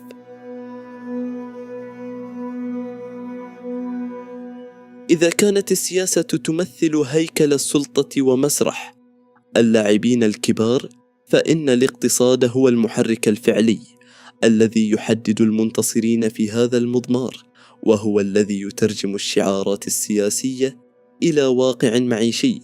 لا يمكن التأسيس لمساواة سياسية أو قانونية في مجتمع يعاني من اختلالات اقتصادية هيكلية، حيث ترسم خطوط التفرقة بين المواطنين بناء على الثروة والموقع الجغرافي. أولاً، التفاوت الممنهج ثنائية المركز والأطراف. إن الفجوة العميقة بين الغني والفقير، أو بين المدينة والريف، أو بين المركز العاصمة والمدن الكبرى التي تتركز فيها السلطة، والأطراف المحافظات النائية والأرياف، لم تنشأ بمحض الصدفة أو كنتيجة لحتمية جغرافية، بل هي إفراز مباشر لنظام سياسي واقتصادي بني هيكليا على التفاوت والتهميش.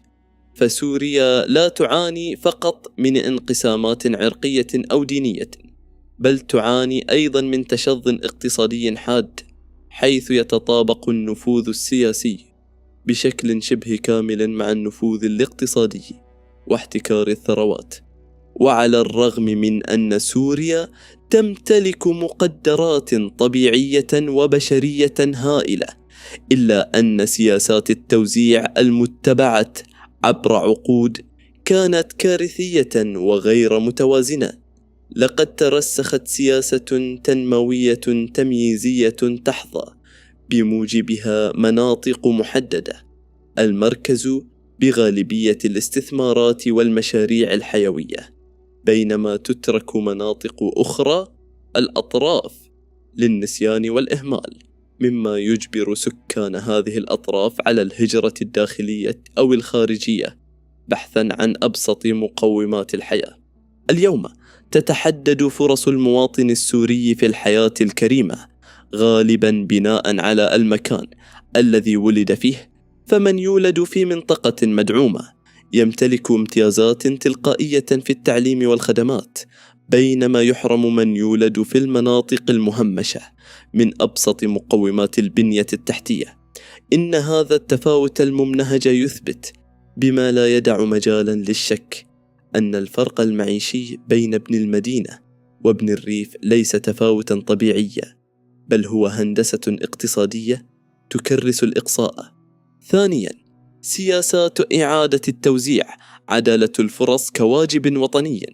إن تحقيق المساواة يتطلب إحداث ثورة في السياسات الاقتصادية، فعدالة الفرص ليست صدقة أو منحة تتفضل بها الدولة على مواطنيها، بل هي صميم واجبها المؤسسي. ولا يمكن الركون هنا إلى سرديات الاقتصاد الحر كحل سحري لانتشال البلاد من أزماتها، إذ إن قوى السوق الحر تتحول إلى أداة لتعميق الفوارق إذا لم تتدخل الدولة عبر سياسات رشيدة لتصحيح الاختلالات التنموية. يتطلب هذا التحول إقرار سياسات عادلة ومدروسة لإعادة توزيع الموارد وتوجيه الاستثمارات الحكومية والخاصة نحو المناطق المنسية لإنعاشها، كما يتطلب توفير الدعم المالي والتشريعي للمشاريع الصغيرة والمتوسطة التي تمس حياة الأغلبية، بدلاً من تكريس السياسات التي تخدم الشركات الضخمة التي تحتكر الأسواق. وهنا يجب توضيح مفهوم العدالة الاقتصادية. لا تعني بالضرورة المساواة الحسابية المطلقة في الدخل والثروة بين جميع الأفراد، بل تعني توفير تكافؤ الفرص للجميع للانطلاق في الحياة والعمل دون أي تمييز مسبق أو حواجز هيكلية تعيق طموحاتهم. ثالثاً، الرعاية الصحية والضمان الاجتماعي. يمتد مفهوم المساواة الاجتماعية ليشمل الحقوق المعيشية والصحية الأساسية، فلا يمكن الحديث بجدية عن مواطنة حقيقية في مجتمع يستطيع فيه المقتدر ماليا شراء حقه في العلاج في أرقى المشافي، بينما يترك المواطن الفقير فريسة للمرض والألم لمجرد عجزه عن تحمل تكاليف الدواء. إن الرعاية الصحية ليست سلعة ترفيهية خاضعة لمنطق العرض والطلب، والضمان الاجتماعي ليس منة حكومية، بل هما من أبسط وأقدس حقوق الإنسان.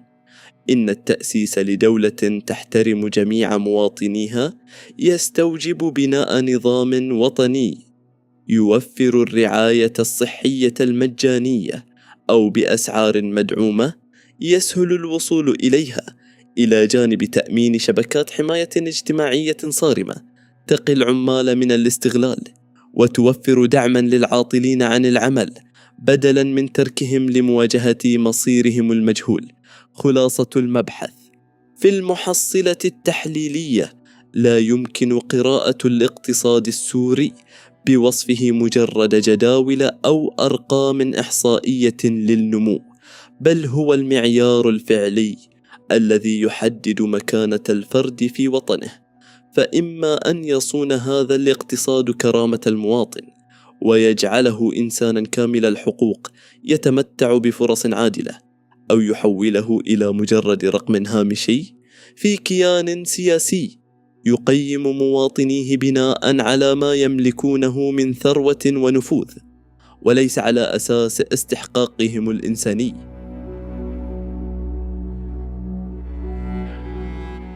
المبحث الخامس: المساواة في التعليم والثقافة، صناعة الوعي وتفكيك الألغام المنهجية.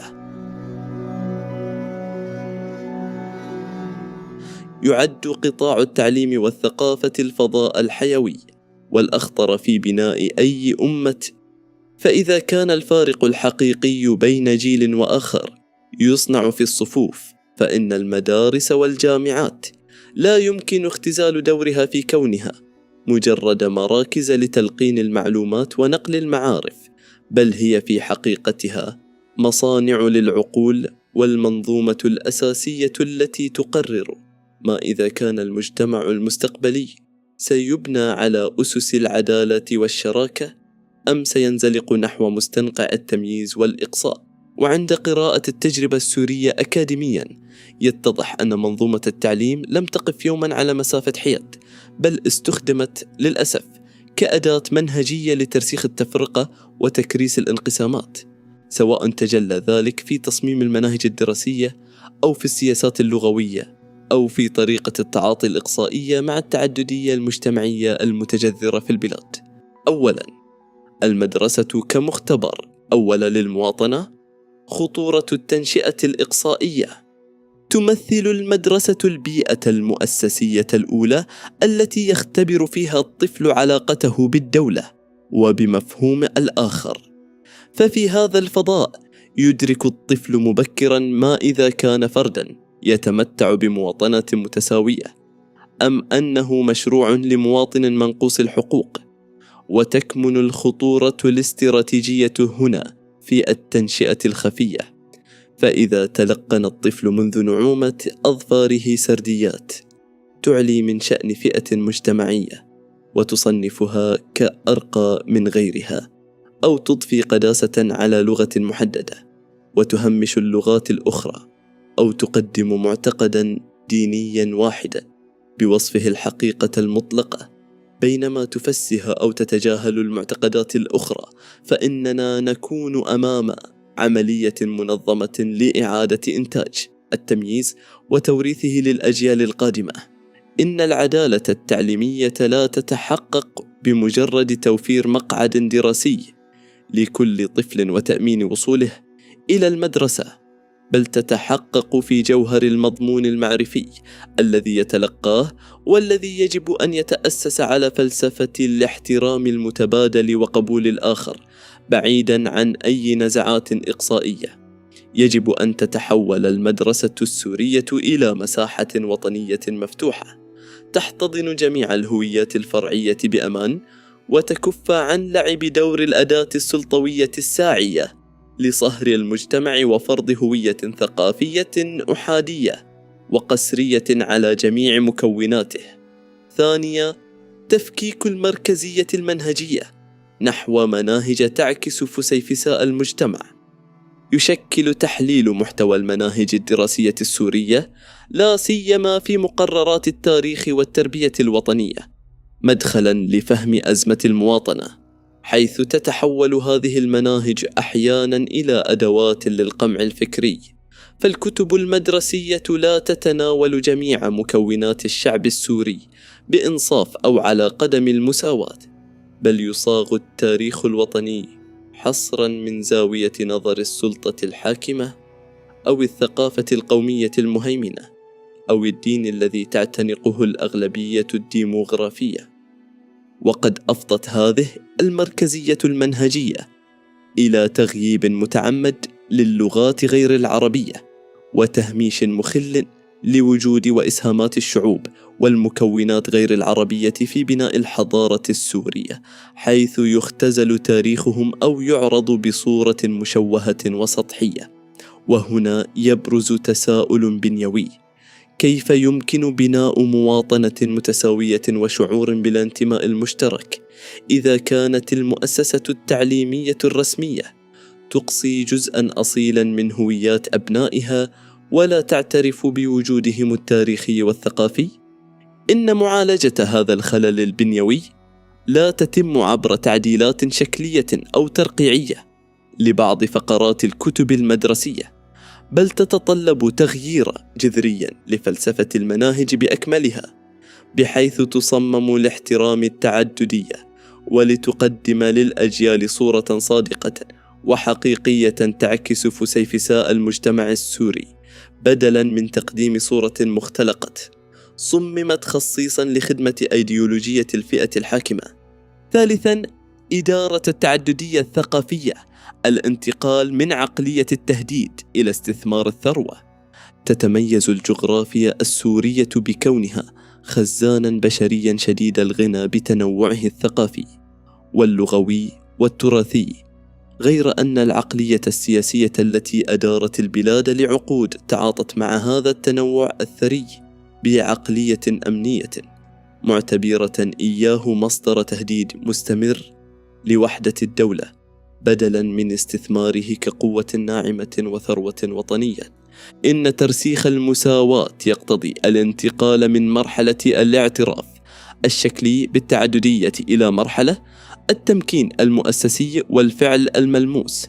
ويبرز في هذا السياق استحقاق لغوي وثقافي بالغ الأهمية، فاللغة الكردية على سبيل المثال يجب أن تتبوأ مكانتها كلغة رسمية معترف بها إلى جانب اللغة العربية، ولا ينبغي الاستمرار في التعاطي معها أو تهميشها وكأنها لغة أجنبية وافدة.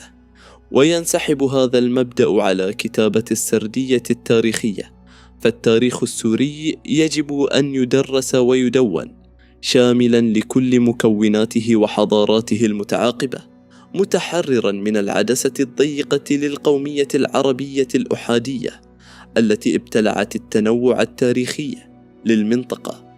كما ينبغي أن تعكس الفنون الوطنية من موسيقى وأدب وفن تشكيلي الحقيقة الكاملة للروح السورية المتعددة، ولا يجوز قصرها على تيار ثقافي أو اتجاه أيديولوجي واحد يطمس ما عداه. خلاصة المبحث: إن صناعة المستقبل تبدأ من المقاعد الدراسية، فإذا كان التوجه جاداً نحو هندسة جيل جديد يؤمن بعمق بقيم المساواة وحقوق الإنسان، فإن نقطة الانطلاق الحتمية تكمن في إصلاح جذري للمدرسة السورية، وتبرز هنا قاعدة تربوية وسياسية صارمة: إن تشرب الطفل مفاهيم التمييز والإقصاء واستعلاء هويته على الآخرين في مراحله التأسيسية المبكرة يؤسس حتما لمستقبل عقيم، ويدفع البلاد للبقاء في دائرة الصراعات وانعدام العدالة.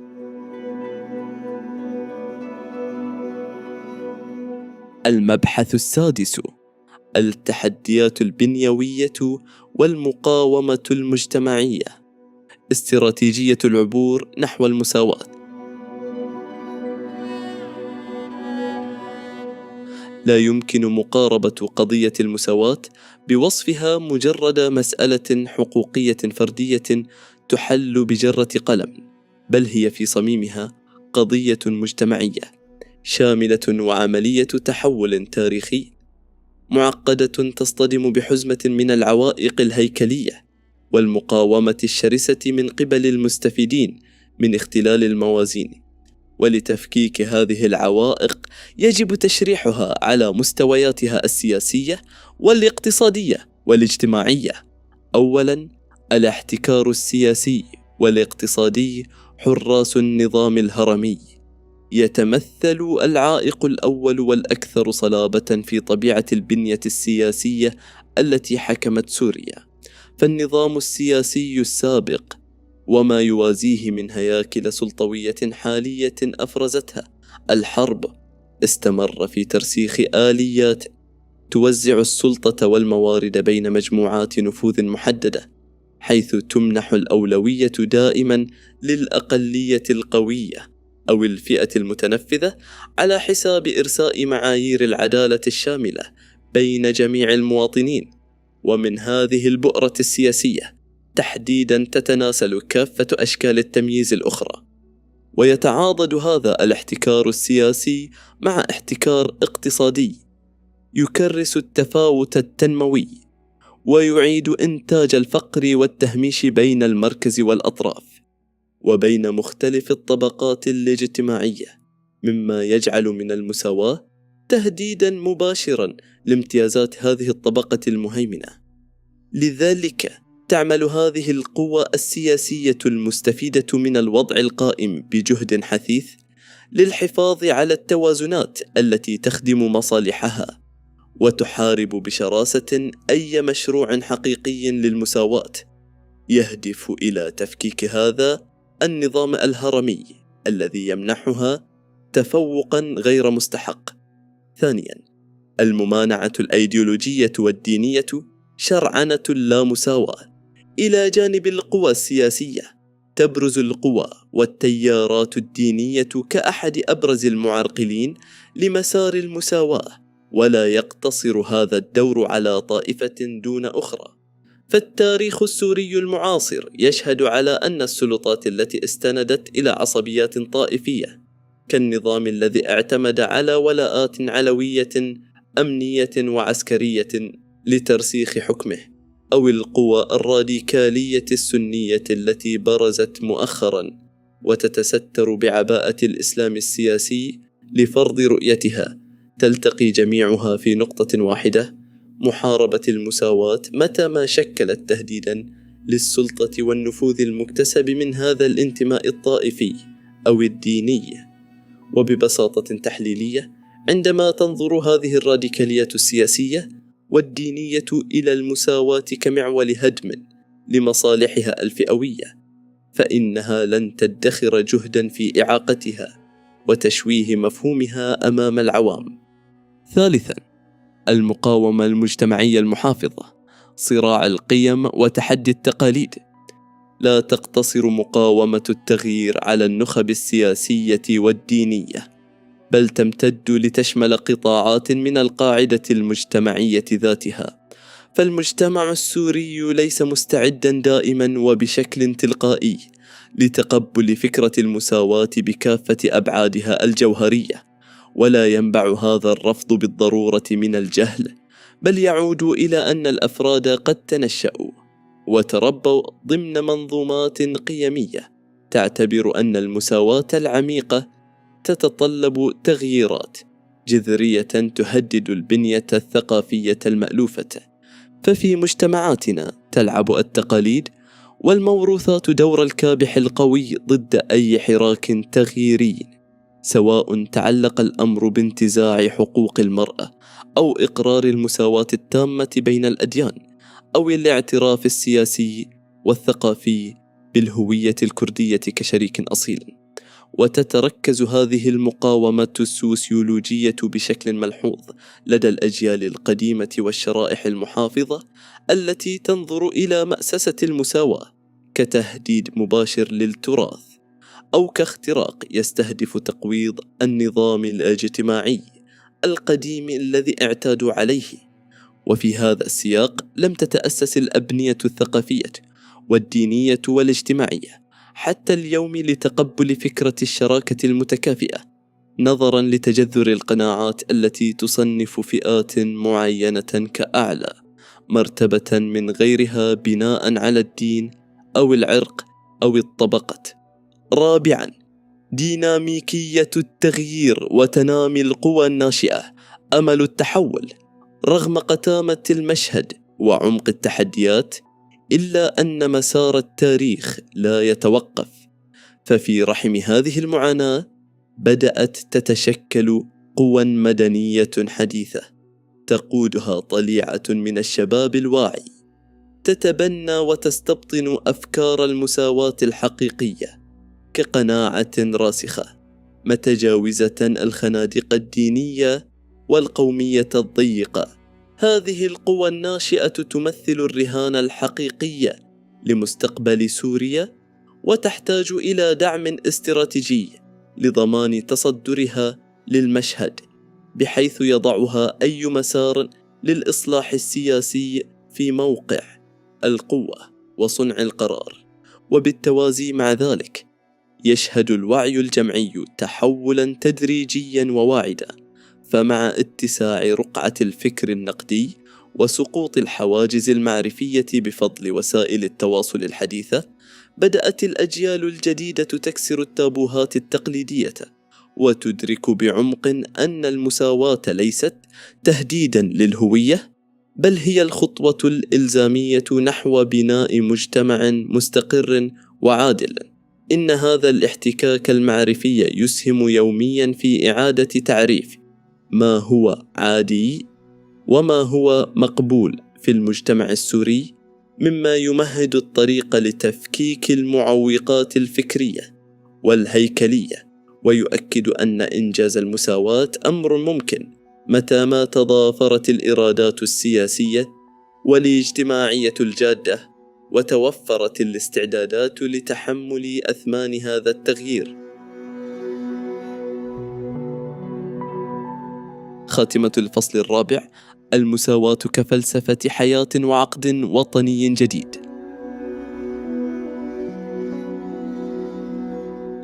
تأسيسا على ما سبق، يتجلى بوضوح أكاديمي وعملي أن المساواة لا يمكن أن تختزل في كونها مجرد فكرة مثالية أو قائمة من الحقوق النظرية المبعثرة، بل هي فلسفة حياة متكاملة وركيزة لا غنى عنها لهندسة سوريا الجديدة.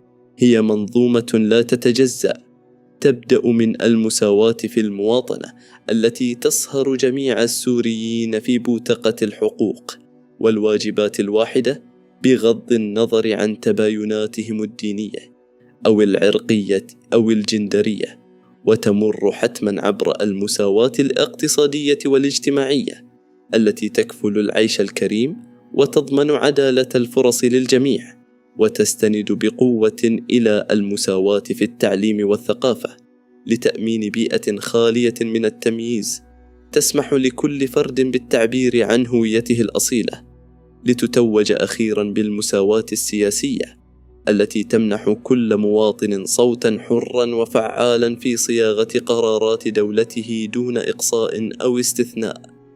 إن نقل هذه المفاهيم من حيز التنظير إلى حيز التطبيق الفعلي يستوجب توافر إرادة سياسية صلبة وحيوية مجتمعية قادرة على ممارسة الرقابة والمطالبة المستمرة بالحقوق، ويجب أن يترجم ذلك عبر مسارات عملية تبدأ بصياغة دستور وقوانين خالية من شوائب التمييز، مرورا بتبني سياسات تنموية توزع موارد البلاد بإنصاف، ووصولا إلى بناء نظام تعليمي يحتفي بتعددية الهوية السورية ويؤسس لثقافة التعايش والاحترام. إن تحقيق هذا الطموح الوطني يتطلب انفتاحا حقيقيا ومستمرا بين جميع المكونات السياسية والاجتماعية لضمان مشاركة الجميع في ورشة بناء المستقبل. فالمساواة في المحصلة النهائية ليست حلما طوباويا بعيد المنال، بل هي ضرورة حتمية وممر إلزامي لا بديل عنه لتأسيس سوريا جديدة، سوريا لكل السوريين. والتغيير مهما بلغت التحديات ممكن وقابل للتحقيق، شريطة أن ندرك جميعا أننا شركاء متساوون في صناعته وتحمل مسؤولياته.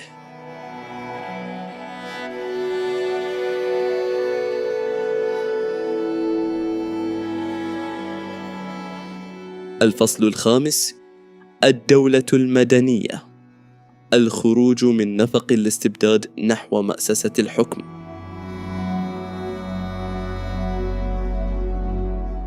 في الحكومات الاستبدادية يكون الملك هو القانون، أما في الحكومات الحرة والمدنية فيجب أن يكون القانون هو الملك ولا يوجد ملك سواه. المفكر السياسي توماس بين. مقدمة الفصل: المأزق الوجودي للدولات السورية، حتمية الخيار المدني. تتويجا للمفاهيم التي تم إرساؤها في الفصول السابقة حول اللامركزية والعلمانية والمواطنة والمساواة، ينتقل هذا الفصل إلى الإطار الهيكلي والتنظيمي الذي يجمع كل هذه المبادئ ويترجمها إلى واقع مؤسسي. الدولة المدنية. لا ينطلق الحديث عن الدولة المدنية في السياق السوري الراهن من ترف أكاديمي أو تنظير سياسي مجرد، بل ينبع من ضرورة وجودية ملحة واستجابة لواقع بالغ التعقيد. فبعد مرور أكثر من عقد من الصراع المدمر تبدو الإجابة على سؤال: هل لا تزال سوريا دولة؟ سلبية وصادمة. تبرز القراءة التشخيصية للأرقام والوقائع مشهدا كارثيا لدولة تآكلت مؤسساتها حتى كادت تنعدم. ديموغرافيا أجبر ملايين السوريين على التحول إلى لاجئين ونازحين ليفقدوا بذلك أبسط مشاعر الانتماء لكيان وطني يفترض أن يوفر لهم الحماية. واقتصاديا انهار الهيكل الإنتاجي للبلاد ليقع رهينة لشبكات أخطبوطية من الفساد ابتلعت مقدرات الوطن. أما سياسيا وعسكريا فقد استعيض عن مفهوم الدولة بمنظومة حكم تستند حصرا إلى القبضة الأمنية والمخابراتية وتغول الميليشيات التي صادرت القرار السيادي، مما نسف فكرة الدولة ككيان مؤسسي يحتكر الاستخدام الشرعي للقوة.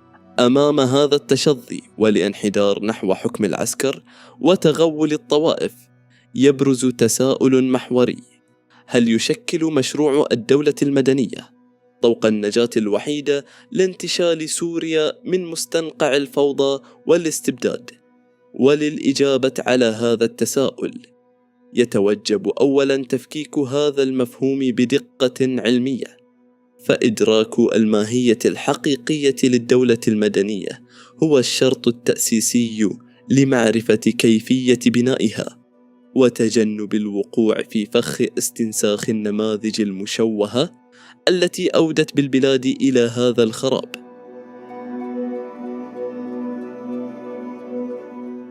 المبحث الأول: تفكيك لا دولة. التشريح الأكاديمي للدولة غير المدنية ونماذجها. في المنهجية الأكاديمية يعد تعريف الشيء بنقيضه أحد أنجع الأساليب لفهم جوهره، لذلك قبل الغوص في مرتكزات الدولة المدنية يتوجب تفكيك المفهوم المضاد: الدولة غير المدنية، أو ما يمكن تسميته في علم الاجتماع السياسي باللا دولة أو الدولة التسلطية. أولاً، من مفهوم الدولة إلى مفهوم المزرعة. تعرف الدولة غير المدنية بأنها الكيان الذي تحتكر فيه شخصية فردية أو مجموعة ضيقة مقاليد الحكم وموارد البلاد، وتديرها وفق أهوائها ومصالحها المطلقة في تغييب تام لإرادة الشعب ودون أي اكتراث لمبدأ سيادة القانون. في هذا النمط الاستبدادي تمحى الخطوط الفاصلة بين الممتلكات العامة والممتلكات الخاصة للسلطة، لتتحول الدولة من كيان مؤسسي اعتباري إلى ما يشبه المزرعة الخاصة التي يديرها الحاكم وأتباعه. ينعكس هذا التشوه البنيوي بشكل مباشر على المركز القانوني للأفراد، ففي الدولة غير المدنية يجرد السكان من صفتهم كمواطنين فاعلين وأصحاب سيادة ليتم اختزالهم إلى مجرد رعايا أو أتباع تسلط عليهم أدوات الترهيب والمراقبة المستمرة، وتصادر منهم حتى القدرة على الحلم بالتغيير أو المطالبة به. ثانياً، أشكال الهيمنة في الدولة غير المدنية. تتخذ السلطة في الدولة غير المدنية عدة أشكال يمكن حصر أبرزها في 3 نماذج. حكم العسكر، حيث يستولي الجيش على السلطة السياسية فتتحول البلاد إلى ثكنة عسكرية كبرى، ويعامل الشعب كجنود ملزمين بالطاعة العمياء لأوامر القيادة.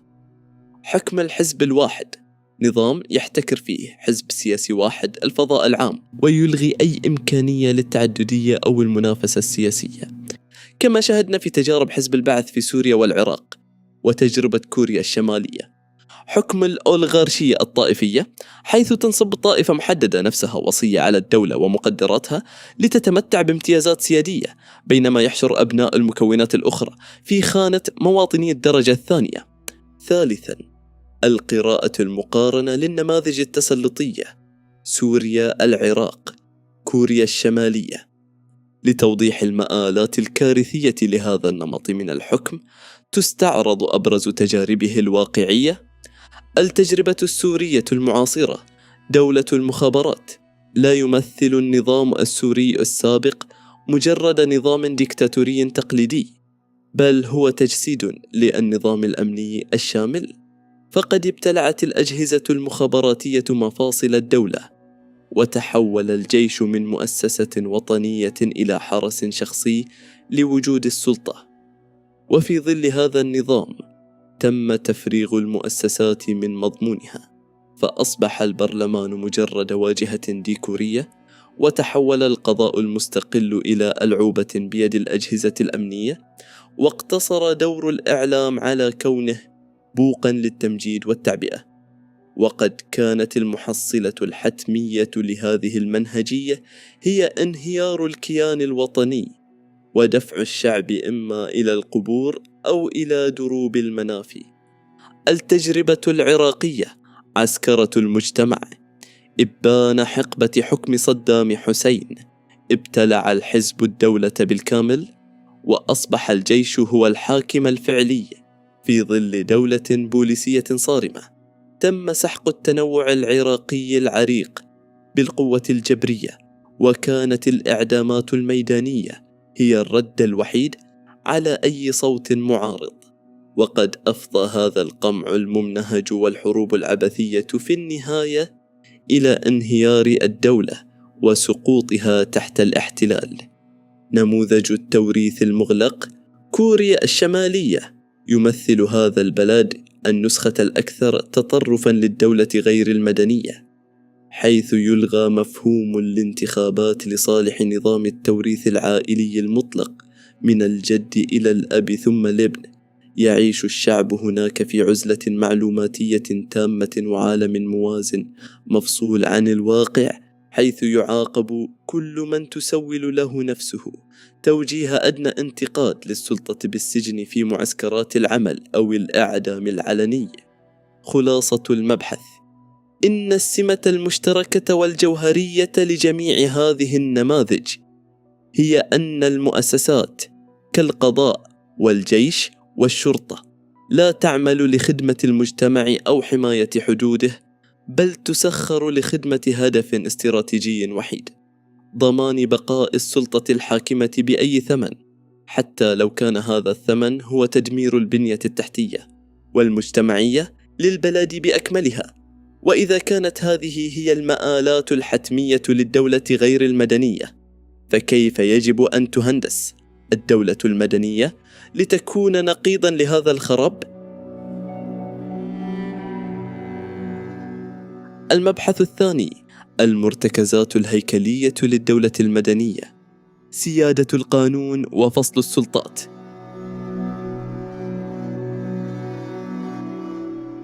إن الانتقال من حالة اللا دولة أو الدولة التسلطية إلى رحاب الدولة المدنية لا يتحقق بمجرد تغيير الوجوه السياسية أو إطلاق وعود إصلاحية عابرة، بل يتطلب إعادة هندسة شاملة لبنية النظام السياسي. ترتكز هذه الهندسة على دعائم مؤسسية صلبة تضمن تحييد السلطة عن الأهواء الفردية، وتمنع انزلاقها مجددا نحو الاستبداد. وتبرز في طليعة هذه المرتكزات مفاهيم سيادة القانون وفصل السلطات واحتكار الاستخدام الشرعي للقوة. أولا، سيادة القانون المظلة الحامية والمسطرة الواحدة.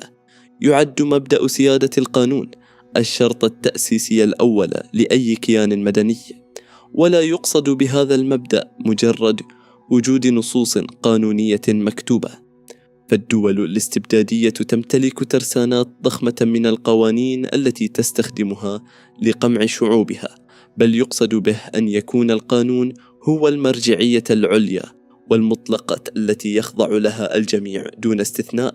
في الدولة المدنية يقف رئيس الجمهورية والوزير والقائد العسكري والمواطن العادي على قدم المساواة التامة أمام منصة القضاء. وعند إسقاط هذا المفهوم على التجربة السورية المعاصرة، يلاحظ أن الخلل البنيوي بدأ عندما تم وضع الأجهزة الأمنية والتنفيذية فوق القانون. فالتشريعات الاستثنائية والمراسيم التي حصنت عناصر الأمن من المساءلة والملاحقة القضائية عن الانتهاكات التي يرتكبونها أثناء تأدية مهامهم قد نسفت مبدأ سيادة القانون من جذوره. إن الدولة المدنية المنشودة تلغي تماما مفهوم الحصانة المطلقة، وتؤسس لنظام قانوني يحمي المواطن من تعسف السلطة لا جعل القانون مسطرة واحدة تقاس بها أفعال الجميع. ثانيا، فصل السلطات، تفكيك هيمنة الزعيم الأوحد.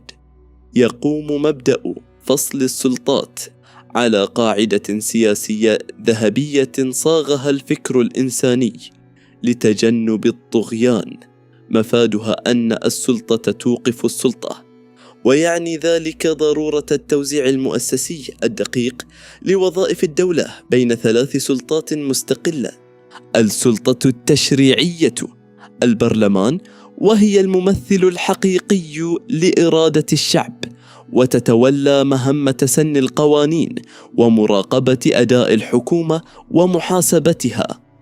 السلطة التنفيذية، الحكومة، وتقتصر مهمتها على إدارة الشأن العام وتنفيذ القوانين ضمن حدود ما يقرره الدستور والبرلمان. السلطة القضائية، المحاكم، وهي الحارس الأمين للعدالة، وتتولى الفصل في النزاعات ومحاكمة المخالفين بحيادية تامة. لقد عانت سوريا لعقود من تركز هذه السلطات الثلاث في قبضة السلطة التنفيذية، مؤسسة الرئاسة والأجهزة الملحقة بها، فقد تحول البرلمان إلى جهة تصادق على قرارات الحكومة دون نقاش حقيقي، وفقد القضاء استقلاليته ليصبح أداة طيعة لتصفية الخصوم السياسيين. إن استرجاع روح الدساتير السورية الرائدة كدستور عام 1950 الذي أسس لتجربة برلمانية واعدة وفصل واضح للسلطات يمثل بوصلة تاريخية مهمة لبناء دولة مدنية لا يستطيع فيها شخص أو مؤسسة احتكار القرار الوطني. ثالثاً، احتكار الاستخدام الشرعي للقوة، إنهاء ظاهرة الميليشيات. لا يمكن لأي دولة أن توصف بالمدنية إذا لم تكن هي الجهة الوحيدة التي تحتكر حق امتلاك السلاح الثقيل واستخدام القوة المادية لفرض النظام وتطبيق القانون. إن وجود ميليشيات مسلحة أو فصائل خارجة عن سلطة الجيش الوطني والقوات الأمنية الرسمية يمثل طعنة قاتلة في صميم سيادة الدولة. في المشهد السوري المأزوم اليوم، أدى انتشار الفصائل والتشكيلات المسلحة ذات الولاءات المتعددة المحلية والخارجية إلى تفتيت سيادة الدولة وتحويل الجغرافيا إلى إقطاعيات عسكرية.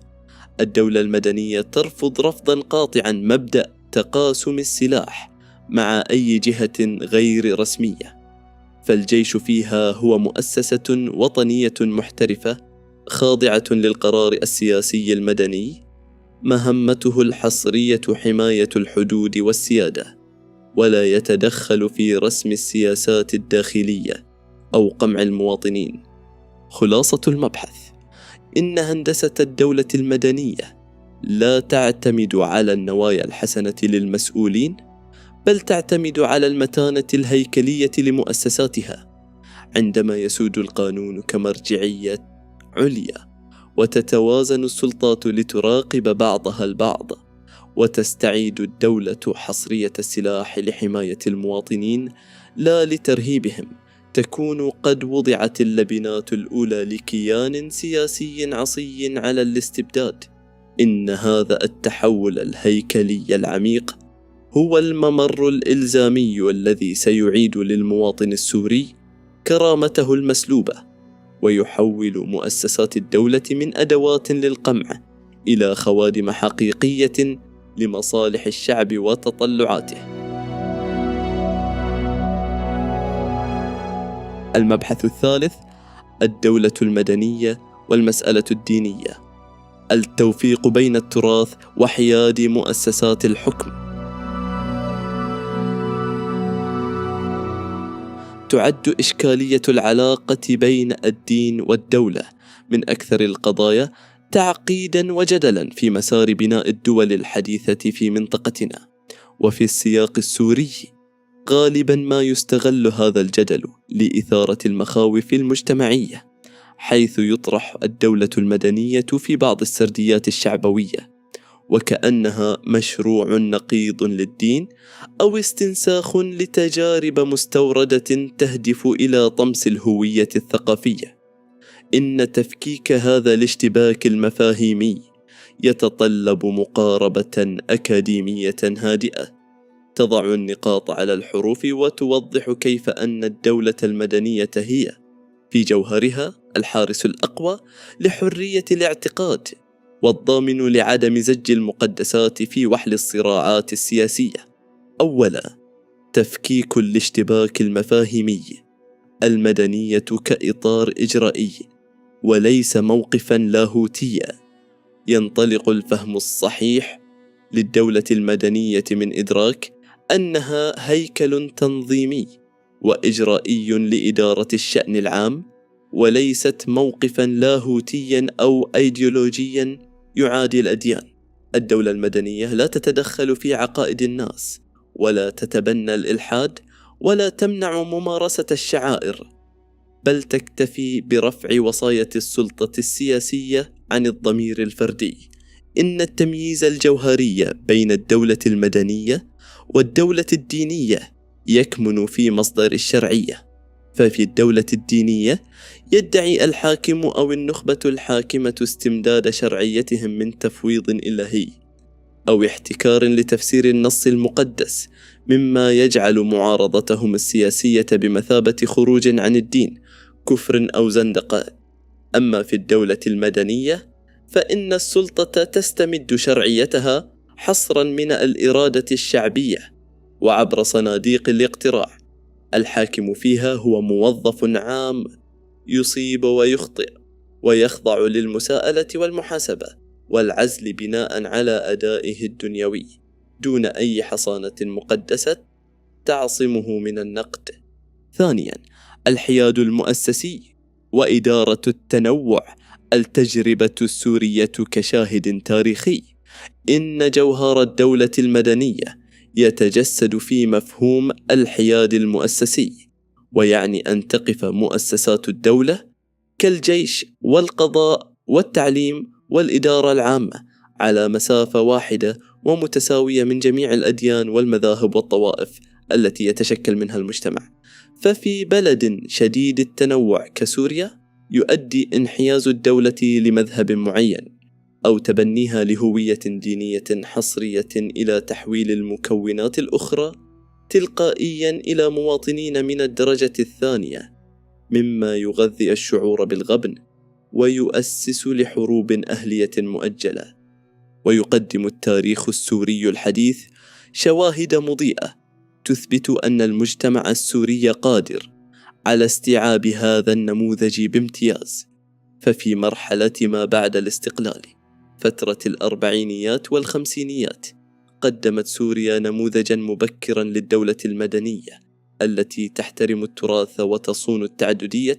ولعل تجربة تولي شخصية مسيحية فارس الخوري لرئاسة الوزراء وتوليه رئاسة البرلمان، بل وتمثيله لسوريا في المحافل الدولية والدفاع عن قضاياها الاستراتيجية في بيئة ذات أغلبية مسلمة، تمثل دليلا تاريخيا قاطعا على أن العقل السوري الجمعي قادر على تجاوز الانتماء الطائفي لصالح الكفاءة الوطنية متى ما توفرت البيئة الدستورية والمدنية الحاضنة لذلك. ثالثا، حماية الدين من الاستغلال السياسي، تنزيه المقدس عن المدنس. يبرز هنا بعد فلسفي وسياسي بالغ الأهمية. فالدولة المدنية لا تحمي السياسة من سطوة رجال الدين فحسب، بل تحمي الدين ذاته من استغلال الساسة. إن دمج الدين بالسياسة يؤدي حتما إلى تحجيم المطلق والمقدس ليخدم مصالح سياسية دنيوية وضيقة. لقد عانت المنطقة العربية وسوريا على وجه الخصوص من التوظيف الانتهازي للنصوص الدينية، فقد استخدمت الأنظمة الاستبدادية بعض رجال الدين كأدوات لتبرير القمع وإصدار فتاوى طاعة ولي الأمر لشرعنة الفساد والاستبداد. وفي المقابل استخدمت الجماعات الراديكالية المتشددة ذات النصوص بتفسيرات مغايرة لشرعنة حمل السلاح وتكفير المجتمع وتأسيس أمراء حرب ينتهكون أبسط حقوق الإنسان باسم الله. إن مأسسة الدولة المدنية تقطع الطريق على هذا الاستغلال الرخيص، فهي تبقي الدين في مساحته الروحية والأخلاقية الراقية، وتمنع تحويله إلى ورقة انتخابية أو سلاح لتصفية الخصوم. رابعاً، التشريع بين الإرادة العامة والمرجعيات الفقهية. تتبلور إحدى أكبر التحديات في كيفية صياغة القوانين في الدولة المدنية. يقر الفقه الدستوري المدني بأن القوانين يجب أن تصاغ بناء على المصلحة العامة التي يتوافق عليها نواب الشعب، وبما يتطابق مع المبادئ العالمية لحقوق الإنسان. ورغم أن الدولة المدنية لا تمانع في أن تستلهم التشريعات قيمها من المبادئ الأخلاقية العليا للأديان كالعدل والمساواة والتكافل، إلا أنها ترفض بشكل قاطع الارتهان لتفسير فقهي أو مذهبي أحادي يفرض بقوة القانون على مجتمع متنوع. إن القانون المدني يجب أن يكون مرناً قابلاً للتعديل والتطوير وفق تغير احتياجات العصر، وهو ما يتنافى مع الطبيعة الثابتة والجامدة للنصوص الدينية متى ما حولت إلى نصوص قانونية حرفية. خلاصة المبحث: إن الدولة المدنية لا تتنكر للتراث ولا تنسلخ عن الهوية الثقافية والروحية لمجتمعها، بل تعيد صياغة العلاقة بين مكونات هذا المجتمع على أسس من الشراكة المتكافئة. إنها الضمانة الوحيدة التي تكفل للمواطن السوري أيا كان معتقده ممارسة شعائره بحرية وأمان، وتكفل في الوقت ذاته ألا يساق إلى المقاصل أو يحرم من حقوقه السياسية والمدنية تحت أي ذريعة دينية. عندما يدرك المجتمع أن فصل الدين عن الاستغلال السياسي هو أرقى درجات الاحترام للمقدسات، سيسقط الوهم وتشرع الأبواب لبناء كيان وطني صلب يجمع ولا يفرق ويحمي ولا يقمع.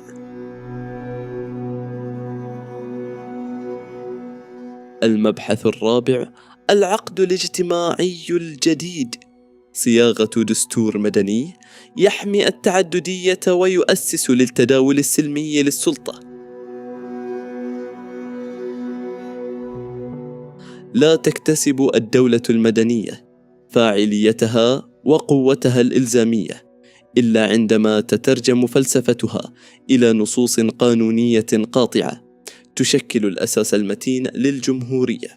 وهنا يبرز مفهوم العقد الاجتماعي، وهو مصطلح محوري في العلوم السياسية يشير إلى الاتفاق الطوعي بين المواطنين لتأسيس سلطة حاكمة تتنازل فيه المجتمعات عن جزء من حريتها المطلقة لصالح الدولة، مقابل التزام هذه الدولة بحماية حقوق الأفراد وتوفير الأمن والعدالة. وفي العصر الحديث يتجسد هذا العقد في الدستور. أولاً، الدستور كوثيقة توافقية وليس وثيقة غلبة. لقد عانت سوريا كغيرها من دول المنطقة من أزمة بنيوية تتمثل في دساتير الغلبة، وهي الدساتير التي تكتب في الغرف المغلقة وتفصل على مقاس السلطة الحاكمة أو الحزب المنتصر، لتستخدم كأداة قانونية لقمع المعارضين وتكريس احتكار السلطة. إن بناء دولة مدنية حقيقية يشترط إحداث قطيعة نهائية مع هذا النهج، والبدء بصياغة دستور جديد يمثل وثيقة توافقية تشارك في هندستها كافة الأطياف السورية. يجب أن ينطلق هذا الدستور من إقرار واضح بالتنوع السوري، محولا إياه من نقطة ضعف إلى ركيزة قوة، ولا يتم ذلك عبر دباجات إنشائية، بل عبر نصوص قانونية صارمة تعتبر المواطنة المتساوية هي المرجعية الوحيدة للحقوق، وتحيد مؤسسات الدولة تماما عن أي انحياز أيديولوجي أو طائفي أو عرقي. ثانيا، حماية التعددية بمبادئ فوق دستورية. تواجه الديمقراطيات الناشئة خطرا يعرف بطغيان الأغلبية، حيث يمكن لأغلبية برلمانية منتخبة ديمقراطية أن تصدر قوانين تنتهك حقوق الأقليات أو تصادر حرياتها الأساسية. ولمنع هذا الانزلاق في سوريا المستقبل، يعتمد الفقه الدستوري المدني على إقرار مبادئ فوق دستورية. يقصد بهذه المبادئ مجموعة من القواعد الجوهرية كاحترام حقوق الإنسان وحرية المعتقد والمساواة التامة والفصل بين السلطات التي يتم تضمينها في الدستور، مع تحصينها بنص صريح يمنع تعديلها أو المساس بها حتى لو أجمعت الأغلبية النيابية على ذلك. إن وجود هذه الضمانات الصلبة يبعث برسالة طمأنينة عميقة لجميع المكونات السورية، أقليات وأكثريات، بأن وجودهم وحقوقهم وثقافاتهم محمية بقوة القانون الأسمى، ولا تخضع لتقلبات المزاج الانتخابي أو الابتزاز السياسي. ثالثا، مؤسسة التداول السلمي للسلطة. إن الاختبار الأقصى لأي نظام يدعي المدنية والديمقراطية هو قدرته على إدارة التغيير السياسي دون إراقة دماء.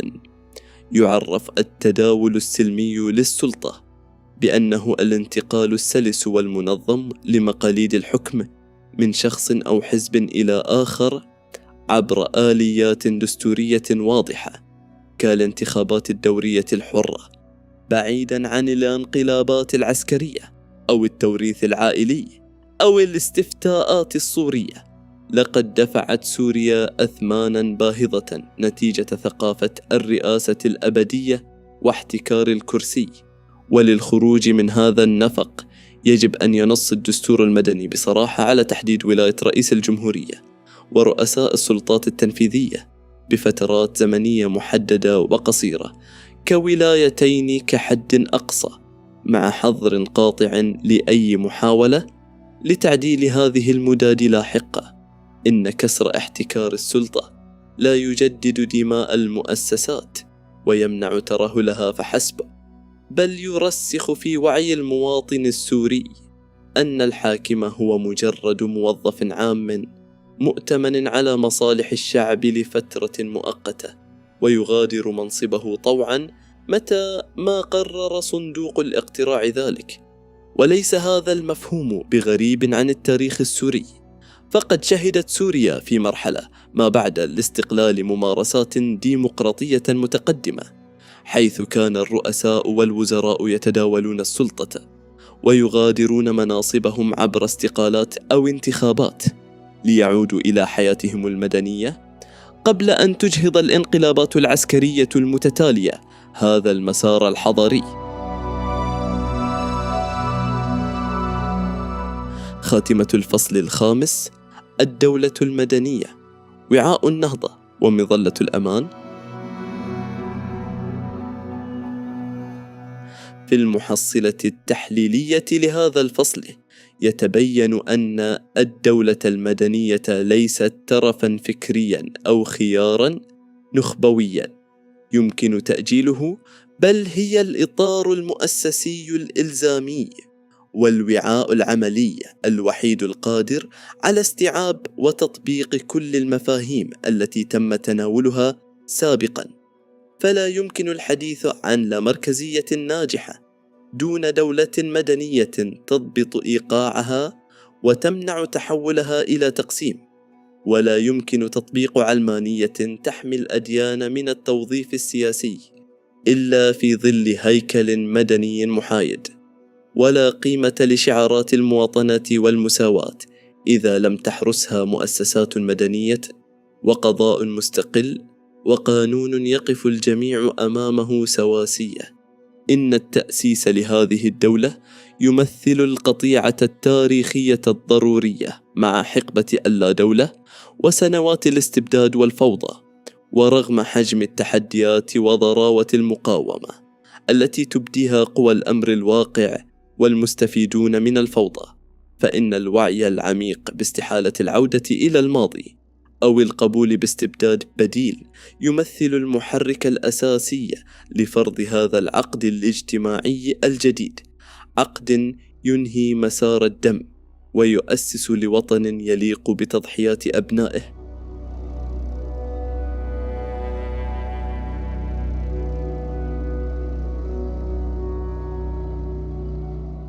الفصل السادس: الديمقراطية في سوريا، من استبداد الأغلبية إلى الشراكة الوطنية.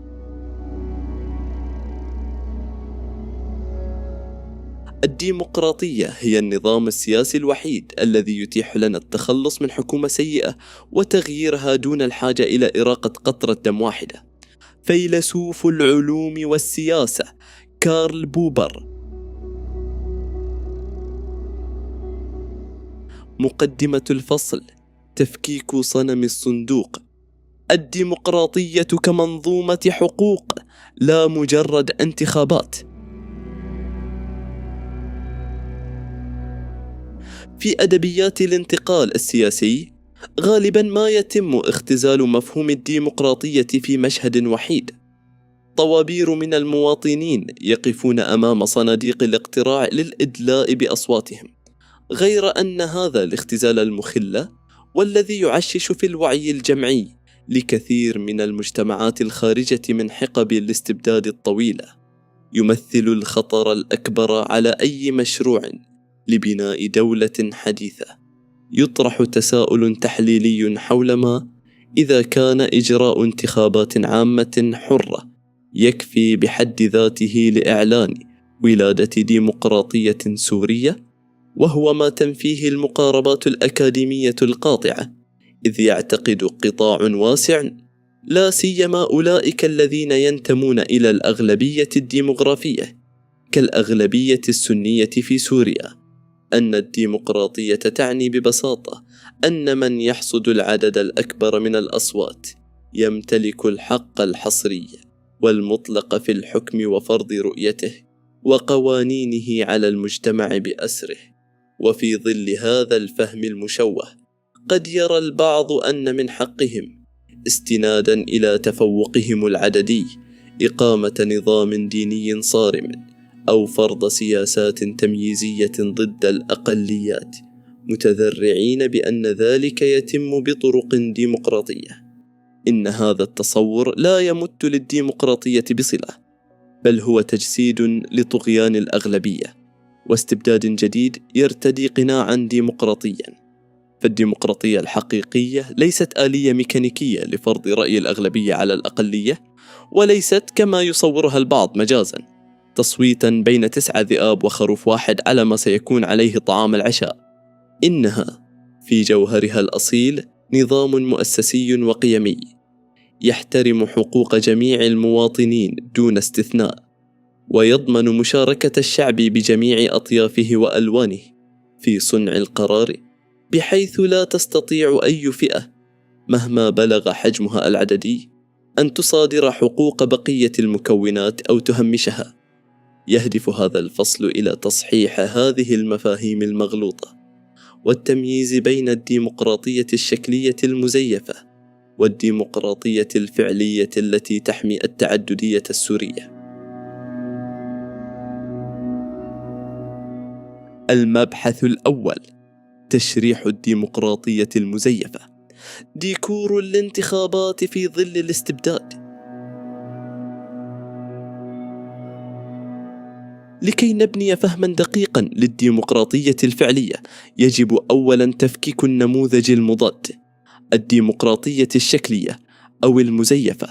إن وجود صندوق اقتراع لا يعني بالضرورة وجود نظام ديمقراطي فالعديد من الأنظمة الشمولية تجري انتخابات دورية، ولكنها تفرغها من أي مضمون سياسي حقيقي. أولاً، الانتخابات كأداة شرعنة للاستبداد. تكتفي الديمقراطية المزيفة بالواجهة الإجرائية للانتخابات، في حين تكون البنية التحتية للنظام بأكملها فاسدة ومستبدة. في هذا النموذج نجد سلطة محتكرة بالكامل، وقضاء مسيسا يأتمر بأوامر الحاكم، وإعلاما مكمما لا ينطق إلا بلسان السلطة، وقرارات وطنية تصاغ في غرف مغلقة من قبل فئة ضيقة. وتقدم التجربة السورية المعاصرة مثالا صارخا على هذا الاستخفاف بعقول المواطنين، فلعقود خلت لم تكن تجرى انتخابات رئاسية تعددية، بل كانت تنظم استفتاءات صورية على مرشح وحيد يمثل السلطة، لتنتهي دائما بإعلان الموافقة عليه بنسب شبه إجماعية تتجاوز 99%، مما يبرز مفارقة عميقة الدلالة حول التغييب التام لأي هامش للمنافسة السياسية في ظل تلك القبضة الأمنية المرعبة. وينسحب هذا المنطق العبثي على أي محاولة لفرض انتخابات تحت سطوة السلاح والترهيب الميليشياوي. إن كل هذه الممارسات لا تعدو كونها ديكورا ديمقراطية يهدف إلى تغليف الاستبداد الفعلي بشرعية زائفة. ثانيا، مرتكزات الديمقراطية الفعلية أبعد من صندوق الاقتراع. بالمقابل، لا تقاس الديمقراطية الفعلية بعدد الأصوات في الصناديق فحسب، بل تقاس بمدى قدرة مؤسسات الدولة على حماية المواطنين وحقوقهم، حتى لو كانوا يمثلون أقلية صغيرة. وتقوم هذه الديمقراطية على 3 ركائز مؤسسية لا غنى عنها: الفصل التام بين السلطات، وهو المبدأ الذي يمنع تركز السلطة في جهة واحدة. كما شرحنا في الفصل السابق، يجب أن يكون لكل سلطة تشريعية وتنفيذية وقضائية دورها المستقل الذي يراقب السلطات الأخرى، مما يضمن ألا يرتفع أي شخص أو حزب فوق سيادة القانون. سيادة القانون وحماية حقوق الإنسان. في الدولة الديمقراطية لا يدار الشأن العام وفقا لمزاج الحاكم أو رغبات حزب سياسي أو إملاءات طائفة محددة، بل إن القانون المدني الشامل هو المرجعية الوحيدة التي تكفل حماية حقوق جميع المواطنين دون تمييز. الشفافية والمساءلة المؤسسية لا يمنح الفوز بالانتخابات أي مسؤول تفويضا مفتوحا ليفعل ما يشاء، بل يخضع كل مسؤول مهما على شأنه لرقابة إعلامية حرة ومحاسبة صارمة من قبل قضاء مستقل قادر على عزله ومعاقبته إذا ما استغل منصبه أو أخطأ بحق مقدرات البلاد.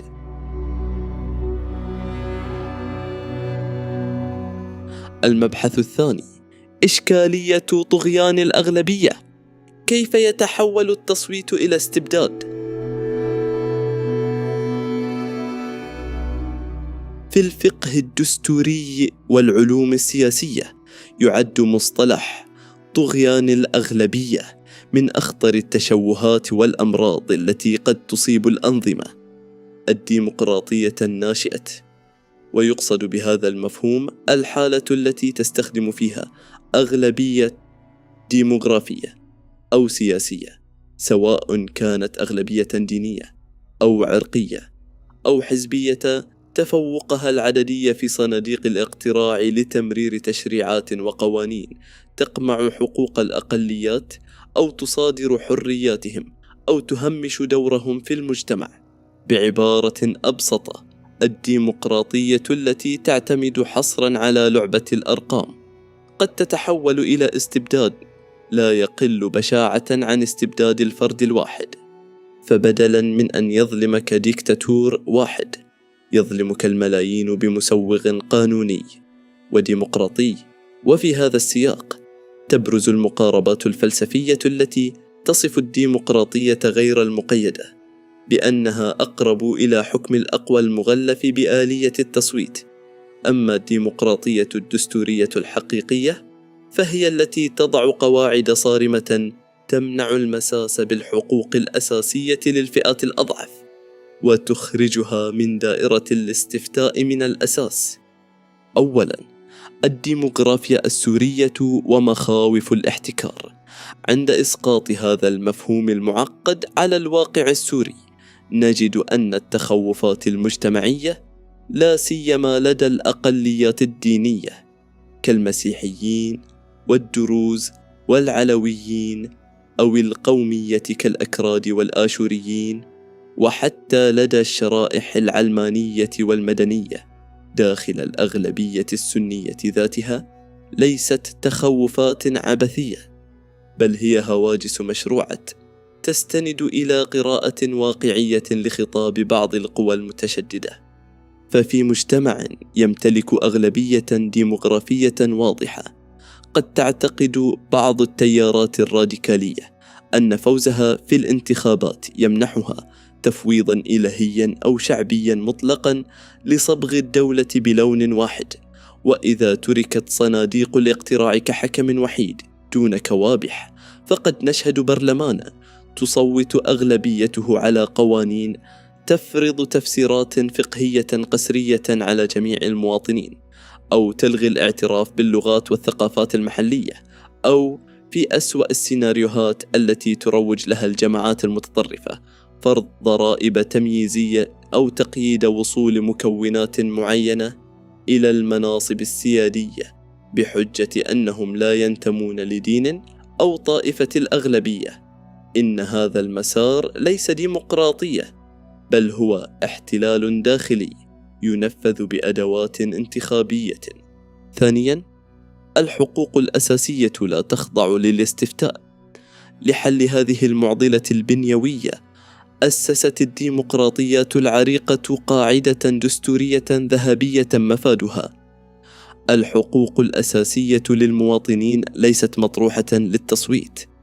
لا يجوز في أي دولة ديمقراطية حديثة أن يطرح حق المواطن في الحياة، أو حريته في الاعتقاد، أو حقه في التعبير، أو حقه في محاكمة عادلة، للاستفتاء الشعبي أو للتصويت البرلماني. فحتى لو أجمع 99% من الشعب على سلب حقوق 1% المتبقين، فإن الدستور المدني يتدخل بقوة لإبطال هذا الإجماع واعتباره غير دستوري. إن جوهر الديمقراطية يكمن في حماية الحلقة الأضعف في المجتمع من تسلط الحلقة الأقوى. ثالثاً، الضمانات الدستورية كوابح الاستبداد الانتخابي. لحماية سوريا المستقبل من الانزلاق نحو ديكتاتورية الأغلبية، يجب أن تترافق العملية الديمقراطية مع حزمة من الضمانات الهيكلية الصارمة. وثيقة الحقوق الأساسية يجب أن يتصدر الدستور السوري وثيقة واضحة وغير قابلة للمساس، تضمن الحريات الشخصية والمدنية والسياسية لجميع السوريين على قدم المساواة، وتحصن هذه الحقوق ضد أي تعديل برلماني مستقبلي. المحكمة الدستورية العليا حارسة العقد الاجتماعي. لا قيمة للنصوص الدستورية دون قضاء مستقل وشجاع. يجب تأسيس محكمة دستورية تمتلك الصلاحية المطلقة لإسقاط وإلغاء أي قانون يصدره البرلمان، حتى لو أقرته الأغلبية الساحقة، إذا كان هذا القانون يحمل شبهة تمييز أو ينتهك حقوق أي مكون سوري. اللامركزية السياسية. كما أسلفنا في الفصول السابقة، تساهم اللامركزية في تفتيت كتلة الأغلبية المركزية وتمنح الأقليات الجغرافية والثقافية مساحة آمنة لإدارة شؤونها وحماية هوياتها من الذوبان القسري في هوية المركز. خلاصة المبحث: إن صناديق الاقتراع هي مجرد أداة من أدوات الديمقراطية، وليست غايتها النهائية. الغاية الحقيقية هي بناء وطن يتسع للجميع ويحمي الجميع. عندما نرسخ في وعينا الجمعي أن الأغلبية العددية لا تمنح صكوكا لمصادرة حقوق الآخرين، وأن الاختلاف هو ثروة وطنية يحميها الدستور بقوة القانون، نكون قد خطونا الخطوة الأهم نحو تحطيم صنم الصندوق الأجوف والانتقال لبناء ديمقراطية تشاركية حقيقية تضمن الاستقرار المستدام لسوريا.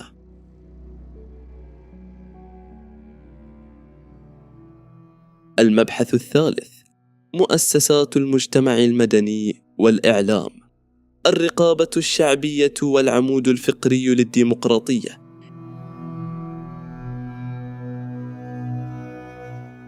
إذا كانت الانتخابات تمثل لحظة تفويض السلطة، وإذا كان الدستور يمثل الخريطة التي تحدد مسارها، فإن مؤسسات المجتمع المدني والإعلام المستقل يمثلان الجهاز المناعي الذي يحمي هذه المنظومة الديمقراطية من التآكل والانحراف بين مواسم الانتخابات. فالديمقراطية الحقيقية ليست ممارسة موسمية تنتهي بمجرد إغلاق صناديق الاقتراع، بل هي فعل يومي مستمر يعتمد على يقظة المجتمع وقدرته على مراقبة أداء من أوكل إليهم إدارة البلاد. أولاً، المجتمع المدني، الجسر الرابط ومصدات الاستبداد. تعرف مؤسسات المجتمع المدني في العلوم السياسية بأنها التنظيمات الطوعية المستقلة التي تملأ الفراغ بين الفرد والدولة. وتشمل هذه المؤسسات النقابات العمالية والاتحادات الطلابية والجمعيات الحقوقية والروابط المهنية والنوادي الثقافية. دورها الجوهري لا يقتصر على تقديم الخدمات، بل يتعداه إلى تنظيم جهود الأفراد وتوحيد أصواتهم لتشكيل قوة ضاغطة وموازنة لسلطة الحكومة. عند استقراء التجربة السورية خلال العقود الماضية، نجد أن السلطة الاستبدادية أدركت مبكراً الخطورة البالغة لهذه المؤسسات على استفرادها بالقرار. لذلك عمدت إلى استراتيجية الابتلاع والمصادرة، حيث تم تجريد النقابات كنقابات المحامين والمهندسين والعمال والاتحادات الطلابية من استقلاليتها، وألحقت قسراً بهياكل الحزب الحاكم أو الأجهزة الأمنية. فتحولت هذه الكيانات من رقيب يدافع عن حقوق المنتسبين إليها ويحاسب الحكومة إلى مجرد أدوات تعبئة تسبح بحمد السلطة وتقمع أي حراك مستقل داخل قطاعاتها. إن إعادة بناء سوريا ديمقراطية يشترط تحرير هذا الفضاء المدني بالكامل. يجب أن يكفل الدستور حرية تشكيل الجمعيات والنقابات دون أي وصاية أمنية أو حكومية، لتعود هذه المؤسسات للعب دورها كمصدات تحمي المواطن الأعزل من تغول السلطة التنفيذية، وتدربه عملياً على ممارسة الديمقراطية وإدارة الاختلاف داخل أروقتها. ثانياً، الإعلام المستقل، السلطة الرابعة وحارس الحقيقة. لا يمكن لأي مجتمع أن يمارس حقه الديمقراطي في الاختيار والمساءلة إذا كان محروماً من الوصول إلى المعلومات الحقيقية. من هنا يكتسب الإعلام المستقل لقبه المستحق كالسلطة الرابعة، فهو العين الساهرة التي تسلط الضوء على زوايا الفساد المظلمة والمنصة التي تضمن تنوع الآراء في النماذج غير الديمقراطية. وكما هو الحال في المشهد السوري الرسمي لعقود، تم احتكار الفضاء الإعلامي ليتحول إلى مجرد بوق دعاية يمارس التضليل الممنهج ويصنع واقعا افتراضي يمجد القيادة ويخون المعارضين. الديمقراطية الفعلية ترفض مفهوم وزارة الإعلام التي تملي على الصحفيين ما يكتبون، بل تتطلب سوقا إعلامية حرة وتعددية في القنوات والصحف، وحماية قانونية صارمة للصحافة الاستقصائية. عندما يعلم المسؤول السياسي أن هناك صحافة حرة قادرة على فضح تجاوزاته للرأي العام دون خوف من الاعتقال أو التغييب، فإن هذا يشكل الرادع الأقوى ضد الفساد والاستبداد. ثالثاً، المشاركة اليومية وتشكيل الرأي العام. تتضافر جهود المجتمع المدني والإعلام لتفعيل ما يعرف بالديمقراطية التشاركية من خلال التحقيقات الصحفية التي تكشف الخلل، والندوات الحقوقية التي تناقش القوانين، والاحتجاجات السلمية التي تنظمها النقابات. يتحول المواطن السوري من مجرد رقم انتخابي يستدعى كل 4 سنوات إلى شريك يومي في صنع السياسات العامة. هذا الحراك الدائم هو ما يخلق الرأي العام الواعي الذي يمثل المحكمة الشعبية الأقوى التي تخشاها الحكومات الديمقراطية وتسعى دائما لنيل رضاها. خلاصة المبحث: إن الرهان على الدستور والانتخابات وحدهما لا يكفي لحماية الدول من الانتكاسات السلطوية، فالمجتمعات التي تفتقر إلى نقابات قوية تدافع عن عمالها، وجمعيات حقوقية تحرس حرياتها، وصحافة حرة تنطق بالحقيقة، هي مجتمعات مكشوفة يسهل اختطاف إرادتها. إن تحرير الفضاء المدني والإعلام في سوريا ليس مجرد خطوة تكميلية، بل هو الضمانة الهيكلية التي ستحول الديمقراطية من نصوص قانونية جافة إلى أسلوب حياة وثقافة مجتمعية راسخة تقف سدًا منيعًا أمام أي محاولة لإعادة إنتاج الاستبداد.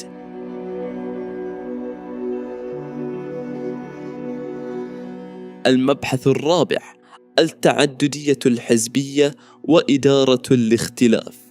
الخروج من عباءة الحزب القائد.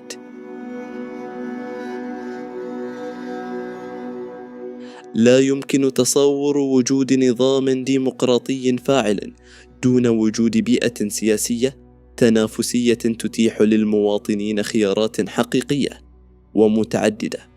فالديمقراطية في جوهرها الإجرائي هي سوق سياسية حرة تطرح فيها برامج ورؤى مختلفة لإدارة الدولة، ويترك للمواطن حق المفاضلة بينها. وبدون هذه التعددية الحزبية تتحول الانتخابات إلى مجرد استفتاء إجباري على الأمر الواقع، وتفرغ الديمقراطية من معناها الحقيقي. أولا، وهم التعددية وهيمنة الحزب القائد.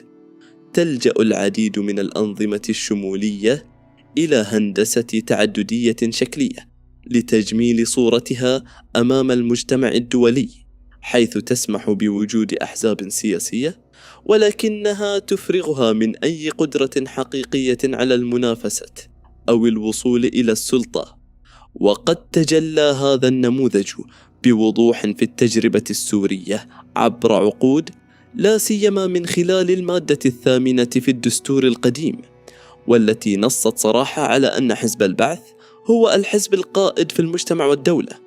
إن هذه المؤسسة الدستورية للاحتكار قد قتلت الحياة السياسية السورية من جذورها، فقد تحولت الأحزاب الأخرى إما إلى أحزاب محظورة يلاحق ويعتقل أعضاؤها بتهمة وهن عزيمة الأمة، أو إلى أحزاب ديكورية تم تدجينها وضمها ضمن إطار الجبهة الوطنية التقدمية ليقتصر دورها على التصفيق لقرارات الحزب الحاكم وإضفاء شرعية زائفة على احتكاره للسلطة.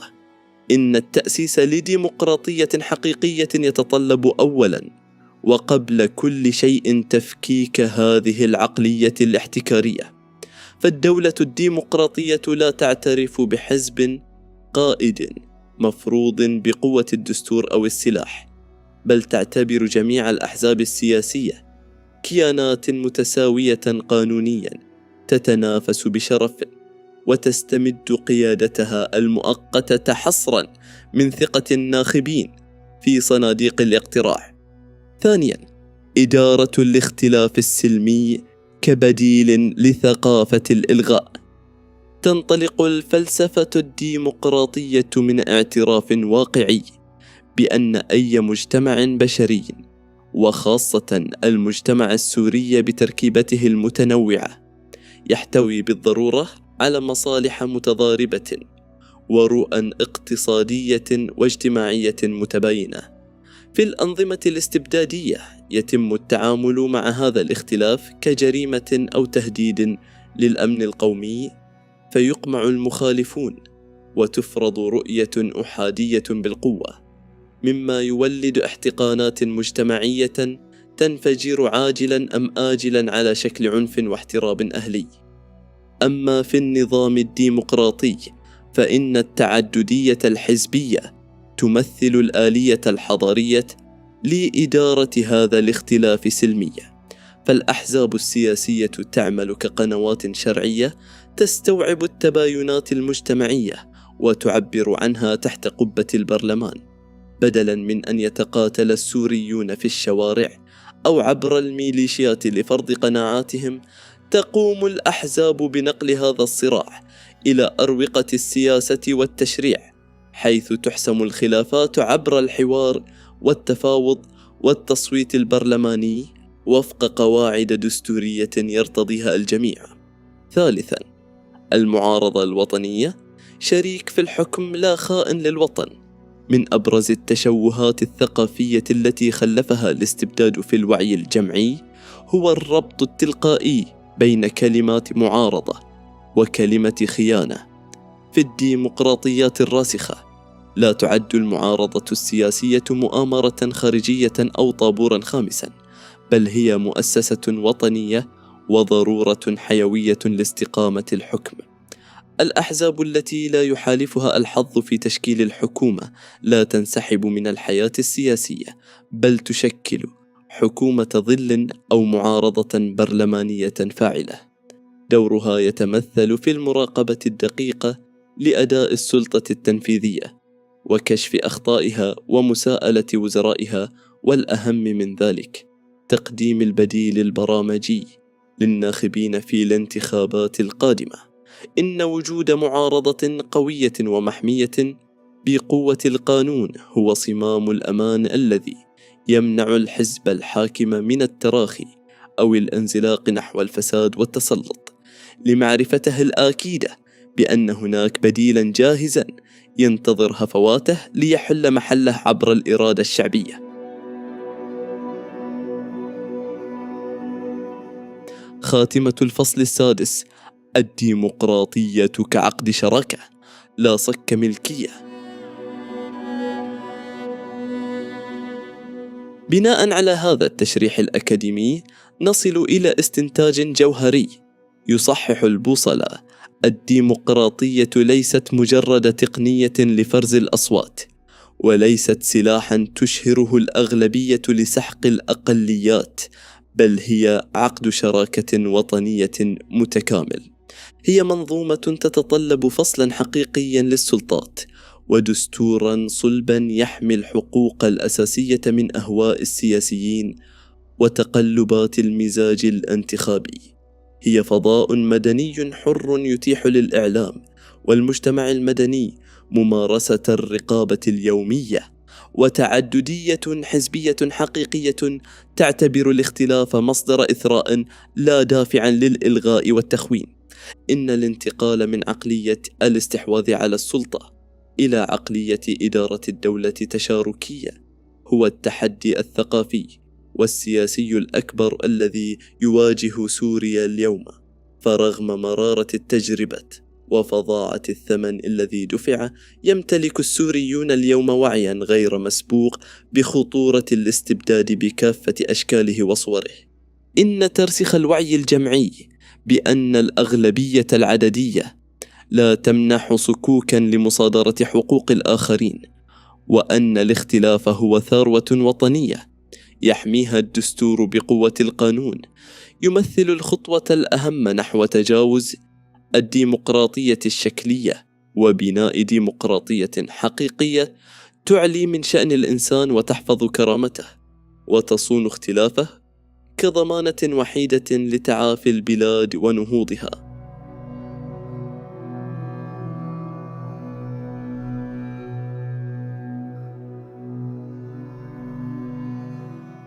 الفصل السابع: الحريات الفردية الليبرالية، جوهر الكرامة الإنسانية وحق الاختلاف. على نفسه وعلى جسده وعقله الفرد هو السيد المطلق. الفيلسوف الإنجليزي جون ستيوارت ميل من كتابه في الحرية.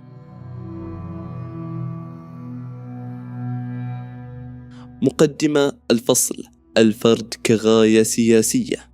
الحرية ليست رفاهية مؤجلة.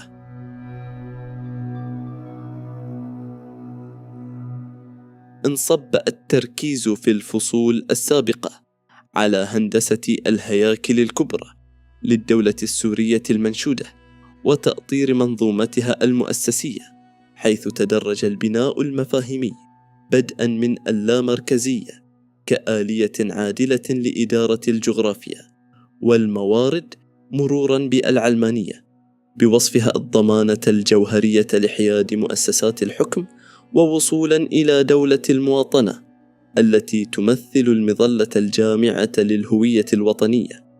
وقد تعزز هذا البنيان بتفكيك مفهوم المساواة كحجر أساس للعدالة وتكافؤ الفرص، ليتوج بالدولة المدنية كوعاء تنظيمي ينهي حقبة الاستبداد، والديمقراطية كعقد راسخ للشراكة الوطنية وإدارة التعددية. غير أن هذا البنيان المؤسسي والتشريعي الضخم يفقد معناه وقيمته الحقيقية إذا ما تم سحق اللبنة الأساسية التي يتكون منها المجتمع، ألا وهي الفرد، ويمثل إرساء استقلالية هذا الفرد الجسر الفكري الذي يربط الهياكل السياسية الكلية بالقضايا العضوية للمجتمع، مما يمهد الطريق منهجيا للتعاطي مع استحقاقات التنوع القومي وإدارة الاختلاف التي ستبحث لاحقا في سياق القضية الكردية، قبل أن تكتمل الرؤية بالاحتكام إلى الإطار العالمي الشامل لحقوق الإنسان. في الفصول الختامية غالبا ما يواجه أي طرح يتعلق بالحريات الفردية أو المنظومة الليبرالية الاجتماعية في أوقات الأزمات والتحولات الكبرى بذرائع التأجيل، حيث تبرز سرديات تدعي أن أولويات الأمن وإعادة الإعمار تسبق حقوق الفرد الشخصية. يمثل هذا المنطق خللاً بنيوي في فهم طبيعة الدولة، فالليبرالية والحريات الفردية ليست رفاهية سياسية أو ترفاً فكريا يمكن تأجيله، بل هي حق الفرد المطلق في امتلاك جسده وعقله وخياراته المستقلة دون الخضوع لقوالب استنساخية يفرضها الزعيم السياسي أو المرجع الديني أو الوصي الاجتماعي. عندما تسلب هذه الحرية يفرغ الكيان البشري من فاعليته، ويتحول المواطن إلى مجرد أداة مسلوبة الإرادة تعيش لإرضاء المجموع خوفا من الإقصاء. إن الكرامة الحقيقية لا تتأسس على امتثال الفرد لسطوة المجتمع وذوبانه فيه، بل تتجلى في حقه الأصيل في الاختلاف وقدرته على ممارسة قناعاته بصدق وشفافية تحت مظلة قانون يحمي كينونته المستقلة ولا يصادرها. المبحث الأول: تفكيك فوبيا الليبرالية، الرد على أوهام الانفلات والتغريب.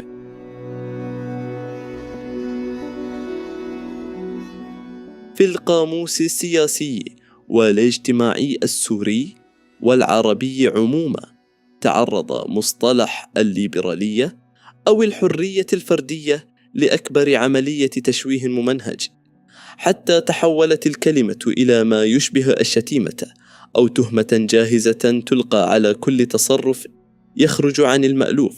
يوصم كل من يطالب بحريته بأنه منحرف، فاسق، عميل، أو متنكر لدينه وأصله.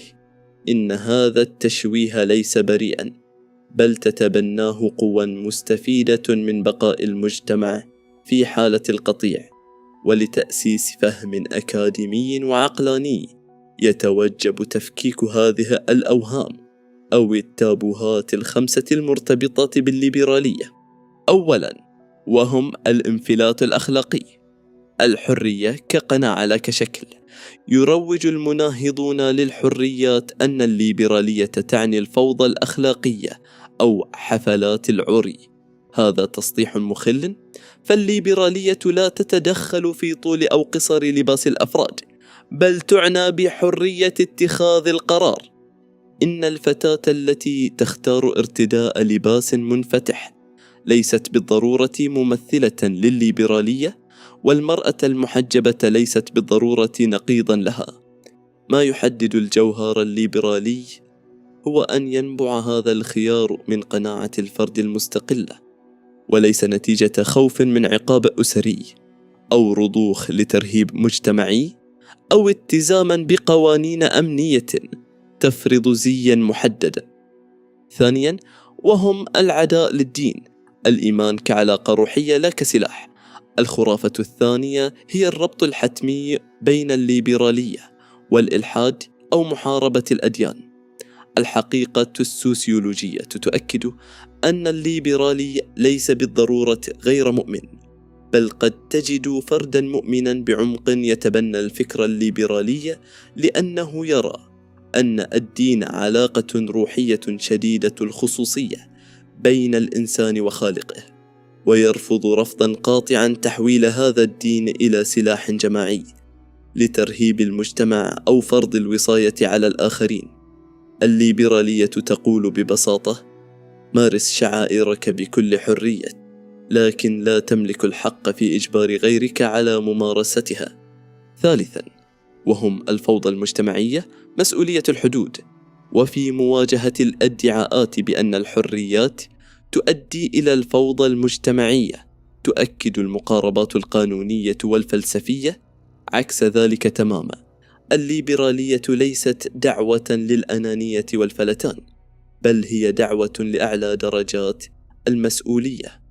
إن القاعدة الذهبية هنا تنص على أن حريتك الفردية تنتهي تماما عندما تتصادم مع حقوق أو حرية فرد آخر.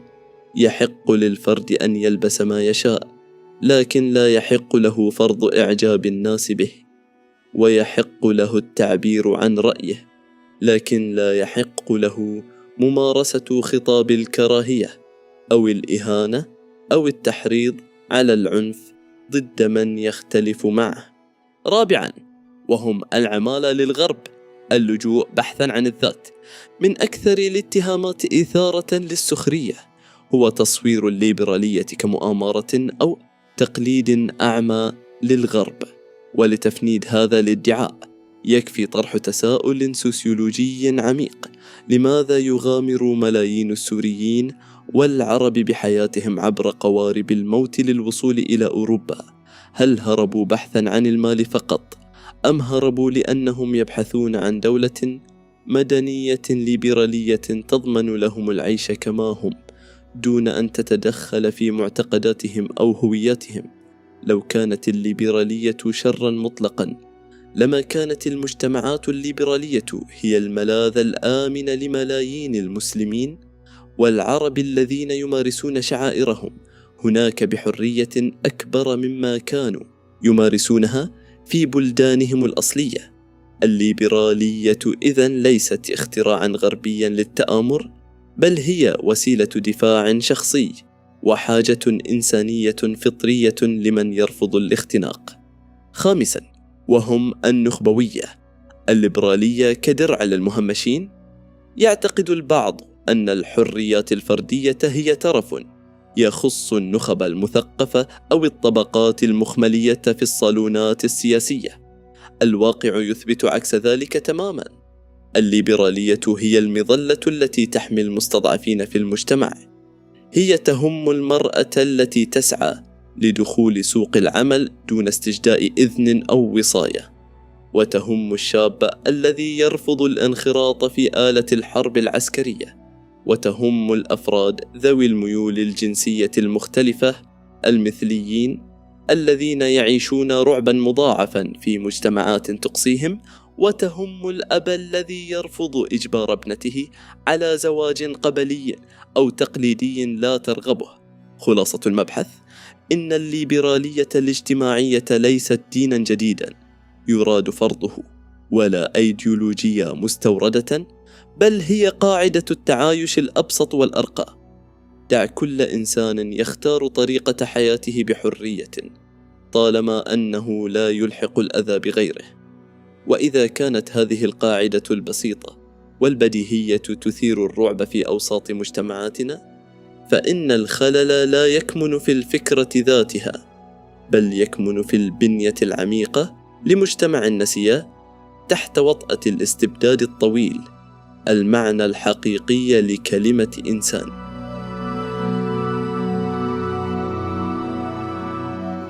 المبحث الثاني: ثالوث القمع، القانون، الدين والمجتمع. تداعيات الكبت النفسي.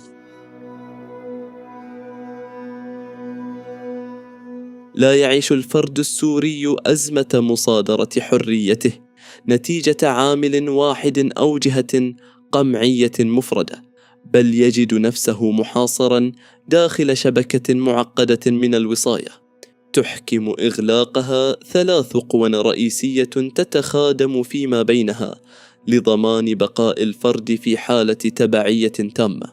يعرف هذا في التحليل السوسيولوجي بثالوث القمع، حيث يتقاطع استبداد السلطة بقوانينها مع وصاية المؤسسة الدينية بفتاواها، مع رقابة المجتمع بتقاليده لإنتاج فرد مسلوب الإرادة. أولاً، السلطة السياسية والقانونية. الدولة كرقيب أبوي. يبدأ طوق القمع من قمة الهرم، حيث لا تكتفي السلطة السياسية الدولة غير المدنية باحتكار القرار السياسي والاقتصادي، بل تمتد لتنصب نفسها وصياً أخلاقياً على الأفراد عبر ترسانة من القوانين الاستثنائية والمطاطة. تتدخل الأجهزة الأمنية في أخص خصوصيات الفرد، من تحديد نوع الكتب التي يحق له قراءتها إلى مراقبة تحركاته وتوجهاته الفكرية.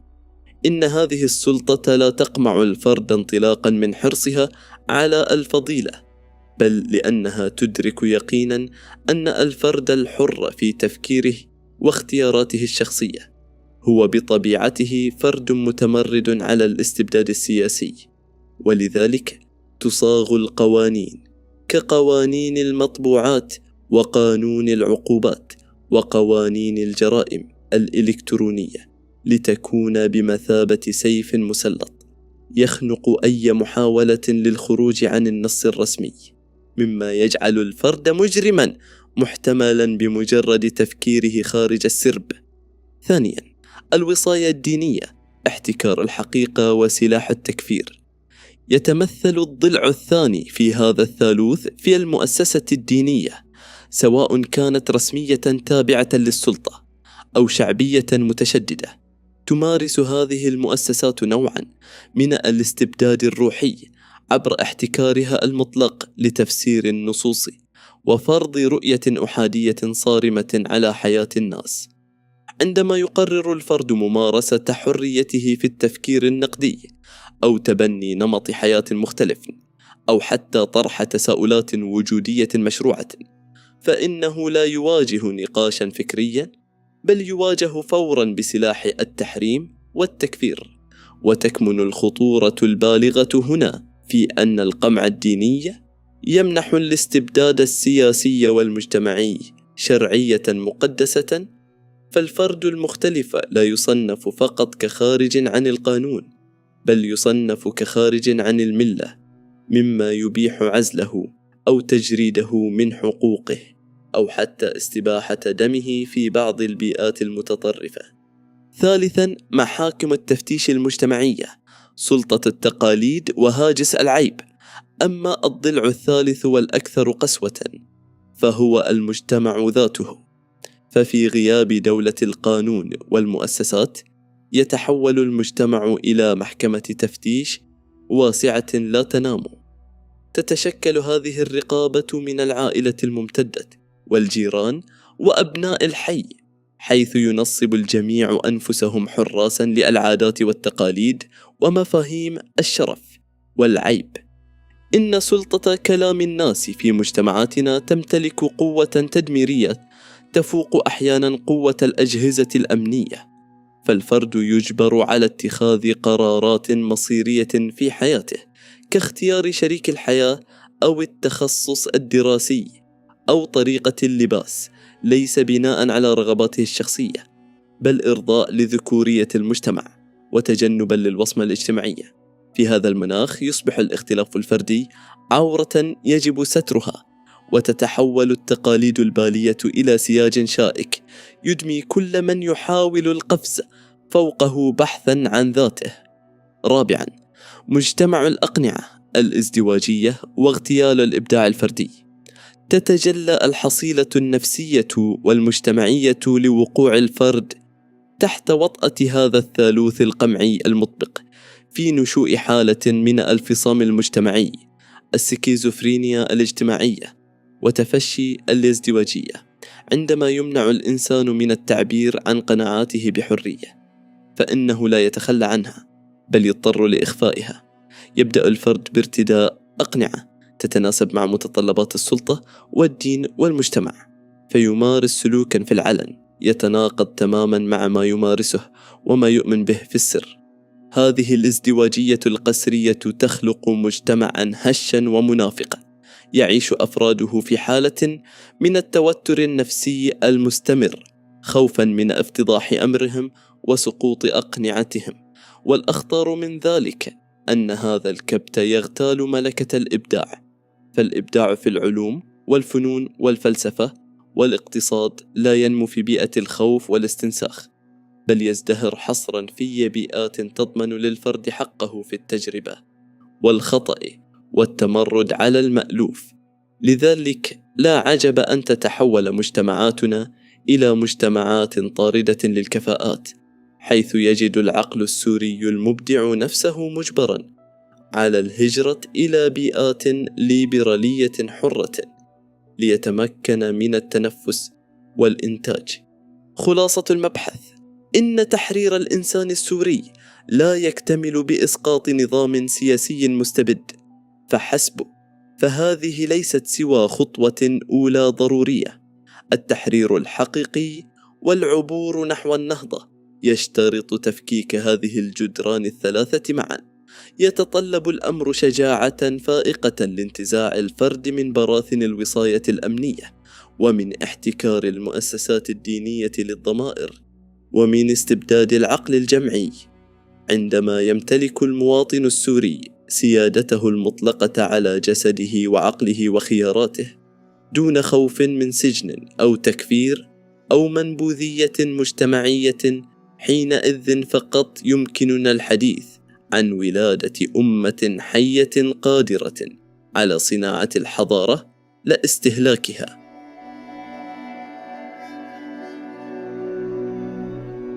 المبحث الثالث: حدود الحرية ومسؤولية الاختيار. الليبرالية بين الفوضى والالتزام المدني.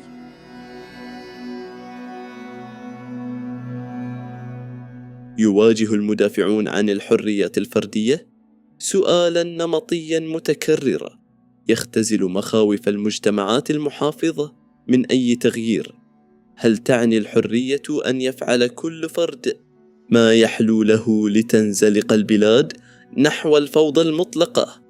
ينبع هذا التساؤل من خلط مفاهيمي عميق بين الحرية كمنظومة حقوقية مسؤولة، وبين العدمية أو الانفلات الغريزي الذي يرفض أي اتزام تجاه الآخرين. إن التأسيس لدولة حديثة يتطلب تفكيك هذا الخلط، وتبيان أن الليبرالية الاجتماعية لا تدعو إلى تقويض المجتمع، بل تسعى إلى إعادة تنظيمه على أسس متينة من الاحترام المتبادل والتعايش السلمي. أولاً، جدلية الحرية والأنانية، الانتقال من مركزية الذات إلى الشراكة. تشير القراءة الفلسفية المعمقة للفكر الليبرالي إلى أنه ليس بأي حال من الأحوال دعوة للأنانية أو التمركز حول الذات، بل هو في جوهره دعوة لأعلى درجات المسؤولية. يكمن الفارق الجوهري هنا في النظرة إلى الآخر، فالشخص الأناني ينظر إلى نفسه بوصفه مركز الكون، محاولا تسخير المجتمع لخدمة رغباته دون اكتراث لحقوق غيره. أما الفرد الليبرالي الحر فيدرك تماما أنه مجرد نقطة في بحر بشري واسع، ويؤمن إيمانا يقينيا بأن هذا البحر لا يمكن أن يكتمل أو يستقر دون احترام خصوصية ووجود كل نقطة فيه.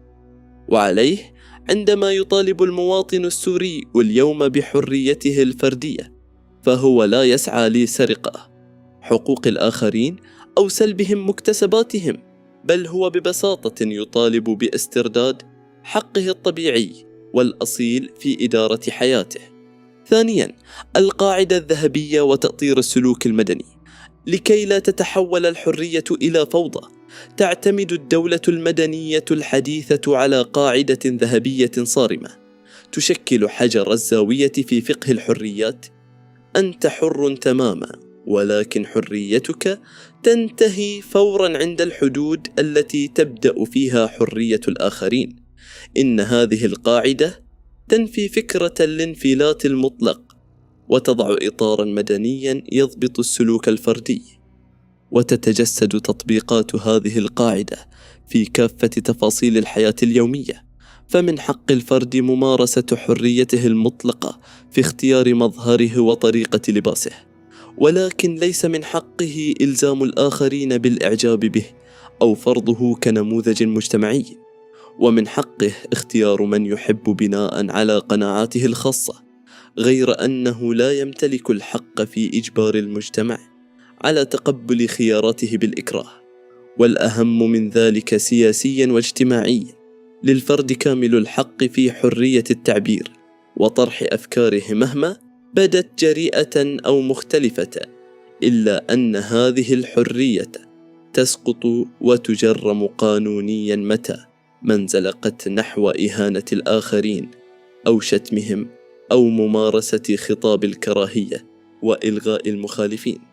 ثالثاً، الحرية كمؤسس للاحترام المتبادل. الخروج من مجتمع الأقنعة. يعتقد البعض أن منح الأفراد حرياتهم الشخصية سيؤدي حتماً إلى تمزيق النسيج الاجتماعي، إلا أن التحليل السوسيولوجي يثبت العكس تماماً. فالحرية لا تلغي قيمة الاحترام، بل هي التي تبنيه وتؤسس له على قواعد حقيقية غير مزيفة.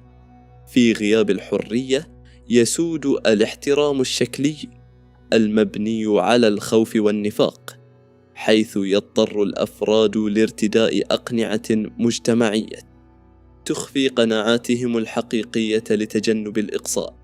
أما في البيئة الحرة فإن الفرد يقبل حقيقة أن الآخرين مختلفون عنه جذرياً، ويفرض عليه هذا القبول أن يتعايش معهم بسلام دون اللجوء إلى العنف أو الإكراه، حتى لو بدوا وكأنهم ينتمون إلى عوالم بعيدة ومتباينة ثقافياً.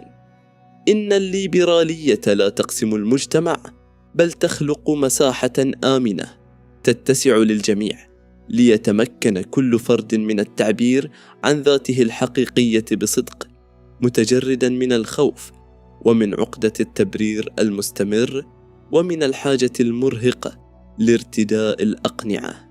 خلاصة المبحث: إن الهندسة الاجتماعية لدولة المواطنة تشترط إدراكا عميقا بأن الحرية الفردية ليست مرادفا للانفلات، بل هي اتزان مدني وأخلاقي يعترف بحق الاختلاف كقيمة عليا. وعندما يستبطن المواطن السوري هذه المعادلة الدقيقة بين حقه الشخصي غير القابل للتفاوض ومسؤوليته تجاه حقوق الآخرين، فإنه يضع حجر الأساس لمجتمع صلب، عصي على التمزق، وقادر على إدارة تنوعه الفكري والثقافي بأرقى آليات التعايش الإنساني.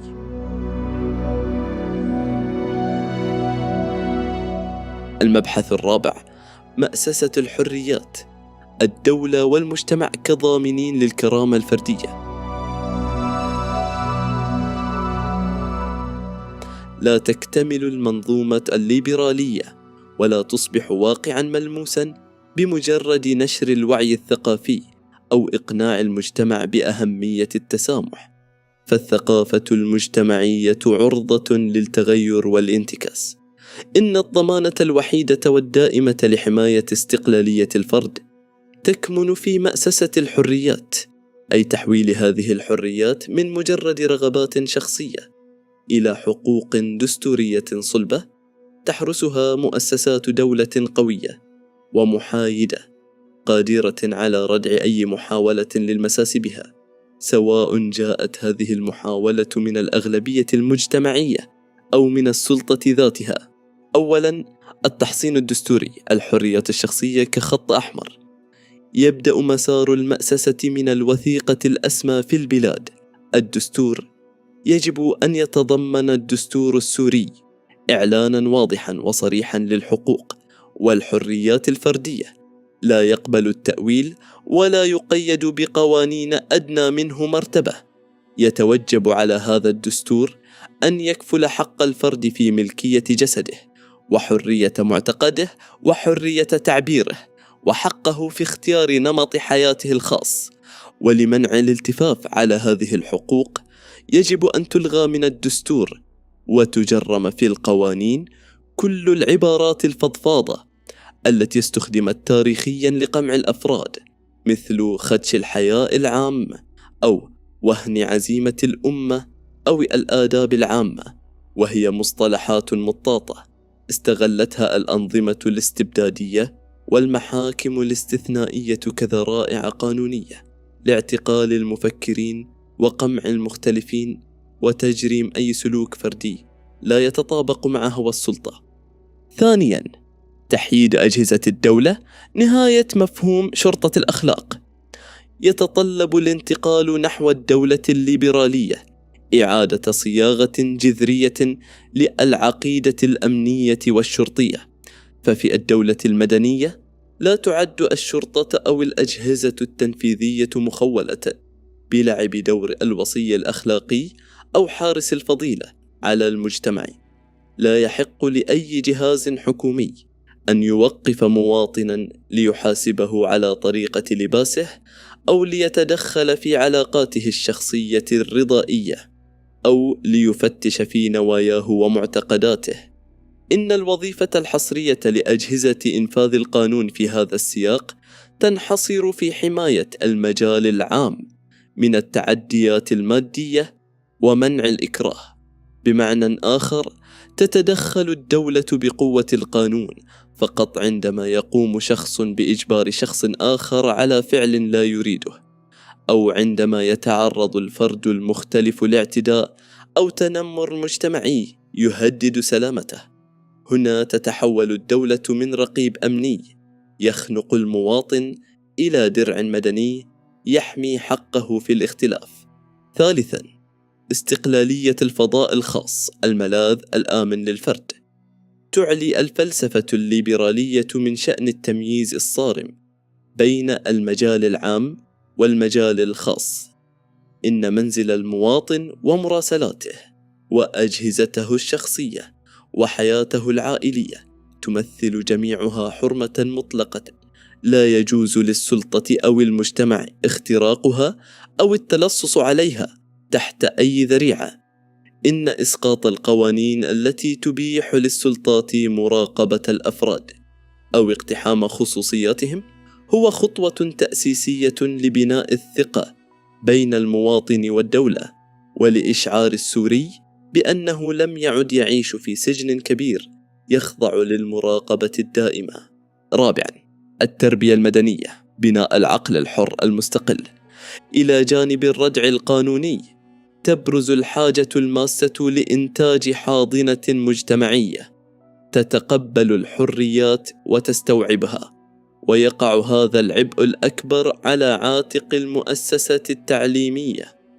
يجب أن تنتقل المناهج الدراسية من التلقين الأعمى وصناعة القوالب المكررة إلى مناهج تركز على التفكير النقدي، وتعليم الطفل منذ نعومة أظفاره أن قيمته الإنسانية تنبع من تفرده، وأن اختلاف زملائه عنه في الشكل أو الفكر أو المعتقد ليس مبرراً لنبذهم، بل هو طبيعة الحياة. إن جيلاً يتربى على فكرة احترام سيادة الفرد على ذاته هو الجيل الوحيد القادر على حماية الديمقراطية من الانزلاق نحو الشمولية. خاتمة الفصل السابع: الحرية كمعيار نهائي لنجاح المشروع الوطني. في المحصلة الختامية لهذا الفصل يمكننا الجزم بأن الحريات الفردية تمثل الاختبار الحقيقي والأكثر قسوة لمدى نجاح وعمق أي تحول ديمقراطي ومدني في سوريا. لقد بنينا في الفصول السابقة هياكل لا مركزية وعلمانية ومؤسسات ديمقراطية لضمان عدم طغيان فئة على أخرى، غير أن كل تلك الهياكل ستتحول إلى مجرد آلات صماء إذا لم تكن غايتها النهائية هي تحرير الإنسان. إن الدولة التي تنجح في كتابة دساتير مثالية وتجري انتخابات شفافة، لكنها تفشل في حماية شاب قرر أن يعتنق فكرا مختلفا، أو امرأة قررت التمرد على قوالب القبيلة، أو مواطن اختار نمط حياة لا يعجب الأغلبية، هي دولة تعيد إنتاج الاستبداد ولكن بوجوه وأدوات جديدة. إن الحرية الفردية هي الروح التي تمنع الديمقراطية من التحول إلى طغيان للأغلبية، وهي التي تمنع العلمانية من التحول إلى إلحاد قسري، وهي التي تمنع المواطنة من أن تصبح مجرد رقم في سجلات الدولة. عندما يمتلك الفرد السوري شجاعة كسر أصنام التقاليد البالية، وعندما تتخلى السلطة والمجتمع عن عقدة الوصاية، ستولد الإرادة الحرة، ومن رحم هذه الإرادة الحرة وحدها يخلق الإبداع وتبنى الحضارات وتنهض الأوطان التي تليق بكرامة أبنائها.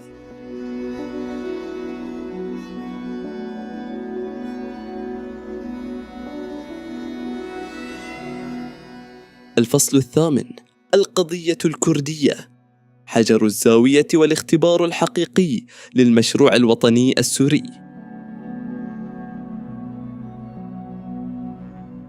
نحن لا نناضل من أجل سلب حقوق أو معاداة أي قومية أخرى، بل نناضل فقط لكي لا تسلب حقوقنا ولنعيش شركاء أحرارا ومتساوين على أرضنا. القائد التاريخي ملا مصطفى بارزاني. مقدمة الفصل: تفكيك العقدة التأسيسية، العبور من الإنكار إلى الشراكة الأصيلة. انصب الجهد المعرفي والتحليلي طوال الفصول السابقة على هندسة البنيان النظري والمؤسسي لسوريا المستقبل، فبدأنا بتفكيك مركزية السلطة لصالح اللامركزية كآلية عادلة لإدارة التنوع، وأرسينا دعائم العلمانية لضمان حياد الدولة، وأسسنا لدولة المواطنة والمساواة كإطار حقوقي جامع، ثم انتقلنا إلى هيكلة الحكم عبر الدولة المدنية وتكريس الديمقراطية كعقد للشراكة الوطنية وإدارة الاختلاف، وتتويج ذلك كله بالحريات الفردية كضمانة لكرامة الإنسان وحقه المطلق في تقرير مصيره، غير أن هذا المعمار السياسي والدستوري الضخم مهما بلغ من رصانة نظرية وإحكام أكاديمي يظل مجرد حبر على ورق وهيكلا مفرغا من روحه إذا ما اصطدم وتكسر عند عتبة التحدي الأكبر والأكثر حساسية في الجسد السوري.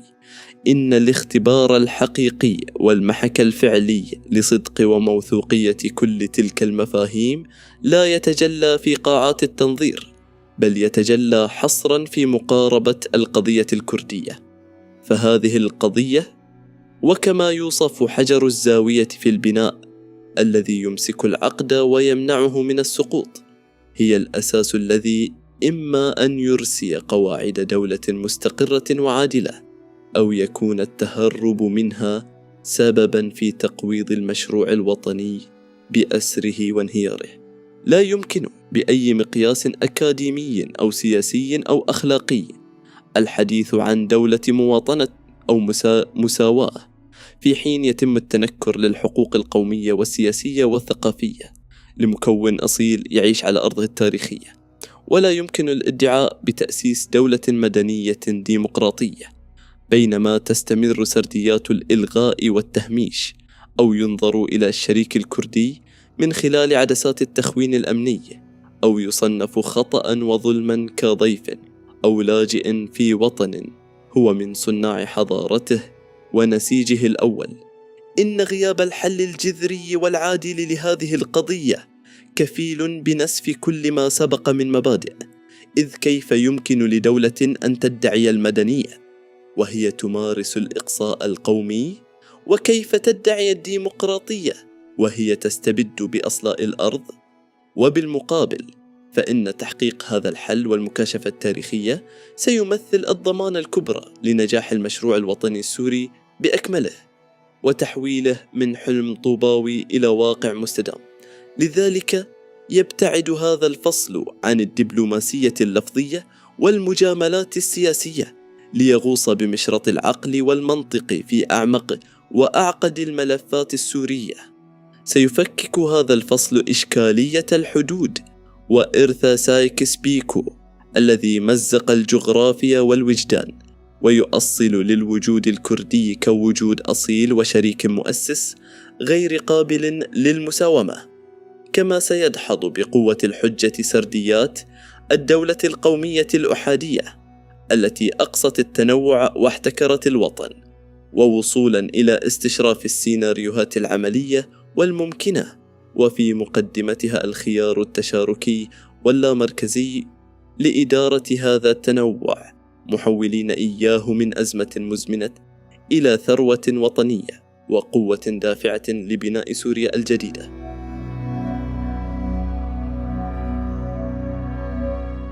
المبحث الأول: التأصيل التاريخي وإشكالية الحدود، جرح سايكس بيكو وحقيقة الوجود الأصيل. لفهم أبعاد القضية الكردية في السياق السوري فهما أكاديميا مجردا من الانفعالات القومية، تبرز الضرورة للعودة إلى الجذور التأسيسية للمنطقة وتفكيك السرديات المشوهة التي طالما روجتها الأنظمة المتعاقبة. إن الخطوة الأولى نحو بناء شراكة وطنية حقيقية تبدأ بالاعتراف بالحقائق التاريخية والتخلص من العقلية الإنكارية التي حاولت طمس هوية مكون رئيسي وأصيل. أولا، صدمة الجغرافيا السياسية، خرافة الحدود المقدسة. لا يمكن مقاربة القضية الكردية دون الوقوف عند الزلزال الجيوسياسي الذي ضرب المنطقة أوائل القرن العشرين، والمتمثل في اتفاقية سايكس بيكو، إن الحدود السياسية الحالية لدول الشرق الأوسط بما فيها سوريا ليست حدوداً طبيعية تشكلت عبر تطور ديموغرافي أو ثقافي متجانس، بل هي خطوط مصطنعة رسمها المستعمر بالمسطرة والقلم وفقاً لمصالحه الاستراتيجية والاقتصادية، متجاهلاً تماماً الخرائط البشرية والقومية القائمة. لقد كان الشعب الكردي هو الضحية الكبرى لهذه الهندسة الاستعمارية، حيث تم تمزيق الجغرافيا الكردية المتصلة وتوزيع أبناء الأمة الواحدة بين عدة دول حديثة النشأة: تركيا، إيران، العراق وسوريا. وبدلاً من أن تعترف هذه الدول الناشئة بمسؤوليتها عن استيعاب هذا التنوع واحترامه، تعاطت مع الكرد بوصفهم مشكلة أمنية أو خطراً يجب ترويضه. إن إدراك هذه الحقيقة التاريخية ينسف فكرة قدسية الحدود الحالية، ويضعنا أمام استنتاج سياسي صارم: إن الدولة السورية بحدودها الراهنة هي كيان سياسي حديث وجد ليضم شعوباً أصيلة كانت تعيش على هذه الأرض قبل أن يرسم خط الحدود وقبل أن تسمى الدولة بهذا الاسم. ثانياً، الوجود الكردي كحقيقة أصيلة تفنيد سردية الضيوف واللاجئين. استندت الأنظمة الاستبدادية والقومية الأحادية في سوريا إلى استراتيجية منهجية لتزوير التاريخ الديموغرافي، فسوقت سردية عنصرية تصنف الكرد على أنهم مهاجرون أو لاجئون قدموا من دول الجوار هربا من البطش، وأنهم مجرد ضيوف على الجغرافيا السورية.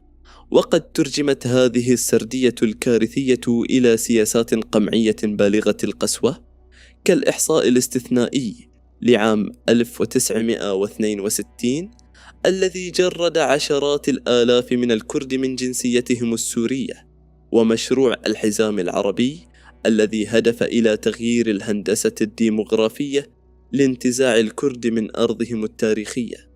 إن البحث الأكاديمي والتاريخي الموضوعي يدحض هذه السردية من جذورها. الكرد في سوريا ليسوا جالية وافدة ولا أقلية طارئة تبحث عن مأوى، بل هم سكان أصليون يعيشون على أرضهم التاريخية المتجذرة في شمال وشمال شرق الجغرافيا التي أطلق عليها لاحقا اسم سوريا.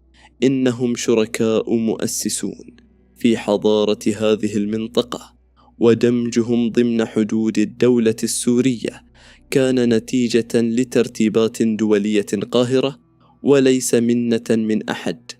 الاعتراف بهذه الأصالة هو المدخل الإلزامي الوحيد لإسقاط عقلية صاحب البيت والضيف واستبدالها بعقلية الشركاء المتساوين في ملكية الوطن. ثالثاً، التسوية الجيوسياسية المرة، الشراكة كخيار سياسي لا خضوع قومياً من منظور الحق الطبيعي وحق تقرير المصير. يمتلك الشعب الكردي كأي أمة أخرى على وجه الأرض الحق الأخلاقي والسياسي في السعي نحو توحيد جغرافيته الممزقة وبناء كيانه القومي المستقل، بعيداً عن سياسات الصهر والإلغاء التي مورست بحقه من قبل الأنظمة الحاكمة في دمشق وبغداد وأنقرة وطهران. ومع ذلك، وعند الاحتكام إلى لغة الواقعية السياسية والمعطيات الدولية الراهنة، تتجسد مقاربة بالغة الأهمية. إذا ما اختار الكرد أو فرضت عليهم التوازنات الدولية الاستمرار في العيش ضمن إطار الدولة السورية الحالية، فإن هذا البقاء لا يمكن ولا يجوز أن يفهم على أنه خضوع لسيادة قومية أحادية عربية، بل يجب أن يفهم على أنه تسوية سياسية كبرى وتنازل تاريخي من قبل الكرد لبناء مستقبل مشترك. هذه التسوية تفرض استحقاقا وجودية على الدولة السورية ذاتها، فلا يمكن للكرد أن يقبلوا بالبقاء ضمن جغرافيا مقسمة ومصطنعة إلا إذا تحولت هذه الجغرافيا إلى مساحة آمنة وعادلة تحترم هويتهم بالكامل. بعبارة أخرى، لا توجد أي قوة أخلاقية تلزم الكرد بالبقاء في دولة تصر على تعريف نفسها بأنها الجمهورية العربية السورية حصرا، وتلغي وجودهم من الدستور وتمنع لغتهم وتصادر ثقافتهم. إن شروط هذه الشراكة واضحة: إذا أردتم الحفاظ على وحدة هذه الجغرافيا المصطنعة، فعليكم ببناء نظام سياسي يستوعب الجميع ولا يفرض هوية المنتصر الاستعماري أو الأغلبية الديمغرافية على الشركاء الأصليين. خلاصة المبحث: إن تفكيك عقدة الحدود وإعادة قراءة التاريخ بشجاعة يضعنا أمام حقيقة لا مفر منها. سوريا لا تملك الكرد، بل الكرد هم جزء من ملاك سوريا. إن تجاوز مرارة التقسيم وتاريخ الإقصاء لن يتم عبر فرض أخوة قسرية أو عبر شعارات وطنية جوفاء تتلى في المدارس الرسمية الموجهة، بل يتحقق فقط عندما تعترف الدولة بكيانها كدولة متعددة القوميات والثقافات، وتتخلى نهائيا عن أوهام الصهر القومي.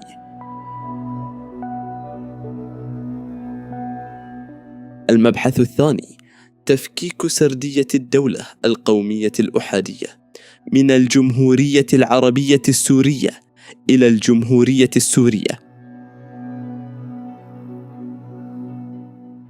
إن استيعاب حقيقة الوجود الكردي الأصيل لا يكتمل بمجرد الاعتراف الشفهي أو التسامح الاجتماعي، بل يتطلب ترجمة هيكلية ودستورية تنهي عقودا من سياسات الصهر القومي.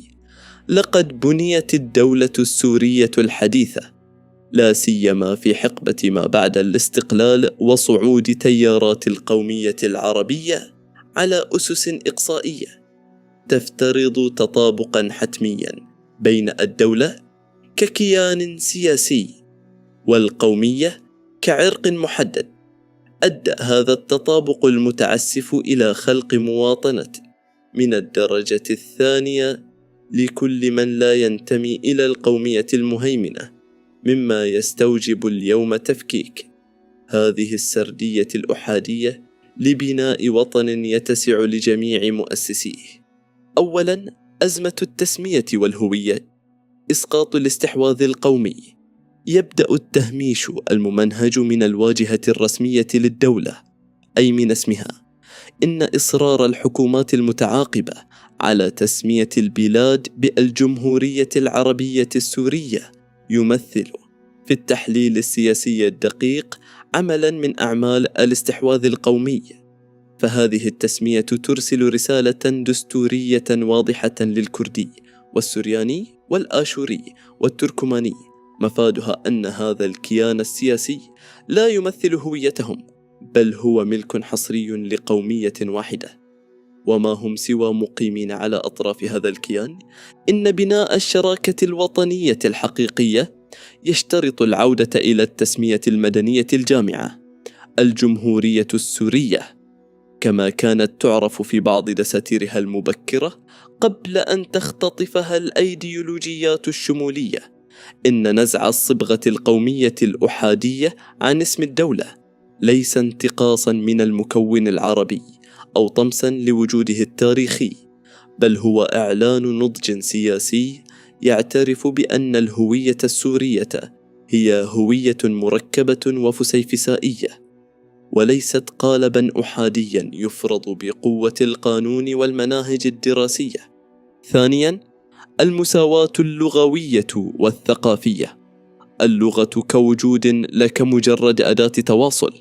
تعد اللغة الملمح الأبرز والأكثر عمقا في هوية أي شعب. وفي سوريا لم تعامل اللغة الكردية كلغة وطنية شريكة، بل عُملت كتهديد أمني يجب استئصاله. منعت الأسماء الكردية وحظرت المطبوعات، وعوقب من يتحدث بها في الدوائر الرسمية. إن الدولة المدنية العادلة ترفض منطق المنة أو التسامح في التعاطي مع ثقافة أصيلة. الحق الثقافي لا يستجدى، بل ينتزع ويكرس دستوريا، وهذا يعني الإقرار باللغة الكردية كلغة رسمية ثانية في البلاد، لا سيما في المناطق ذات الكثافة الكردية. يمتد هذا الإقرار ليشمل الحق في إنشاء جامعات ومؤسسات تعليمية تعتمد اللغة الكردية كأساس للتدريس. إضافة إلى ذلك، يجب أن تكفل الدولة حماية التراث الكردي والاعتراف بأعياده القومية كعيد النوروز كأعياد وطنية سورية تحتفى بها على امتداد الجغرافية، مما يطرح إشكالية بديهية حول كيفية اعتبار ثقافة شريك أصيل بلغته وأعياده خطراً على الشريك الآخر إلا إذا كانت الغاية هي الهيمنة والإلغاء. ثالثاً، الرموز الوطنية، العلم والنشيد وتأسيس العقد الجديد. تشكل الرموز الوطنية العلم والنشيد الوطني التجسيد البصري والسمعي للعقد الاجتماعي الذي يربط المواطنين بدولتهم. عندما يشعر مكون رئيسي كالكرد في سوريا أن هذه الرموز لا تعكس وجودهم بل تمثل حقبة من القمع والتعريب القسري، فإن هذه الرموز تفقد قيمتها الجامعة وتتحول إلى أدوات لفرض الهيمنة. إن الشراكة الحقيقية تقتضي شجاعة سياسية لإعادة النظر في هذه الرموز، وتطرح الواقعية السياسية في هذا السياق مسارين للحل: المسار الاندماجي، رموز جديدة جامعة، التوافق على علم جديد ونشيد وطني جديد خال من أي حمولة أيديولوجية أو قومية إقصائية، بحيث يعكس التنوع السوري ويمثل انطلاقة حقيقية لجمهورية سورية جديدة يرى فيها كل مواطن، عربيا كان أم كرديا، انعكاسا لذاته وثقافته. مسار اللامركزية الرمزية، إذا ما تعذر الاتفاق على رمز وطني واحد يرضي الجميع، فإن الأنظمة الفيدرالية واللامركزية المتقدمة تكفل للمكونات والأقاليم الحق الدستوري في اتخاذ رموزها الخاصة: علم محلي، نشيد محلي، إلى جانب الرمز الوطني الفيدرالي، تعبيراً عن الاعتزاز بالهوية الخاصة ضمن إطار الكيان الموحد المشترك. خلاصة المبحث: إن تفكيك سردية الدولة القومية الأحادية هو الممر الإلزامي لبناء دولة المواطنة. لا يمكن مطالبة الكرد بالانتماء الكامل لدولة لا تعترف بوجودهم في اسمها، وتخنق لغتهم في مؤسساتها، وترفع فوقهم رايات لا تمثلهم. إن المساواة الجوهرية تتطلب قطيعة نهائية مع عقلية المركز والأطراف والأكثرية المهيمنة والأقلية التابعة، لصالح عقلية الشراكة التي تعتبر أن التنازل عن الاستحواذ القومي هو الثمن العادل والوحيد للحفاظ على البنية الكلية للدولة. المبحث الثالث: الحل الهيكلي، الفيدرالية أو اللامركزية السياسية كضمانة للتعايش.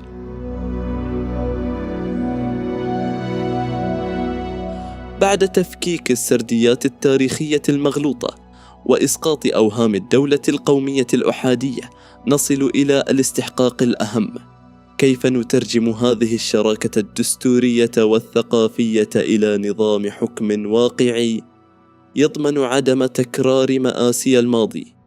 إن الإجابة الأكاديمية والسياسية المباشرة والتي تتوافق مع معطيات الجغرافيا والديموغرافيا السورية، تتلخص في التخلي النهائي عن الدولة المركزية الشديدة والانتقال نحو هيكل اتحادي فيدرالي أو لا مركزي سياسي واسع الصلاحيات. أولا، تجاوز فوبيا التقسيم. الفيدرالية كصمام أمان للوحدة لطالما استخدمت الأنظمة المركزية في الشرق الأوسط فزاعة التقسيم لشيطنة أي مطالبة كردية باللامركزية أو الفيدرالية. تم تصوير الفيدرالية في الوعي الجمعي المشوه على أنها مؤامرة لتمزيق الدولة، في حين أن الفقه الدستوري وتجارب الأمم المتقدمة تثبت العكس تماما. الفيدرالية ليست خطوة نحو الانفصال، بل هي في حقيقتها علاج وقائي يمنع الانفصال. عندما تدرك المكونات القومية والثقافية كالكرد في سوريا أنها تتمتع بحكم ذاتي حقيقي يدير شؤونها المحلية ويحمي لغتها ويضمن شراكتها العادلة في ثروات منطقتها، فإن دافعها للتمرد أو الانفصال يتلاشى، ويتحول ولاؤها طوعا نحو الكيان الاتحادي الكبير الذي يحمي هذه المكتسبات. إنما يمزق الدول فعليا ليس الفيدرالية، بل هو المركزية القمعية التي تحاول حشر مجتمعات متنوعة في قالب واحد بقوة الحديد والنار. ثانيا، استنساخ النجاح البشري. النموذج السويسري كدليل عملي لا يتطلب اجتراح الحل للقضية الكردية في سوريا اختراع العجلة من جديد، بل يتطلب شجاعة سياسية للاستفادة من النماذج الإنسانية الناجحة في إدارة التنوع. وتبرز سويسرا كأحد أرقى وأنجح النماذج العالمية في هذا السياق. تضم سويسرا 4 لغات رسمية: الألمانية والفرنسية والإيطالية والرومانشية، وقوميات وثقافات متباينة.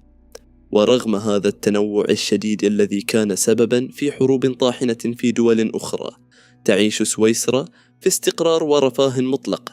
السر يكمن في النظام الاتحادي، الكنتونات، حيث يدير كل إقليم شؤونه بلغته وثقافته الخاصة، مع البقاء ضمن إطار الدولة السويسرية الواحدة القوية، مما يثير التساؤل حول أسباب استعصاء إدارة التنوع اللغوي والقومي في سوريا، والذي يعد أقل تعقيدا من الحالة السويسرية أو جعله مبررا لاستمرار النزاعات.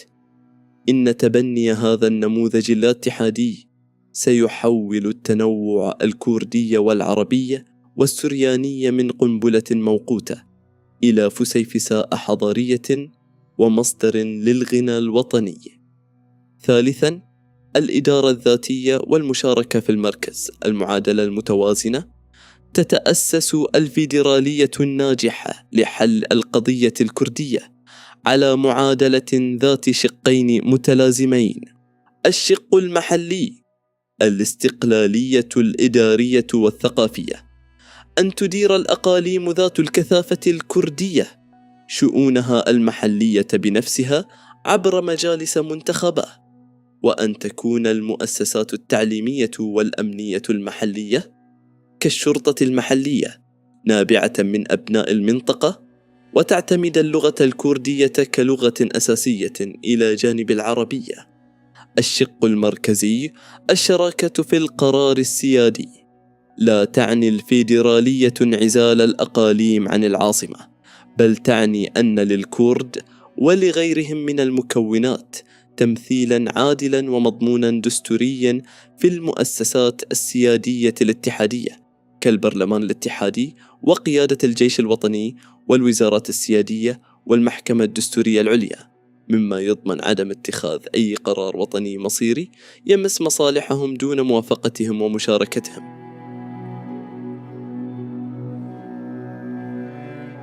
خاتمة الفصل 8: خلاصة الرؤية السياسية لسوريا المستقبل. لا يمكن قراءة القضية الكردية بوصفها ملفا ثانويا أو مشكلة جغرافية على أطراف البلاد يمكن تأجيلها. إنها العصب الحساس والمدخل الإلزامي لبناء الجمهورية الجديدة. إذا أردنا لسوريا أن تبقى ضمن حدودها الراهنة، فلا مناص من تقديم تنازلات سيادية متبادلة تؤسس لشراكة اختيارية متحررة من عقد المستعمر وإرث الاستبداد القومي. وبهذا الفصل المركزي تكتمل أركان الرؤية السياسية والفكرية التي أسسنا لها عبر صفحات هذا الكتاب، والتي سعينا من خلالها للإجابة عن السؤال الوجودي: سوريا المستقبل كيف يجب أن تكون؟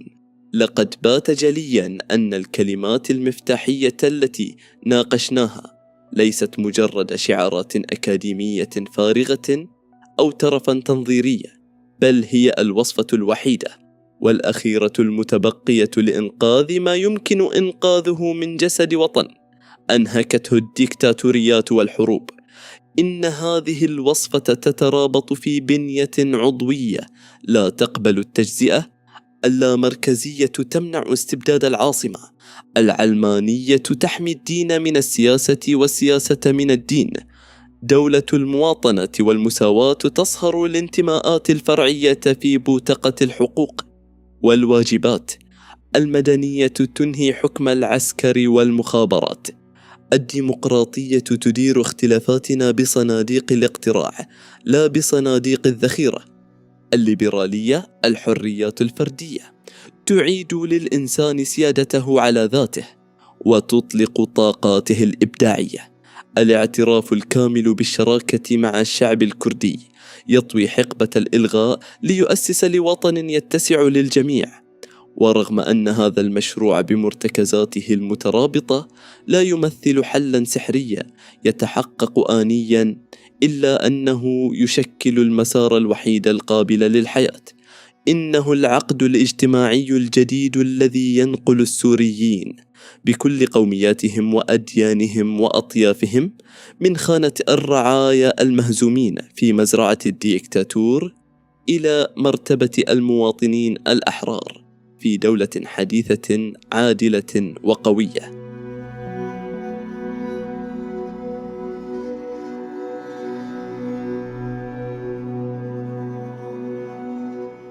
الفصل 9: حقوق الإنسان، المظلة الجامعة من الحبر الدولي إلى الإرادة الوطنية. تصرف دائما بحيث تعامل الإنسانية في شخصك كما في شخص غيرك كغاية في حد ذاتها وليس كمجرد وسيلة أبدا. الفيلسوف الألماني إيمانويل كانت.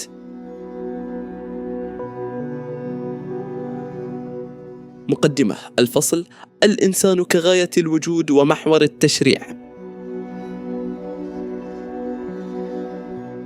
تتويجا للمعمار الفكري والسياسي الذي تم تشييده، يمثل هذا الفصل قمة الهرم الأخلاقي والقانوني، فكل ما تم التأسيس له من لا مركزية تفكك الاستبداد، وعلمانية تضمن حياد الدولة، ومواطنة تصهر الانتماءات، وديمقراطية تدير الاختلاف، وحل عادل للقضية الكردية يرسخ الشراكة، سيبقى مجرد هياكل تنظيمية صماء وجدران خاوية إذا لم تسقف جميعها بمظلة حقوق الإنسان. إن الدولة بكل أجهزتها ودساتيرها لم تخلق لتكون صنما يعبد أو وحشا يبتلع أبناءه باسم السيادة، بل وجدت لغاية واحدة ووحيدة: حماية الإنسان وصون كرامته. لا يكتفي هذا الفصل الختامي بسرد مواد الإعلان العالمي لحقوق الإنسان كقراءة قانونية جافة، بل يعمل على هندسة تطبيقها في واقع سوريا المستقبل. سنستعرض مواد هذا الإعلان مادة مادة لنشرح جوهر كل حق ونرسم المعالم الصارمة لكيفية تحويل هذه المواد من حبر أممي إلى واقع دستوري يعاش، لتكون حقوق الإنسان هي البوصلة التي توجه كل تشريع أو قرار في الجمهورية الجديدة. المادة الأولى: الكرامة المتأصلة ووحدة العائلة البشرية. يولد جميع الناس أحرارا ومتساوين في الكرامة والحقوق، وهم قد وهبوا العقل والوجدان، وعليهم أن يعاملوا بعضهم بعضا بروح الإخاء. تؤسس هذه المادة للقاعدة الفلسفية الأهم: الحرية والكرامة ليستا منحة من سلطة، بل هما صفتان اتسقتا بالإنسان السوري بمجرد ولادته. في سوريا المستقبل يجب أن ينص في المادة الأولى من الدستور السوري الجديد على أن كرامة الإنسان مقدسة ولا يجوز المساس بها، وأنها تعلو فوق أي اعتبار سياسي أو أيديولوجي. تهندس مؤسسات الدولة وبرامجها التعليمية لتكريس ثقافة الإخاء الوطني، ليعيش الإنسان السوري حرا ومكرما كما تستوجب إنسانيته. المادة الثانية: حظر التمييز، المساواة المطلقة. لكل إنسان حق التمتع بجميع الحقوق والحريات المذكورة في هذا الإعلان دون ما تمييز من أي نوع، ولا سيما التمييز بسبب العنصر أو اللون أو الجنس أو اللغة أو الدين أو الرأي سياسيا وغير سياسي أو الأصل الوطني أو الاجتماعي أو الثروة أو المولد أو أي وضع آخر. وفضلا عن ذلك لا يجوز التمييز على أساس الوضع السياسي أو القانوني أو الدولي للبلد أو الإقليم الذي ينتمي إليه الشخص، سواء أكان مستقلا أو موضوعا تحت الوصاية أو غير متمتع بالحكم الذاتي أم خاضعا لأي قيد آخر على سيادته. تقطع هذه المادة الطريق على أي استثناءات تفرغ حقوق الإنسان من مضمونها. تتطلب سوريا الجديدة ثورة تشريعية حقيقية تجرم كافة أشكال التمييز بقوة القانون، وتتأسس هيئة وطنية عليا لمكافحة التمييز تمتلك صلاحيات قضائية لمعاقبة أي جهة، وزارة أو شركة أو حزبا تمارس التفرقة بين السوريين. الكفاءة والمواطنة هما المعياران الوحيدان، ولا مكان لتقييم الإنسان بناء على عرقه أو دينه أو جنسه. المادة الثالثة: تقديس الحق في الحياة والأمان. لكل فرد الحق في الحياة والحرية وفي الأمان على شخصه. هذا هو الحق الجذري الذي تتفرع منه بقية الحقوق. تعلن الدولة السورية اتزامها المطلق بتقديس الحياة البشرية، وهو ما يتطلب خطوة شجاعة بإلغاء عقوبة الإعدام لضمان عدم استخدام القضاء كأداة لإنهاء الحياة. تتبنى الدولة عقيدة أمنية جديدة تتحول فيها وظيفة الشرطة والجيش بشكل حصري إلى حماية حياة المواطن وأمنه الشخصي لتوفير بيئة خالية من الخوف. المادة الرابعة: التحرر من العبودية والاسترقاق. لا يجوز استرقاق أحد أو استعباده، ويحظر الرق والاتجار بالرقيق بجميع صورهما.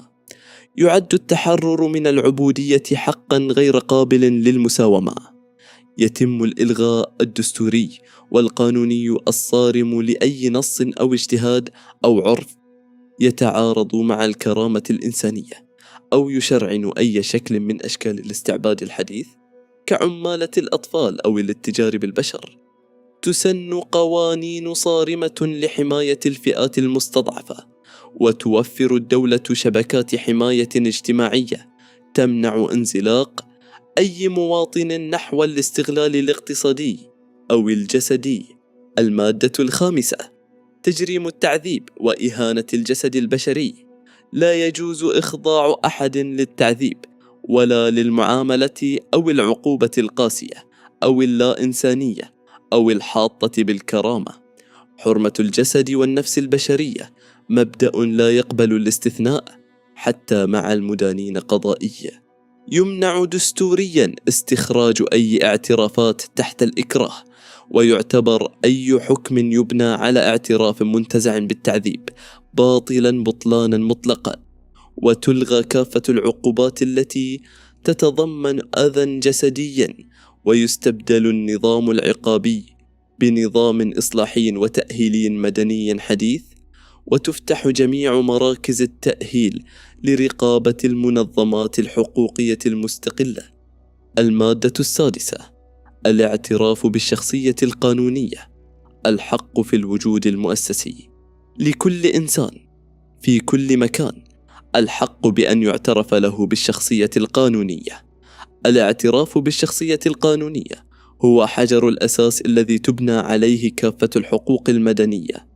يرسي الدستور الجديد هوية قانونية كاملة ومستقلة ومتساوية لجميع المواطنين السوريين منذ لحظة ولادتهم، ويقر قانون مدني شامل يحرر جميع الأفراد رجالا ونساء من أي وصايا، ويعترف بكل مواطن ككيان قانوني كامل الأهلية يمتلك ذات الحقوق والواجبات.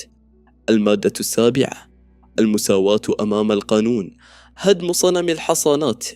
الناس جميعا سواء أمام القانون، وهم يتساوون في حق التمتع بحماية القانون دون ما تمييز، كما يتساوون في حق التمتع بالحماية من أي تمييز ينتهك هذا الإعلان ومن أي تحريض على مثل هذا التمييز.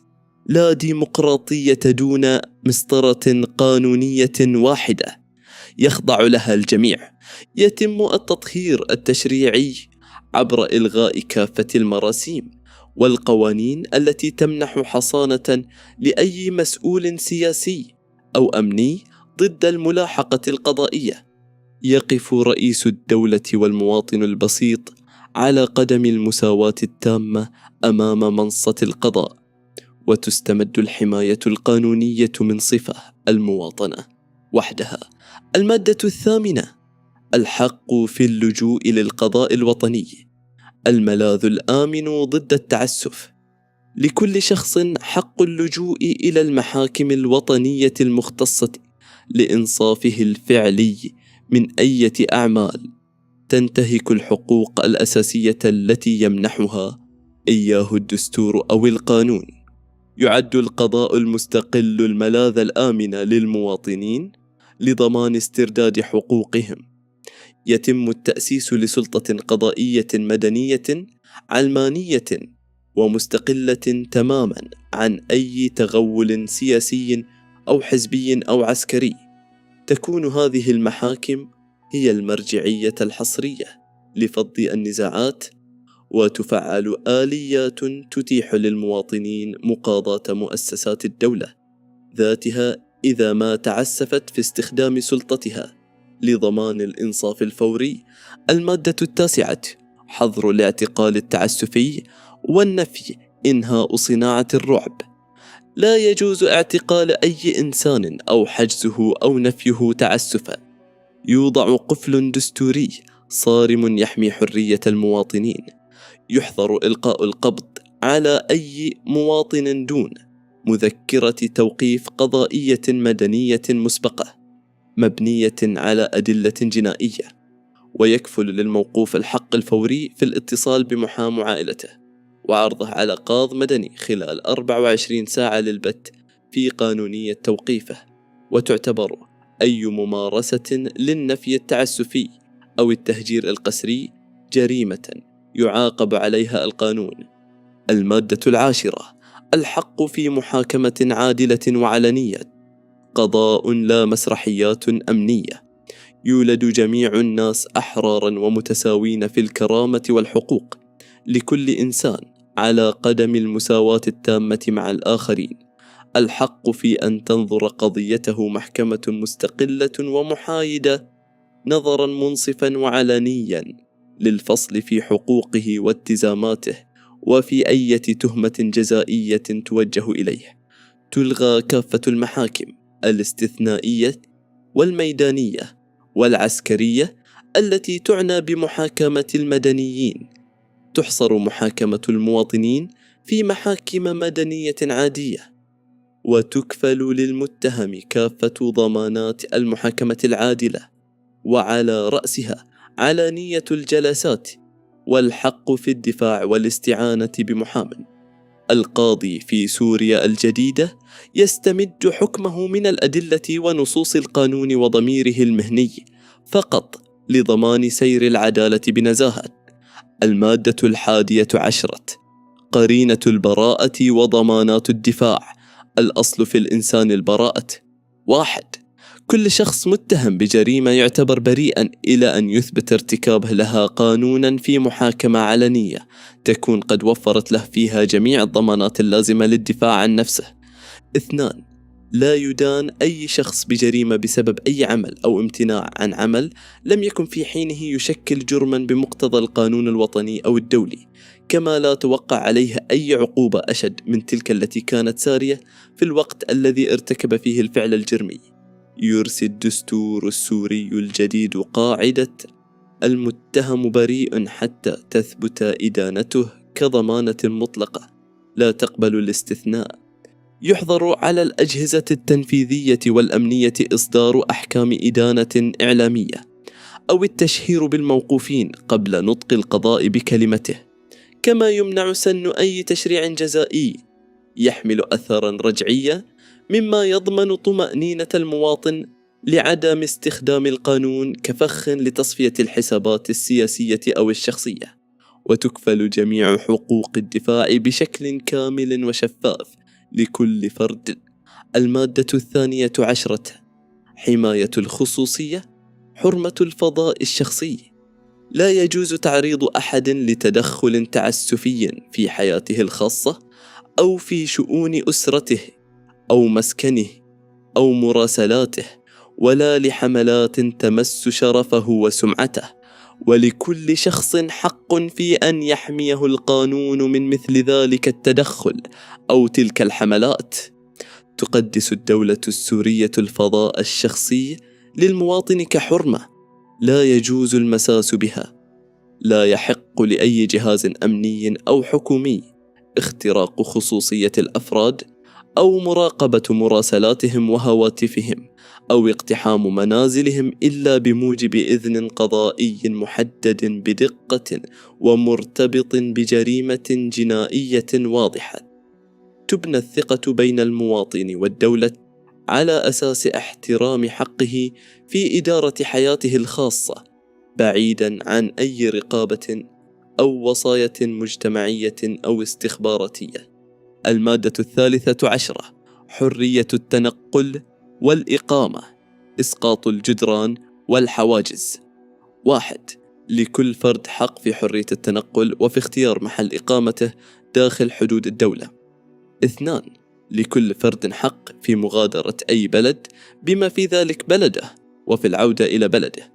تزال كافة الحواجز التي تقطع أوصال الجغرافيا السورية، ويضمن الدستور حق كل مواطن في السفر والتنقل داخل وخارج البلاد بحرية تامة دون الحاجة إلى موافقات أمنية.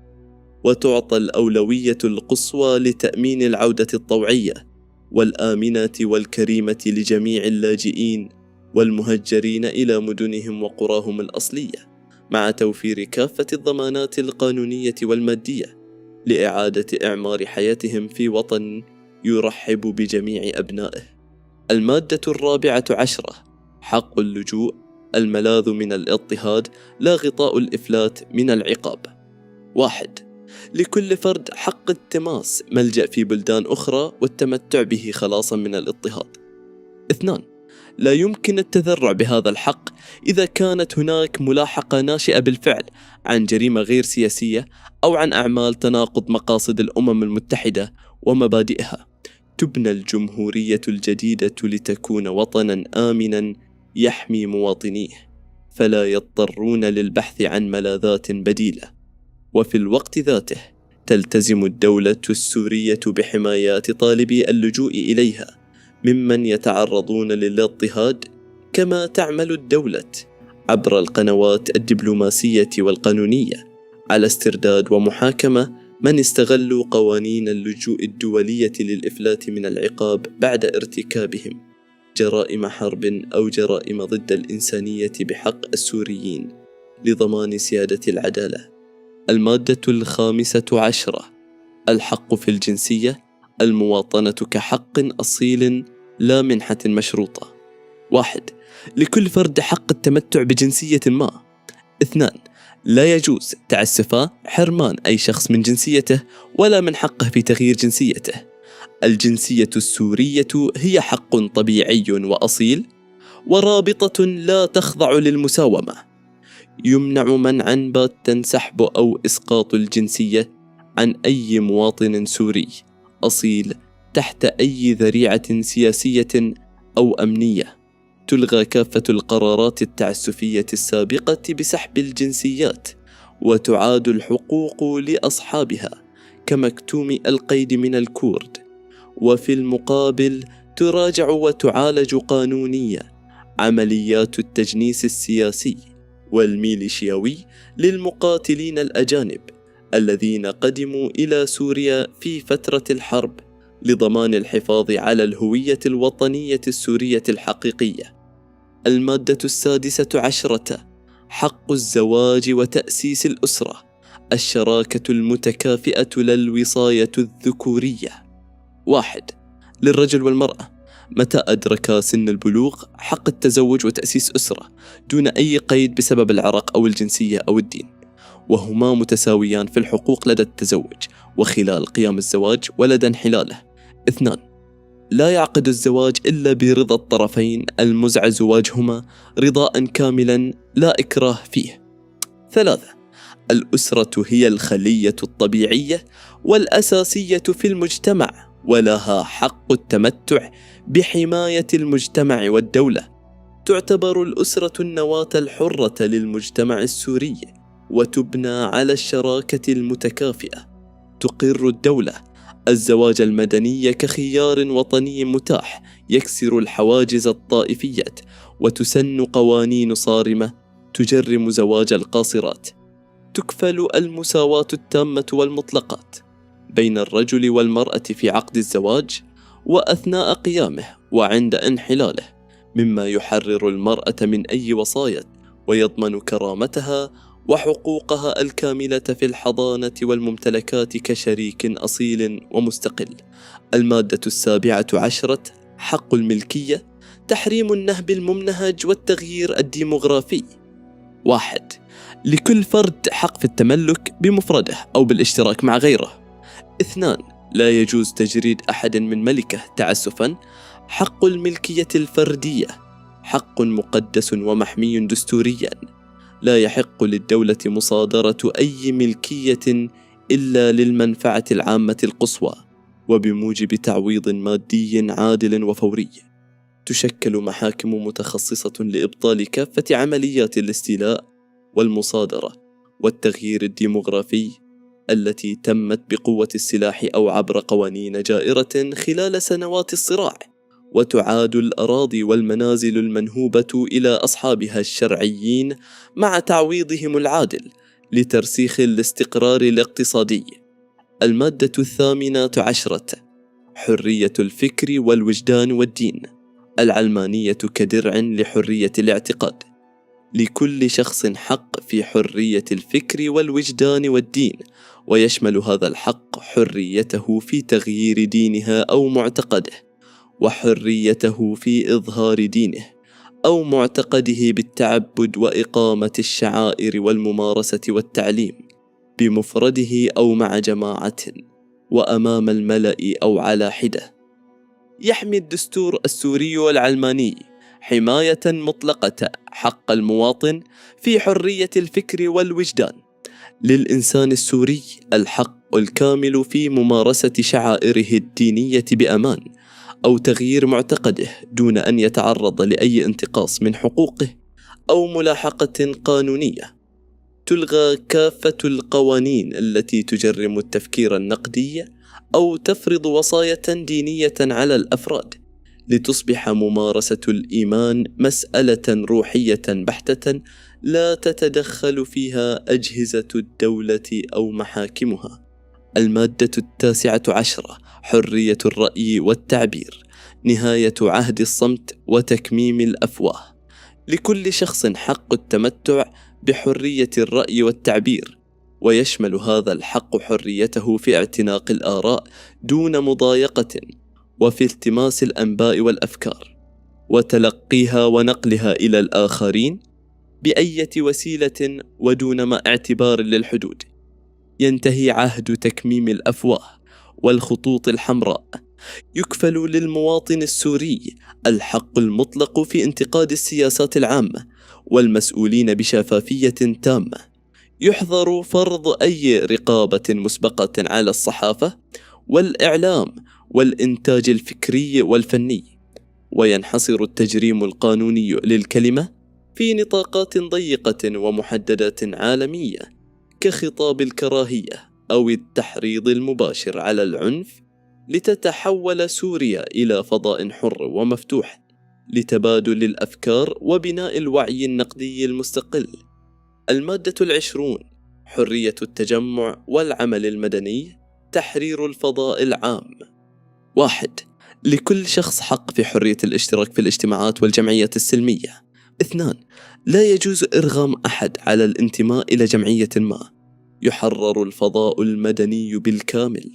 يضمن الدستور حق المواطنين المطلق في تأسيس الجمعيات الأهلية والنقابات المستقلة وعقد الاجتماعات والتظاهر السلمي دون أي وصاية أمنية، كما يجرم قانونيا إجبار أي مواطن أو طالب أو موظف على الانضمام إلى أي تنظيم حزبي أو نقابي أو جماهيري كشرط لممارسة حياته أو عمله، مما ينهي حقبة التأطير القسري للمجتمع. المادة 21، المشاركة السياسية وتداول السلطة. استرداد القرار الوطني. 1. لكل شخص حق المشاركة في إدارة الشؤون العامة لبلده، إما مباشرة وإما بوساطة ممثلين يختارون في حرية. 2. لكل شخص بالتساوي مع الآخرين حق تقليد الوظائف العامة في بلده. 3. إرادة الشعب هي مناط سلطة الحكم، ويجب أن تتجلى هذه الإرادة من خلال انتخابات نزيهة تجرى دوريا بالاقتراع العام وعلى قدم المساواة بين الناخبين، وبالتصويت السري أو بإجراء مكافئ من حيث ضمان حرية التصويت. ترسخ قاعدة أن لا شرعية لأي سلطة إلا عبر صناديق الاقتراع. يترجم ذلك بإتاحة تأسيس الأحزاب السياسية بحرية وضمان تكافؤ الفرص في تولي الوظائف العامة بناء على الكفاءة لا الولاء. تدار العملية السياسية عبر تأسيس هيئة عليا مستقلة للانتخابات تضمن تداولا دوريا سلميا وشفافا للسلطة، ليكون المواطن السوري هو صانع القرار الأول والأخير في إدارة شؤون دولته، وتطوى صفحة الحزب القائد والشمولية السياسية إلى الأبد. المادة 22، الحق في الضمان الاجتماعي. الدولة كخادم وراع لا كجابي ضرائب. لكل شخص بوصفه عضوا في المجتمع حق في الضمان الاجتماعي، ومن حقه أن توفر له من خلال المجهود القومي والتعاون الدولي، وبما يتفق مع هيكل كل دولة ومواردها، الحقوق الاقتصادية والاجتماعية والثقافية التي لا غنى عنها لكرامته ولتنامي شخصيته في حرية. ينص في الدستور على أن الثروات الوطنية هي ملك للشعب السوري بأكمله، وتسخر عائداتها لبناء دولة الرفاه. يتطلب ذلك تأسيس نظام ضمان اجتماعي وطني شامل ومستقل، يكفل لكل مواطن حداً أدنى من الدخل يحفظ كرامته في حالة العجز أو الشيخوخة أو البطالة القسرية. إن الدولة المنشودة هي الدولة التي لا تترك أيا من أبنائها يسقط في الهاوية، بل تمتد يدها لانتشاله كحق أصيل له. المادة 23: الحق في العمل وحرية النقابات. إنهاء عبودية الاستغلال الاقتصادي. 1. لكل شخص الحق في العمل وفي حرية اختيار عمله، وفي شروط عمل عادلة ومرضية، وفي الحماية من البطالة. 2. لجميع الأفراد دون أي تمييز الحق في أجر متساو على العمل المتساوي. 3. لكل فرد يعمل حق في مكافأة عادلة ومرضية تكفل له ولأسرته عيشة لائقة بالكرامة البشرية، وتستكمل عند الاقتضاء بوسائل أخرى للحماية الاجتماعية. 4. لكل شخص حق إنشاء النقابات مع آخرين والانضمام إليها من أجل حماية مصالحه. يحرر سوق العمل من أي شروط أمنية أو تبعية أيديولوجية كالموافقات الأمنية للتوظيف، ليكون معيار الكفاءة وتكافؤ الفرص هو الفيصل الوحيد.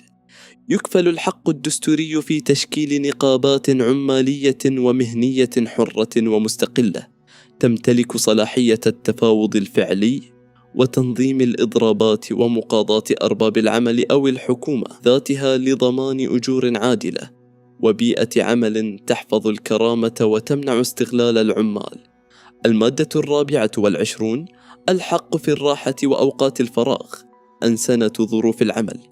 لكل شخص حق في الراحة وأوقات الفراغ، وخصوصا في تحديد معقول لساعات العمل وفي إجازات دورية مأجورة. تلتزم الدولة وأرباب العمل تشريعيا بتطبيق معايير العمل الدولية التي تمنع استنزاف طاقات المواطنين. يكفل التحديد الصارم لساعات العمل الإنسانية وحق التمتع بإجازات دورية مأجورة كحقوق غير قابلة للتصرف لضمان توازن صحي ونفسي يمنع تحويل حياة المواطن إلى شقاء أبدي أو آلة إنتاج مجردة من الحقوق الإنسانية. المادة 25: الحق في مستوى معيشي لائق. الرفاهية كحق أساسي. 1. لكل شخص حق في مستوى معيشة يكفي لضمان الصحة والرفاه له ولأسرته، وخاصة على صعيد المأكل والملبس والمسكن والعناية الطبية وصعيد الخدمات الاجتماعية الضرورية. وله الحق فيما يأمن به الغوائل في حالات البطالة أو المرض أو العجز أو الترمل أو الشيخوخة أو غير ذلك من الظروف الخارجة عن إرادته والتي تفقده أسباب عيشه. 2.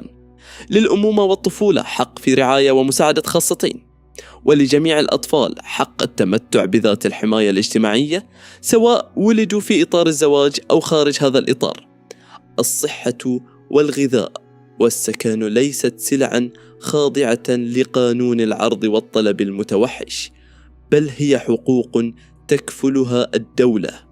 يبنى نظام تأمين صحي شامل يوفر العلاج المجاني والمتقدم لكل مواطن في الجمهورية الجديدة.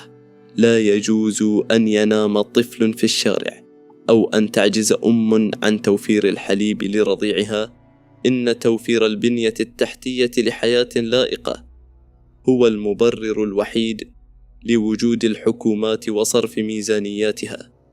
المادة 26: الحق في التعليم. صناعة العقل الحر لا العقل المؤدلج. 1.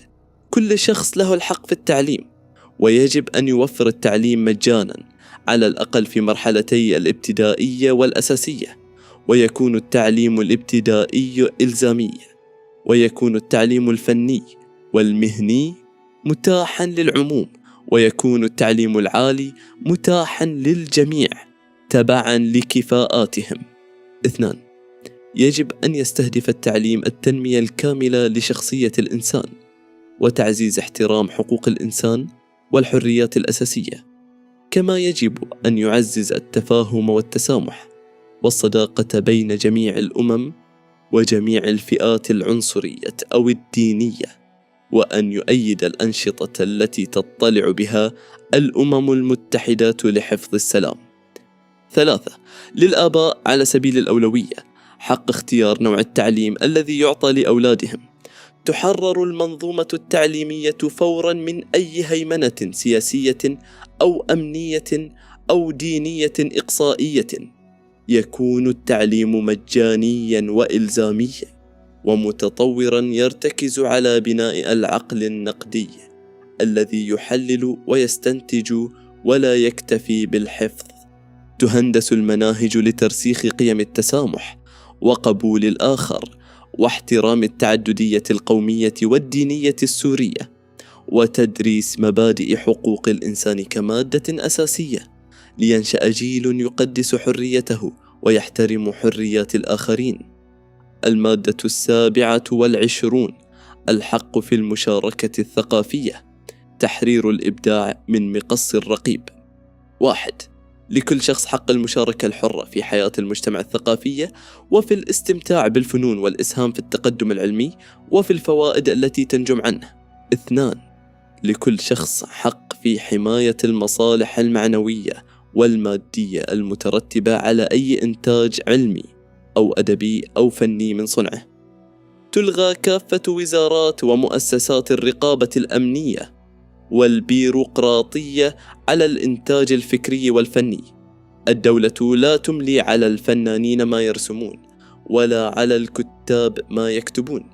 يكفل الحق المطلق في الابتكار والتعبير الثقافي المتنوع، وتحمى الملكية الفكرية، ويشجع البحث العلمي المستقل، لتعود كل المدن السورية منارات للإشعاع الحضاري الحر. المادة 28 الحق في نظام عادل. الحرية والضمانات الدولية. لكل فرد الحق في نظام اجتماعي ودولي يمكن أن تتحقق فيه الحقوق والحريات المنصوص عليها في هذا الإعلان بالكامل. يعد هذا الحق هو المظلة الكبرى، حيث تلتزم الدولة السورية ببناء نظام سياسي واجتماعي مؤسساتي قائم على فصل السلطات وسيادة القانون.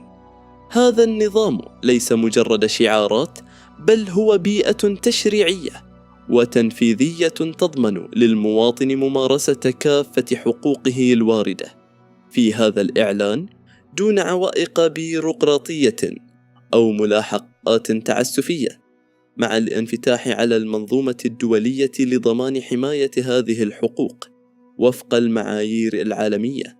المادة 29 الواجبات والقيود القانونية. الحرية المسؤولة. 1.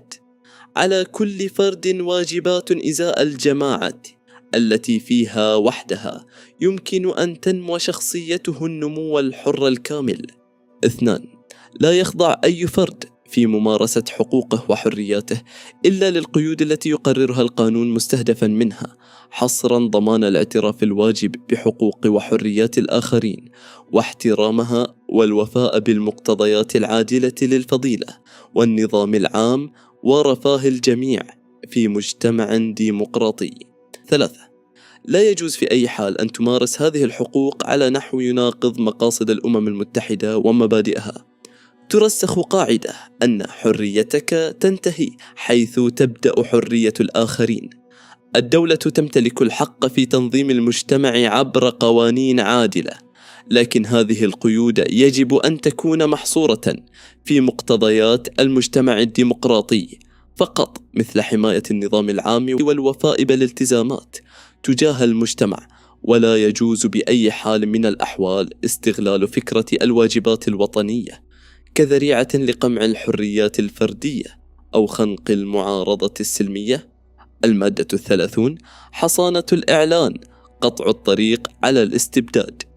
ليس في هذا الإعلان أي نص يجوز تأويله على نحو يفيد انطواءه على تخويل أي دولة أو جماعة أو أي فرد أي حق في القيام بأي نشاط أو بأي فعل يهدف إلى هدم أي من الحقوق والحريات المنصوص عليها فيه. تأتي هذه المادة كقفل فولاذي ينهي أي عبث بالحقوق الأساسية. في الدستور الجديد يحظر تماما على أي رئيس أو برلمان أو مرجعية أن يستنبط تشريعا أو يستغل ثغرة قانونية تهدف إلى الانتقاص من هذه الحقوق. لا يجوز تأويل القانون لصالح السلطة ضد الفرد. تعتبر أي محاولة لهدم هذه الحقوق جريمة دستورية لا تسقط بالتقادم لضمان عدم عودة الاستبداد تحت أي مسمى أو غطاء قانوني. الخاتمة نحو وطن لا نحيا فيه عبيدا. بهذه القراءة العميقة والمشرحة للإعلان العالمي لحقوق الإنسان تكتمل اللبنة الأخيرة في صرح هذا المشروع الفكري والسياسي المستشرف لمستقبل الدولة. قدمت فصول هذا الكتاب رحلة تفكيك منهجية، حيث تم إسقاط مركزية السلطة وتحييد الدين عن الاستغلال السياسي وكسر أصنام الاستبداد القومي الأوحد، وإرساء قواعد الشراكات الديمقراطية والمدنية وحرية الفرد. وكل ذلك لم يكن تنظيرا حالما، بل كان استجابة حتمية لواقع مأساوي أثبتت فيه الأيام أن غياب هذه المبادئ لم ينتج سوى الخراب والتهجير والمقابر الجماعية. إن المسؤولية التاريخية تحتم عدم الاستسلام لواقع الاستبداد واعتباره قدرا محتوما. فالمطالبة بالحقوق ليست بحثا عن معجزات، بل هي استحقاق لبناء وطن بديهي يحترم كرامة أبنائه، وطن تتكفل مؤسساته برعاية حقوق مواطنيه الصحية والاقتصادية وتحميهم من الاستغلال، وتكفل لهم حق الاختلاف والنقد دون أن يزج بهم في غياهب المعتقلات. دولة يحمي فيها القانون حقوق الفئات الأضعف، ولا تكون فيها التشريعات مجرد أدوات تستخدم لسحق المهمشين. إن الدولة المدنية الديمقراطية اللامركزية والعادلة ليست مجرد أمنيات تنتظر فرضها عبر تسويات دولية، بل هي ثقافة ووعي وقرار وطني يتشكل عبر رفض الظلم ومحاربة التقسيم والتمسك بالشراكة الإنسانية والوطنية. بناء المستقبل ممكن وحتمي متى ما ترسخت القناعة بأن المواطنة ليست هبة، وأن الحرية ليست منحة. ورغم صعوبة مسار التحول، فإنه يبقى السبيل الأوحد لتأسيس دولة تستوعب جميع أبنائها أحرارا متساوين وأسيادا لقراراتهم.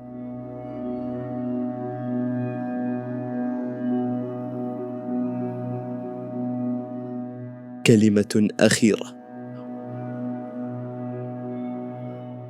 وصلنا معا إلى نهاية هذه الصفحات، والتي حاولت من خلالها تقديم مقاربة منهجية وهيكلية للخروج من دوامة الانهيار التي عصفت بالجغرافيا السورية.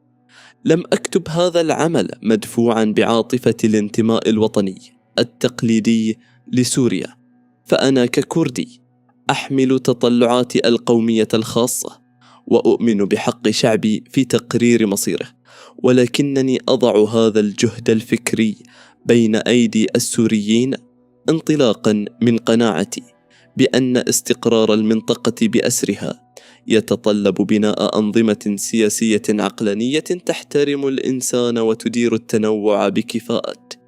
إن المرتكزات التي ناقشها هذا الكتاب من لا مركزية وعلمانية ومواطنة والمساواة والمدنية وديمقراطية وحريات فردية وحقوق إنسان ليست مجرد تنظير سياسي، بل هي الشروط الموضوعية والوحيدة لكي تتمكن مجتمعات متعددة القوميات والأديان من العيش داخل حدود سياسية واحدة دون أن يتحول هذا الوجود المشترك إلى حروب إلغاء أو قهر مستدام. هذا الكتاب يقدم للسوريين مخططا مقترحا لتأسيس عقد اجتماعي جديد يقطع تماما مع إرث الاستبداد، ويؤسس لدولة تعترف بحقوق جميع المكونات على قدم المساواة، بعيدا عن أوهام القومية الأحادية أو محاولات صهر الآخرين التي أثبتت فشلها الكارثي. أضع هذا الجهد بين أيديكم ليكون مادة للحوار والنقد والبناء.